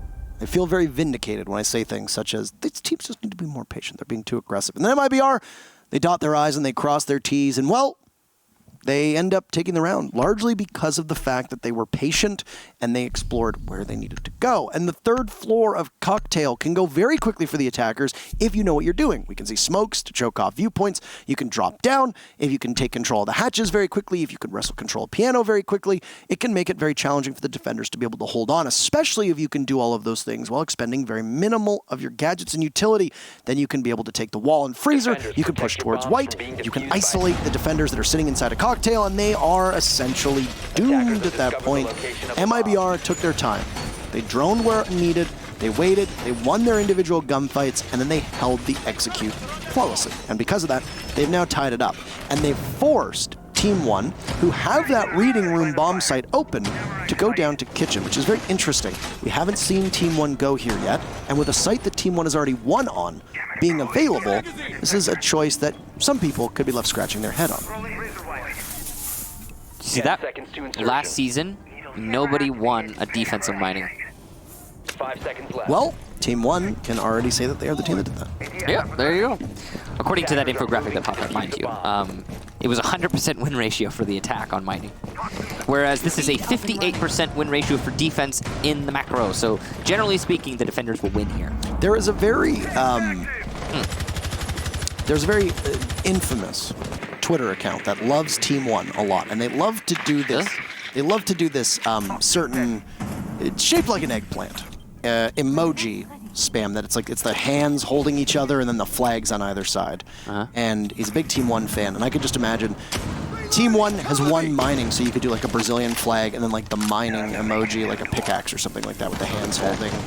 I'm sure somebody can do that. I know the people know what emoji I'm talking about, the hands holding, and it's the I tweeted about it when Liquid won. Mind you, that looks like an eggplant. That's is the only thing I can say. I should make sure to specify. It's not the first team ever to have done that. They're just the first team.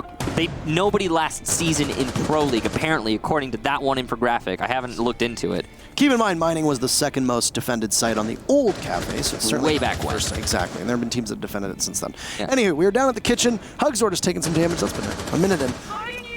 It looks like it's going to be a front bakery take with some vertical play from Team 1. So if you have 4 members of MIBR sitting at that main door of bakery, you're going to need to have somebody dispatched to that second floor to maybe take down Rayduct. But if you haven't droned this out, this might be an easy kill for the Valkyrie and blow your shot at being able to pull off a successful attack. Rayduct will engage and do a tiny bit of damage to M-King, but that's about all you can really hope for in that altercation. Rise has the perfect kit to hold on to this doorway. No, okay, not the perfect kit. Smoke would be better here, but he is about as close as he gets, of course, without having a smoke. C4 is not going to be as good at delaying, but it'll be explosively useful, of course. And the shotgun SMG-11 combination is the real star of the show there. Reduct is holding from above to try and assist in prep room hold, all the way in mining, but his position is known. The tracers come in, but they're all misses. Reduct might have done a little bit of damage there as MIBR attempted to challenge him. I'm not entirely sure who that was. Yes, he did a lot of damage, actually, as M-King has been lit up. So right now, MIBR, they need to figure out one of two things. Are we going to clear up upstairs? Are we going to take it in through bakery? Or are we going to maybe hit from a different part of the site? They could maybe go in through the freezer, but even that's going to be hard, especially considering there's so little time left in this round. No matter how you look at this, MIBR don't really have any way to attack, and they're running out of time. Yeah, it's a very deceptively slow round. 20 seconds, that's it. That's all MIBR has to work with. And they're going to lose 1. That's bullet 1 to Felipox. Trade it out as M-King finds Lukid. Down goes the Jaeger to Hugzord. That's a shrewd angle being held by MIBR, and well, Team 1's going to pay for it. They've still got that second floor control. Somebody dispatched to take out Rayduct. Can he do much, or is he going to be a non-factor? Falls is there. He takes down 2. Oh, he drops them all. Oh my God, with the commando out. 3 members of MIBR walk right into a death trap, and the little Mozzie able to take 3 of them down and halt MIBR in their tracks. Team 1 take the round. Big win there for Team 1. It looked like it might have an explosive end to that round, but no, honestly, no. The thing is, as much as the Mozzie collapsed that, is that he ended the round single-handedly, and here it is, Falls with some great work. Yeah, sure, but also the Valkyrie was still upstairs. The drop-down and freezer was open, and even if, let's say that last person kills the Mozzie, makes it into the site, starts planting, Valkyrie would have stopped it. So, after the first person died to the Mozzie, a single casualty there, that's crippling for MIBR because they left themselves no time for room, or no room in the time for navigating the site, planting in a more advantageous position, or just, you know, winning on the kills. They didn't have an opportunity to do that. Not enough time. MIBR were really slow in that round. Too slow. Very slow. You slow, me slow. We all slow. So, final defense here for Team 1, and they will go back upstairs. Or, final defense here for Team 1, rather. Back upstairs to Cocktail. And MIBR has never won, or has never lost a Cocktail attack. I can't. It's the only site they've won on. Words are so hard. It's the, okay, MIBR. My brain completely swapped the teams, and then was like, wait, you have to undo what you're thinking. And then I This is the only site that MIBR has won on, and of course that reflects their scoreline 2 rounds. It's only been tried by Team 1 twice. 3 times. Well, yeah, technically this is the 3rd time. And it should be, by this logic, it should be MIBR's 3rd round. And it's 3-3. That would be good for MIBR. The zaniest part of this statistic is that Reading, Mining, and Kitchen have now all been won by the Defenders, which are the 3 sites that statistically you're not always expecting to win them. You're expecting you're going to win this bomb site. No, that's the thing. Like, you're going to win Cocktail. Like, most teams win Cocktail. For some teams, Kitchen is the de facto 1 site. 1A, if you want to call it that. You mean like a primary site for some people? Yeah. Yeah. Yeah. I think it depends on the team, right? It depends on how you want to play it, because Kitchen also is one of those sites that you can full anchor if you want.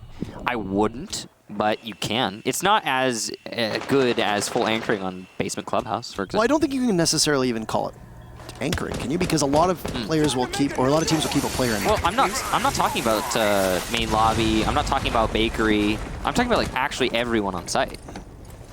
Maybe prep room. If you don't count prep room, then I get it. Oh! Nice shot. That was because of the MIBR bundle. Yeah, get the MIBR bundle. You could shoot nitro cells out of the air with the MIBR bundle. It enables you. Yes. So That was a wonderful shot by Navi's, though. He was anticipating that, and he makes it count by tracking it masterfully. Quick disclaimer, does not offer any benefits in-game. Whoa. That's all you've been saying. What? No, I don't know what you're talking about. Nobody heard that disclaimer. I just had to throw it out there. You're throwing it out there because I know what's going to happen. Is Somebody some sod is going to buy gonna it, and then he's believe going to be it. like, I'm going to hit a nitro cell, kicks in Taro, owe me money. I'm going to be like, I'm sorry, Buy me my skin. That sounds creepy when you say it like that. It does sound really weird. Yeah. Buy me some skin. Give me the money back for my... Go fetch me the skin. What the heck? You're talking about hard anchoring here. Fellapox is down below in a very common place for Mozzie to be, where you can toss up a nitro cell and impart some wisdom on the attackers that don't drone out that second floor. There was a lot of action, and then it just all of a sudden stopped for 20 seconds here. But Falls gets Cyber. Cyber has been really ineffective in this matchup, which is very unusual for him. Fellapox finds Navi, so 2 of the oldest members of the squad are now removed from play. Down goes Radek to Hugzord. MIBR need to push in, and the defuse is going down right by the bomb chassis. Eyes will need to push on out. I don't think they can see Hugzord, but can he get the angle on him? No, he's gunned down from the skylight above. No. MIBR doing a great job. M-King with 2 from the top. And there's Bullet as well. It's a 3v1 with Lukid in a retake. The Carbine does good damage, but he's going to have to go up against an operator that is playing on the skylight. This is a suicide mission. M-King does not need to give away anything here. All he needs to do is sit and wait on his track stingers in case he gets flanked on the skylight. Mistake. That must have been a mistake. Lukid is still there. He's very visible from the skylight. He's going to push up, but he's not going to get past Bullet. And the AK-74, the AK-47, whatever you want to call it, whatever branding it has, It's Kalashnikov. it's going to do the trick. MIBR will win every single cocktail attack that they have access to with the diffuser down on 2 of them. And we're all tied up heading into the second half. That was a really big win there from MIBR. They actually, I think they were about to lose that one. We were getting down to the last few seconds of the round. The plant went right where his enemy didn't expect it. You saw for a second there, Team 1, well, not a second, 2 different people on Team 1 tried to deny the plant at default, for those of you who don't know. That is just around the corner of the pillar after you come from new drop-down balcony and you try to plant just nice and snug in there. There was a Mozzie opening up from below with his shotgun, seeing nobody and freaking out, and there was a Maestro spraying through the little bar, trying to kill somebody in that spot. But where was the plant going down? Next to the bomb chassis. And no info was gathered by Team 1 telling them that. So they were just assuming it was where, well, the plant was going down where it usually does. And it wasn't going down there. So good job to MIBR for stepping around expectations, subverting expectations for Team 1 and winning off of that. So many opportunities they could have. M-King was honestly just so pivotal in that one as well, because he stood atop the skylight and he just waited very patiently. His job was to cut off Cocktail and to cut off back bar store, and he did that on both occasions. And because of this, the planter didn't need to worry about a single thing. Hugzord was planting next to the bomb chassis. He was completely protected because he had that aerial support from the F90 in the hands of M-King. And it's a great gun. It's a very great gun. I think people sleep on it, really. The F90? I don't know. I think it's fantastic. I think it's honestly, it's up there. I think it's up there. And I think that Gridlock is balanced by the fact that she's a 3 armor, but she is very well kitted. She's utility galore, and she's also got a really good just weapon in the F90, as we talked about. She's got even the super shorty, a close range shotgun, one-shot kill. Yeah, and plus soft destruction is really big. Oftentimes you'll have to bring a specific soft destructor for one task opening a drop. If you've got that shotgun, you don't have to. Cyber gets the call that there's a rappel over on the south side of the building. You can go off for a jump as long as there's not a claymore beneath him. There's a Nomad, but do remember that air jabs don't work until your feet are on the ground. Yeah, we've seen even in Pro League, air jabs go next to windows. Yeah, people put air jabs next to windows, and you're like, that does nothing. Yeah, they're just gonna fall and they're gonna drop, and they're gonna look and be like, oh, an air jab, and then shoot it and get like 10 points. Yeah. First kill is going to go to Bullet. He's going to send out some air mail for Falls as Team 1 loses their buck. And soft destruction will have to almost exclusively be in the hands of the Zolfia and the Super Shorty, as we mentioned. The secondary shotgun on Fellapox's Gridlock. MIBR looking to regain the lead. I'd say the biggest loss there is the nades, because you've got a Thatcher ban, Evil Eyes in play. Now it's all on the Zofia to get those Evil Eyes. And the Jaeger, of course, will stop that. And you're going to have to dump out utility. In this case, it means that Lucan might not be able to pinpoint somebody's location with those proximity concussions. Who knows? Navi's will destroy Rayduct with TCSG, and if Lucan doesn't look to the left, he's in for a world of hurt. Maybe try to burn the ADS, why don't you? M King with the all-out, as everybody from MIBR seems to be getting in on the fun. Velopox is there, but there's a C4 from Navi, so yes, literally everybody is getting in on the fun. Lucan punishes Cyber. He's still in a position as he pushes on into the bathroom. A beautiful play on the bullet as he guns him down, but Lucan is a fraction of HP. Sophie's unique with ability withstand means that if she gets shot in the body and nobody is there to go get her, she can will herself back to life. But first and foremost, in the remaining 35 seconds, she'll have to hunt down Navi's and M King. One playing by Cocktail means that when you creep on up, you can't make too much noise, but her position's been given away. And because M King is a Maestro, he's got the Evil Eyes available as well. Proximity concussion goes off and maybe try to do some damage. A tiny, tiny bit. Concussing M King. You hear Navi's TCSG going off. This is a death trap for Lucan. He needs to see the Kaid. He gets it. Can he land the shots? No, he gets down, and he'll be tased to death by M King. No ability to withstand whatsoever. MIBR hang on by the skin of their teeth, and they will regain the lead. Speaking of, yeah, I mean, really, that was so close. Lucan almost had that round. If he had landed the first shot, he saw the head around the bomb chassis, but alas, he had no more opportunity than that. He missed it, and the Evil Eye downed him and finished him off. That is the curse of being on such low HP. Nothing you can really do if you're Lucan. If he had a full health bar, Lucan would have won that. Such a nice try. Could you imagine? Now, MIBR putting themselves in the lead for the second time. They are perfect on Cocktail. That's true. They haven't lost Cocktail, whether it be attack or defense. They like that top floor. Protect your bombs from being defused by attack. Though that one was scary close. That was probably the closest I think they've got. It was, yes, on the top floor specifically, yeah. And now we're going to the middle. We'll be going to reading specifically. Second time we'll see it, and at the exact same point in Team 1's defense that it will rear its head. Yeah. How will MIBR approach this? Well, they're running a different lineup. No Kaid, traded off here instead for a Bandit. You've got more coverage with those. Actually, I guess technically you don't have more coverage now, because a single Kaid Electric Claw can take up 3 walls, whereas Bandit can only cover 4.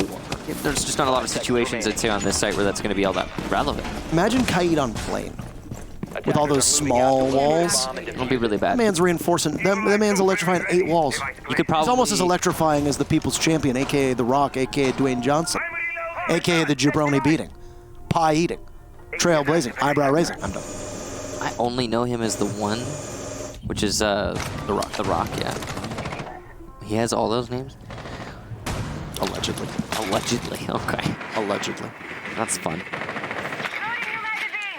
It's not his actual name, obviously, but, you know. His real name's Dwayne Johnson. Yes, I that one I... ESL Pro League know, account actually doesn't count. memed me as him the other day with the... Really? Yeah, because... the hair? Because of the lack of hair. I was wearing a black turtleneck, and they Rock has the picture of the black turtle. Yeah, the pack and it's a stuff. famous picture. Yeah. Yeah, everyone knows that one. I could grow hair similar to that. I mean, I have to dye it because he had black hair. Grow your hair similar to... Oh, yeah, because he had in that picture, he had... Yeah. One of the pictures, I know he's both. But So, Team 1 will start on the 3rd floor, which they have not been successful on in any particular junction of this actual map. Yeah, they've been struggling here. And they're going to struggle some more. Yeah, Team 1 losing a player early on. M King putting themselves up. It's Velopox to go down. Once again, we talked about how well-kitted Gridlock is and what she brings to the table. Your only set of smokes, your best secondary destruction outside of the skeleton key that's on the table, a great gun, and the anti-flank that is, in a ways, different than what Rayduct offers as the air jab, and it's gone now. Again, I would say that the Nomad Gridlock is similar to like a Mute Mozzie. It's just like making one specific thing really, really frustrating and difficult. And I like that mentality from teams when they decide to bring a kit like that, because it means they can lean on it and leverage it to advantage. When Team 1's got a Gridlock and a Nomad that can lock up so much rotation. And it was a similar thing to what we were seeing, I believe, from MIBR in the first half. It just seems to be in vogue these days. Hugzord will get chased off into the depths of the site as he hears the C8 above him, and he will lose some of that coverage to the Skeleton Key. He can answer back with a Nitro Cell, but it's already been used, so there's no hope for him from that vertical play, barring a couple lucky shots with the SMG-11 or a brazen play with the shotgun that the SAS has at their disposal. Navi's is discovered by a drone and then is eliminated by a Lukid. That's a good execution. The information that you have at your disposal. Good coordination, or good communication to get that kill. What did I say? I said execution, I think. Execution, yeah, you did. Yeah. In a literal sense. Yeah, well, he executed. And he was that player. And yeah. he was executed. He executed on the strategy and was executed by the player. Oh, M-King gets knocked on his derriere. And he gets falled off of the top. Oh no, the pre-fire from Lukid manages to get the kill on the Hugzord. It's all on Cyber. He's got one player on low HP, but he's missing his shots, and he'll lose the round off of it. Falls the final kill as he falls on the stairs. And Team 1 get their first attack. Incredible that a Buck was able to do that without the MIBR bundle. Oh yeah, that's a really good point. How did that happen? It's 1 in a million chance. 1 in a million indeed. You got to get Team, that MIBR. Team 1 in a million. Okay. This matchup. MIBR won round number 1. 1 storms back, they win 1 and they win 2. And then they take the lead. MIBR takes the tie back. Team 1 takes the lead. MIBR ties back. MIBR takes the lead. Team 1. Can you say seesaw? Yes, I can. I don't even remember what it is. It's a little toy where it's like you move it and then the ball moves around. What, a seesaw?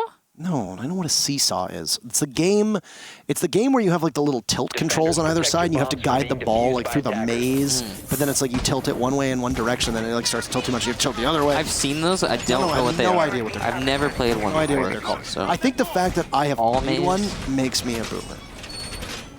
Yeah, because I never played one. I saw like the only time I've never seen one in person. Yeah, because you didn't grow up in a time. You grew up in a time when there were actual screens and electronics. Yeah, I've been playing video games like since my childhood, as far as I can remember. Video games. What was it like? Like growing up, not video gaming, like when you're really young. 10 seconds remaining. Huh. I grew up with video games. But you did? 5 seconds left. What was your? I had a Super Nintendo when I was like 3 years old or something like What was your video game? What was your first one? that. First video game ever? Yeah. I think my parents got me a Super Nintendo with like the Zelda Link to the Past. I think it was my first game. My first was Diablo 2: Lord of Destruction. See, I was playing that game when I was like 11 because it came out in 2001. Yeah, I was like a baby. So I'm aware you're younger than me, Michael. Thank you for making me feel old. Appreciate that. I'm sure not that much younger than you, though, right? I still think to this day the most hours I have in a single game is Diablo 2. Diablo 2 is so good. I know. But anyway. Anyway. It's a totally different genre game. Yep. I did actually grow up, though, talking about Ubisoft and all this. I played Rainbow Six in 2004, and I grew up on Splinter Cell. I owned every Splinter Cell game. So. I played Raven Shield a whole heck of a lot. Yeah, that specific one, and the Vegases. I like to show it up because I found it. I got Tom Clancy's Rainbow Six 3, which was the one that was out on the original Xbox. Came out like 2004, 2005, somewhere in that window. Yeah. And I still have the game. I still have it. I show it on stream from time to time. I have my Raven. This is older than most of you. I brought my Vegas. I bought the Vegases online, but I have the Raven Shield disc. I think still in like a box somewhere in a basement. Just by virtue of owning any discs means that we're old. I guess Probably so. being made fun of by the kids. Anyway. Yeah. No, darn, we are old. Did Rise actually just miss Jaeger? I think so. I don't think he droned Jaeger. I think the way that the Jaeger was standing with his leg up behind the desk and the mute jammer being in play, Rise turned around so he didn't lose the drone and he might have lost the spot with Jaeger. But Cyber left. I mean, Cyber's not... He left. He's not there anymore. So He's over by White Stairs. I yeah, believe. he maneuvered. He's still on White Stairs. So if Rise is able to hop up on the generator on his left, oh my, there's the Bandit doing some damage to Fellopox, who's been the opening death far too many times for Team 1, but the Bandit is trapped. This could be big for Team 1 if they manage to get that Bandit. There probably will be a bailout attempt for MIBR if they destroy the drop from below. And in fact, it might have already happened. No, Bullet's just challenging the window. Hugzord gets Lukid with a C4 in storage, and Falls will get M-King. So Falls, having dropped into the building, will actually be in a good position to get Bullet, potentially. M-King going down early is not ideal. Skeleton Key out to do most damage at close range that you can, as the Bandit has not been shaken off of his position. Bullet is not giving an inch here. And you can tell that the MP7 is still putting in work by the sounds that you hear, but he gets falled by Rayduct. Goodbye. Hugzord will now need to retreat as he loses the hatch above him, so he's got 2 angles to be very wary of, and this is also going to affect the sound. Man, MIBR have fallen off of the plot. Team 1 in a 4v2 advantage with 20 seconds left, but the shotgun will eliminate the Nomad. Velopox takes down Navi, so Hugzord will have to do all the rest of the work. He hears the shot through the barricade, losing the roof above him as cover. He's in trouble. Sees one, pulls out the shotgun, downs Velopox and finishes him off. It's Falls and Rise to try and get the diffuser down. Oh. Hugzord can come on in. Oh. He knows Rise is there. Is he gonna get there in time? He sees the puck, he downs him. What's gonna happen with the bottom backup? My God! And MIBR with a massive clutch. He's got the quad kill finish off Falls, and you've got the ace, but he doesn't need it. Give it to him anyway. By Jove, MIBR. That's an ace in my books and the diffuser as well. A triumphant play by MIBR, and they regain the lead. What a clutch from Hugzord. Truly impressive. He gets all of them. Not a technical ace, but we're calling it one. I would call that a technical ace. Okay, a technical It's not a real ace, but it's a technical ace. Not a verified ace, I guess. 4 kills, he got the down. He could have finished off the down, but he went for the diffuser. He's not greedy. He got the ace. Watch this. That was the second kill he got in the round. Yoink. Your third. And here, this is the big moment. He wins the fight against Falls. Falls did not need to challenge. He just didn't. He could have waited for the plant to go down. The timing was bad for a challenge there. Oh. Monstrous play. A monstrous play from MIBR's newest member who comes in and can not only provide for the team in terms of coordination and calmness, as we know that Hugzord is a veteran of Latin America. He's been here for so long. He has been very instrumental in rejuvenating this MIBR squad. Locate and defuse as many bombs as they can. That was huge. Absolutely massive. And speaking of rejuvenation, you said it during the round, and I would agree with this. It seems like MIBR has lost the plot. And they definitely look to have lost control of that round. And I was thinking to myself, I was going to say, and I'm going to say this actually, MIBR needs to stop going to reading. That's not their site. Even if they won that round, they won it on pure luck. Not pure luck, sorry. Pure skill, I guess, and chance. But they really should go there again. I am beside myself on that one. Keep in mind, we saw Bullet clutch as well in MIBR when he was playing on, was it Nomad with the diffuser down? Because even though he died, Team 1 did not have time to diffuse on Cafe between these teams. I don't know what it is. I don't know what's in the water when these two teams play each other here on Cafe. I don't know what's in the Russian water here on this map. But there are always magical and spectacular things that happen between them. Yeah. Because we always get incredible moments like that. I'm now very glad that they have brought us to Cafe. Remember we said at the beginning this is going to be a treat? Well, they're definitely giving us some serious magic on this map. Lukid about to face Navi's, and he knows it thanks to the drone. Navi's goes down, and an early lead for Team 1. More droning right in front of Lukid. He might be able to do some more work here, but he'll decide to go up the red stairs instead. Well, we're certainly looking like if we hit a 5-5, then we will need every round here. We will have played all but one round of this Latin America Playday. And we thought this region was top-heavy. Well, that is not the case, at least so far, through these 4 matches. The week is still young. Latin America will still play yet again on Thursday. 1 minute off and you've lost Navi's. That's a lot of utility and denial that comes with the Kaid being removed from play. And that was, as you pointed out, Lukid getting droned in and capitalizing off of the calls that he was getting from his team. That fearlessness that MIBR exhibited can very easily be taken over as the mantle was put upon the shoulders of Lukid in that particular instance. Track Stingers will go off onto red stairs, meaning that any push up will make either a lot of noise or a return to the site from the flank of MIBR will be cut off.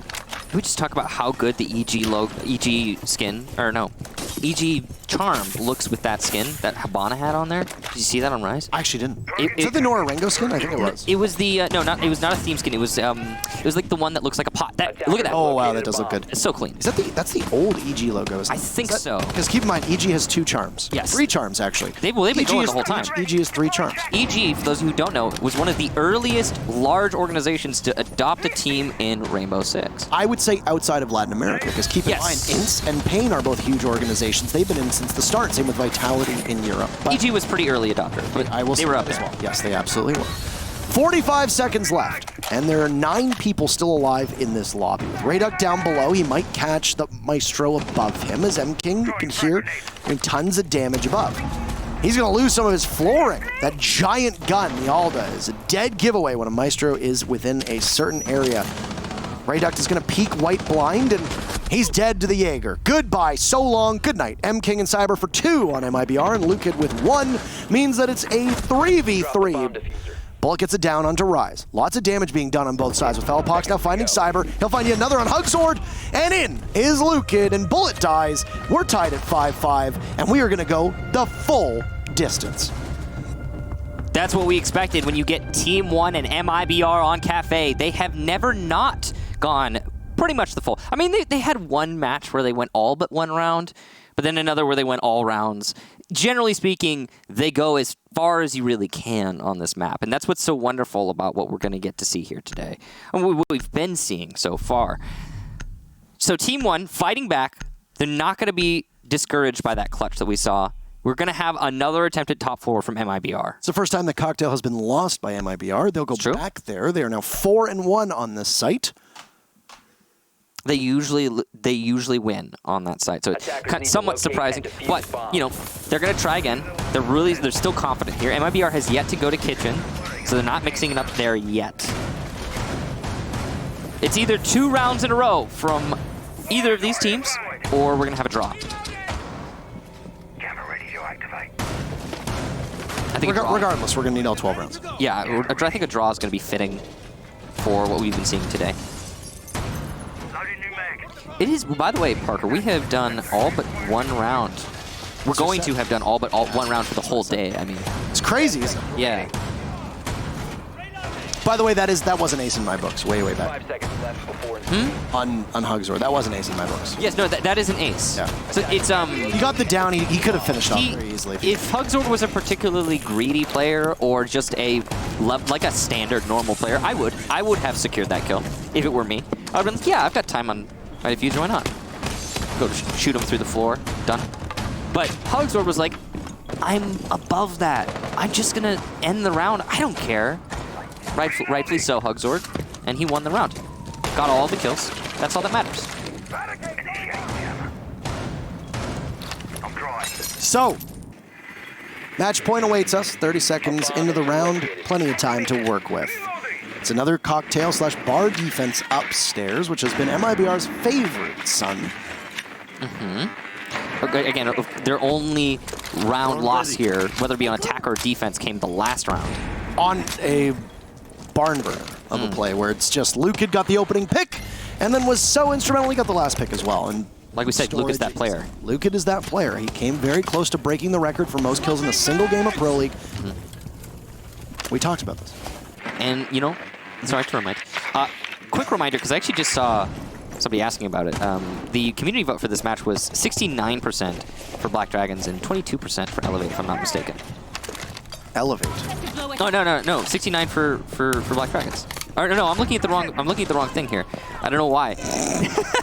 I was like the wrong note. Did you just want to say? No, it's it was a certain number you wanted to say there. It was 64% for MIBR, 28 for Team 1 is what I meant to say. I said that I thought Team 1 was going to win. You picked a draw. Every other person on the Siege GG caster prediction said MIBR. So which of us is going to be right? Wait, did I predict a draw? I think you predicted a draw. I thought I predicted MIBR. Somebody said a draw on this. No. I said we're like, it looks like we're going towards a draw. I think I predicted MIBR. Well, Hugsword gets the opening pick onto Rise. MIBR find themselves with an advantage, and they are down on that second floor, well below. Kaid can possibly stop the plant if needed. He's got a Nitro Cell in hand. Wrong page in my notes. It's fine, it happens to the best of us. I was like, what the? We have a whole Playday still left to cast. Like, what? I've already been here 5 hours. Falls with an aid. Gets eaten, though, by an ADS. Tries to swing around the corner, and he's not going to be able to outduel Bullet, who's playing where he is. Fellapox and Lukid come to life, and we're back to a 3v3. But there's Cyber with 2. He comes out of nowhere. On Repel is Rayduct, and he's all above in a 1v3. And he'll have to death drop. Right on in. The diffuser is miles away. It might as well be on border. He's going to make a lot of noise, and he's not going to get past Navi's. 1 point for MIBR. They guarantee themselves, at worst, a draw between these teams. And with the way it's been going, a draw is very likely. Yeah, especially when you consider that the only other site that Team 1 has lost on when they are attacking, or rather I should say, the only other site that MIBR has won, apart from the top floor, is Reading. And not reliably, I would say. So they're going to have to, oh my gosh, are they really going to reading again? Really? I am just shocked by that MIBR are going to try reading one more time, because they really aren't good at defending reading. And more importantly, Team 1 have been getting great attacks off onto reading. This is just a little bit surprising. I will say this. I mean, we don't have any skin in the game when it comes to teams. I'm very honest when asked. I don't have a favorite team. Same. I cheer for the story. I think it's important because I don't want it to impact the way that I cast, yada, yada, yada. I like seeing good gameplay. I like seeing good gameplay, and this is about as good as it gets from these two teams. I am having a whole lot of fun watching these two smash their heads against each other for the 3rd time in a month. This is the type of match that makes you wish that there was infinite overtime, and that you could just keep, like, it just keeps going and going and going. But also, if that were the case, then we would probably, I think we might. We'd be here a while. We'd be here a while, yeah. Unless MIBR ends it right now, but we'll wait and see. Well, I mean, either one of these could end it because there's no OT, but 10 yeah. seconds to insertion. Only one more round. 3 more minutes. Bomb located by attackers. 5 seconds to go. Well, maybe a little bit more than 3 minutes, Michael, if it goes into... Attackers are heading out to defuse a bomb. One thing I've noticed so far from today's matches in Latin America, yeah, every single team, there's been no real defined standout performer. I think Lukid's 13 kills over top of the rest of his team is the biggest distance. But that's standard with his team, so. Right, but I'm saying, well, other than that one time on Bank where he dropped like 20 kills or something like that. Yeah, no, what I'm saying is, like, Lukid is the player that is fed on Team 1. They drone him in, they want him to get the kills, he gets the kills. Oh, absolutely. But my point is that Latin America does tend to have teams that get very top-heavy with their fraggers. Think Nesk, think Cameraman or Math. Nesk got to perform today. Nesk did not have the greatest day today. But the point I'm trying to make is that nobody in Latin America, despite these teams all being as close as they have, 6-6, 7-5, 7-4, and now 6-5 being the score lines that we've had so far today, is no team has had one defined standout performer. Navi's has been pretty good, though, for MIBR. He'll take Falls out, and there's 4 ducks lined up for Team 1 that MIBR is going to have to go hunting for if they want to take the full 3 points here. Yeah, it's looking a whole lot like a MIBR win right now, but of course with Lukid still alive, this is still possible. And as Fellapox eliminates Cyber, it's getting even more likely that we will see a draw. Ooh, nice mark there, but just a little too belated on the fire from Lukid, and Navi's gets away unscathed. MIBR's seen something, and they're rotating with both Hugzord and Navi's deciding to get a little bit closer towards the site, maybe allowing Bullet the freedom above, with M-King by his side. We've talked at length, you and I, about Maestro's role and how he works in a certain composition. He is not being played as your typical anchor right now. It's a common spot for Fellapox on Repel by Cocktail. Toss out those track stingers. Bullet's played in a similar position before. He'll retreat down the white stairs and scamper off. If that window is broken enough, he could hop on out. Maybe to his doom if there's a Claymore there. But Fellapox is on Repel and is exceedingly vulnerable. And so far, it's looking like just a little bit of a stall out from Team 1. Lukid's being constantly marked out. The question is he going to win the gunfight? He knows where his enemy is. It's a little bit of a standoff as, oh, yeah, it's control for top floor. Team 1 in the advantage now. There is a downed player on Rise. So technically HP advantage strongly for MIBR, but there's enough time to use his top floor to the attacker's advantage. Rise will need to get picked up, and I think they're wary of 2 getting taken out by a singular Nitro Cell. Navi's finds Rise, who only had a tiny bit of HP. Rayduct frags back. 2v2, 25 seconds on the clock. All 4 remaining people in this match are at full HP. This is for all the marbles. 3 points for MIBR. You know how close Latin America gets. A loss to Team 1 here could already spell the end of their playoff race later on down the line with how vital these points end up being in Latin America. Navi's walks in, he gets sprayed down, immediately traded off by Bullet 1, and Bullet versus Rayduct in a 1v1, but the MP7 in hand, and Magic will strike as MIBR take 2 in a row, and that's 3 big points for them. That win was made in Brazil, and so was the team. They win 7-5. A big win there for MIBR off of 2 close calls on reading, and they push themselves to the top in Latin America. In terms of points, in terms of round count, that would be ints, I want to say. Yeah, now there'll be ints. And I'm honestly a little bit surprised by that because we played today all but 1 rounds of possible rounds played in total. Don't forget to get the MIBR skin. Do you know why they won, Michael? It's because of the MIBR skin. Because of the MIBR bundle. You gotta get the MIBR bundle. Get it. It lets you win Pro League matches. matches. Like what we just saw. You wear the what would it came back and I was in a suit that just said MIBR on it? If we had one, you would be in one. If it just came back and it was just like I was in an MIBR bundle. If there happened to be MIBR No. something in this studio, he would have put it on. The only branded goods I have are like team jerseys, and I don't. I have a bunch of team jerseys too. I mean, I don't wear them. I don't wear gamer wear. You wore one at remember Sao Paulo? Way back? So you wore one on the analyst desk. Yeah, I put on Black Dragon. Speaking of Latin America, I put on Black Dragon's gear, and I talked about Penta, and I said they were the enemy and they should be destroyed. And I have It's really funny. I've held that opinion ever since. Penta, of course, being G2 now. Yes, of course. But the Actually, Penta being relegated now. Well, okay, the organization, right? But like that roster. Anyway, moving on. The real winner for today, as this is the first Latin American Playday, is going to be Ince. Yep. Ince, a surprise to us all, beating Liquid and having the best round differential of all teams through this day. They sit at number 1. It's pretty big. Ince may never lose again. Not again, dude. I'm willing to make a bold prediction here that with Ince defeating Liquid by a score of 7-4, Ince may never lose again. Do you see what I have to work with? All right, let's literally, as I shave. actually have to work with. Here are the scores for today. Spoilers incoming. Sorry about that. The first game started off with a draw, and it certainly looked like we were going to have a couple more on the docket for the day. Yes. We went all but one round. That's it. That's a long one. Yeah, that's a long one. There's 48 rounds possible, and we did 47. With only Not bad. one stall out. With only one. We had a bit of a hiccup with players getting into the lobby. We had some internet issues with Nip, I believe, or FaZe in that matchup. And then we couldn't get in, so we had to wait a little bit. But other than that, it was as long of a day as you could imagine. Hopefully you got to see your families and your children and your parents, and you got water and you stretched and all that jazz. When ready, the standings will come up for you as well so that we can take a look at what the picture is. Mind you, it's only after one day, but it is Ince sitting atop the scoreboard with both FaZe, MIBR beneath them, and then it's a little bit of a drop-off with Elevate in 4th. Elevate, of course, formerly Chico's team, making it into Pro League through relegations. And that's Black Dragons, Team Liquid, Team 1, and Ninjas in Pajamas in last place. What we find with a region like Latin America is that it does tend to be quite top-heavy.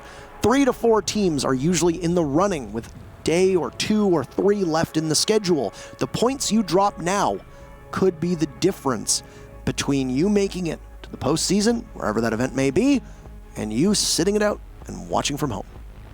Yeah, and of course that's true in any region, but so much more so in Latin America. Anyway, that's it for us. We are done with our Latin American Playday, and we have more up in the rest of the week, but just for now, we're done. We have EU tomorrow and North America tomorrow, so wall-to-wall coverage of Pro League, and then if you're watching for Latin America, we're back on Thursday at the exact same time. See you bright and early in about 12 to 14 hours or so. We'll be back with EU. That'll be Milos and Emzo doing that. You're in good hands with them. Take care of yourself. Have a good night, and we'll see you soon.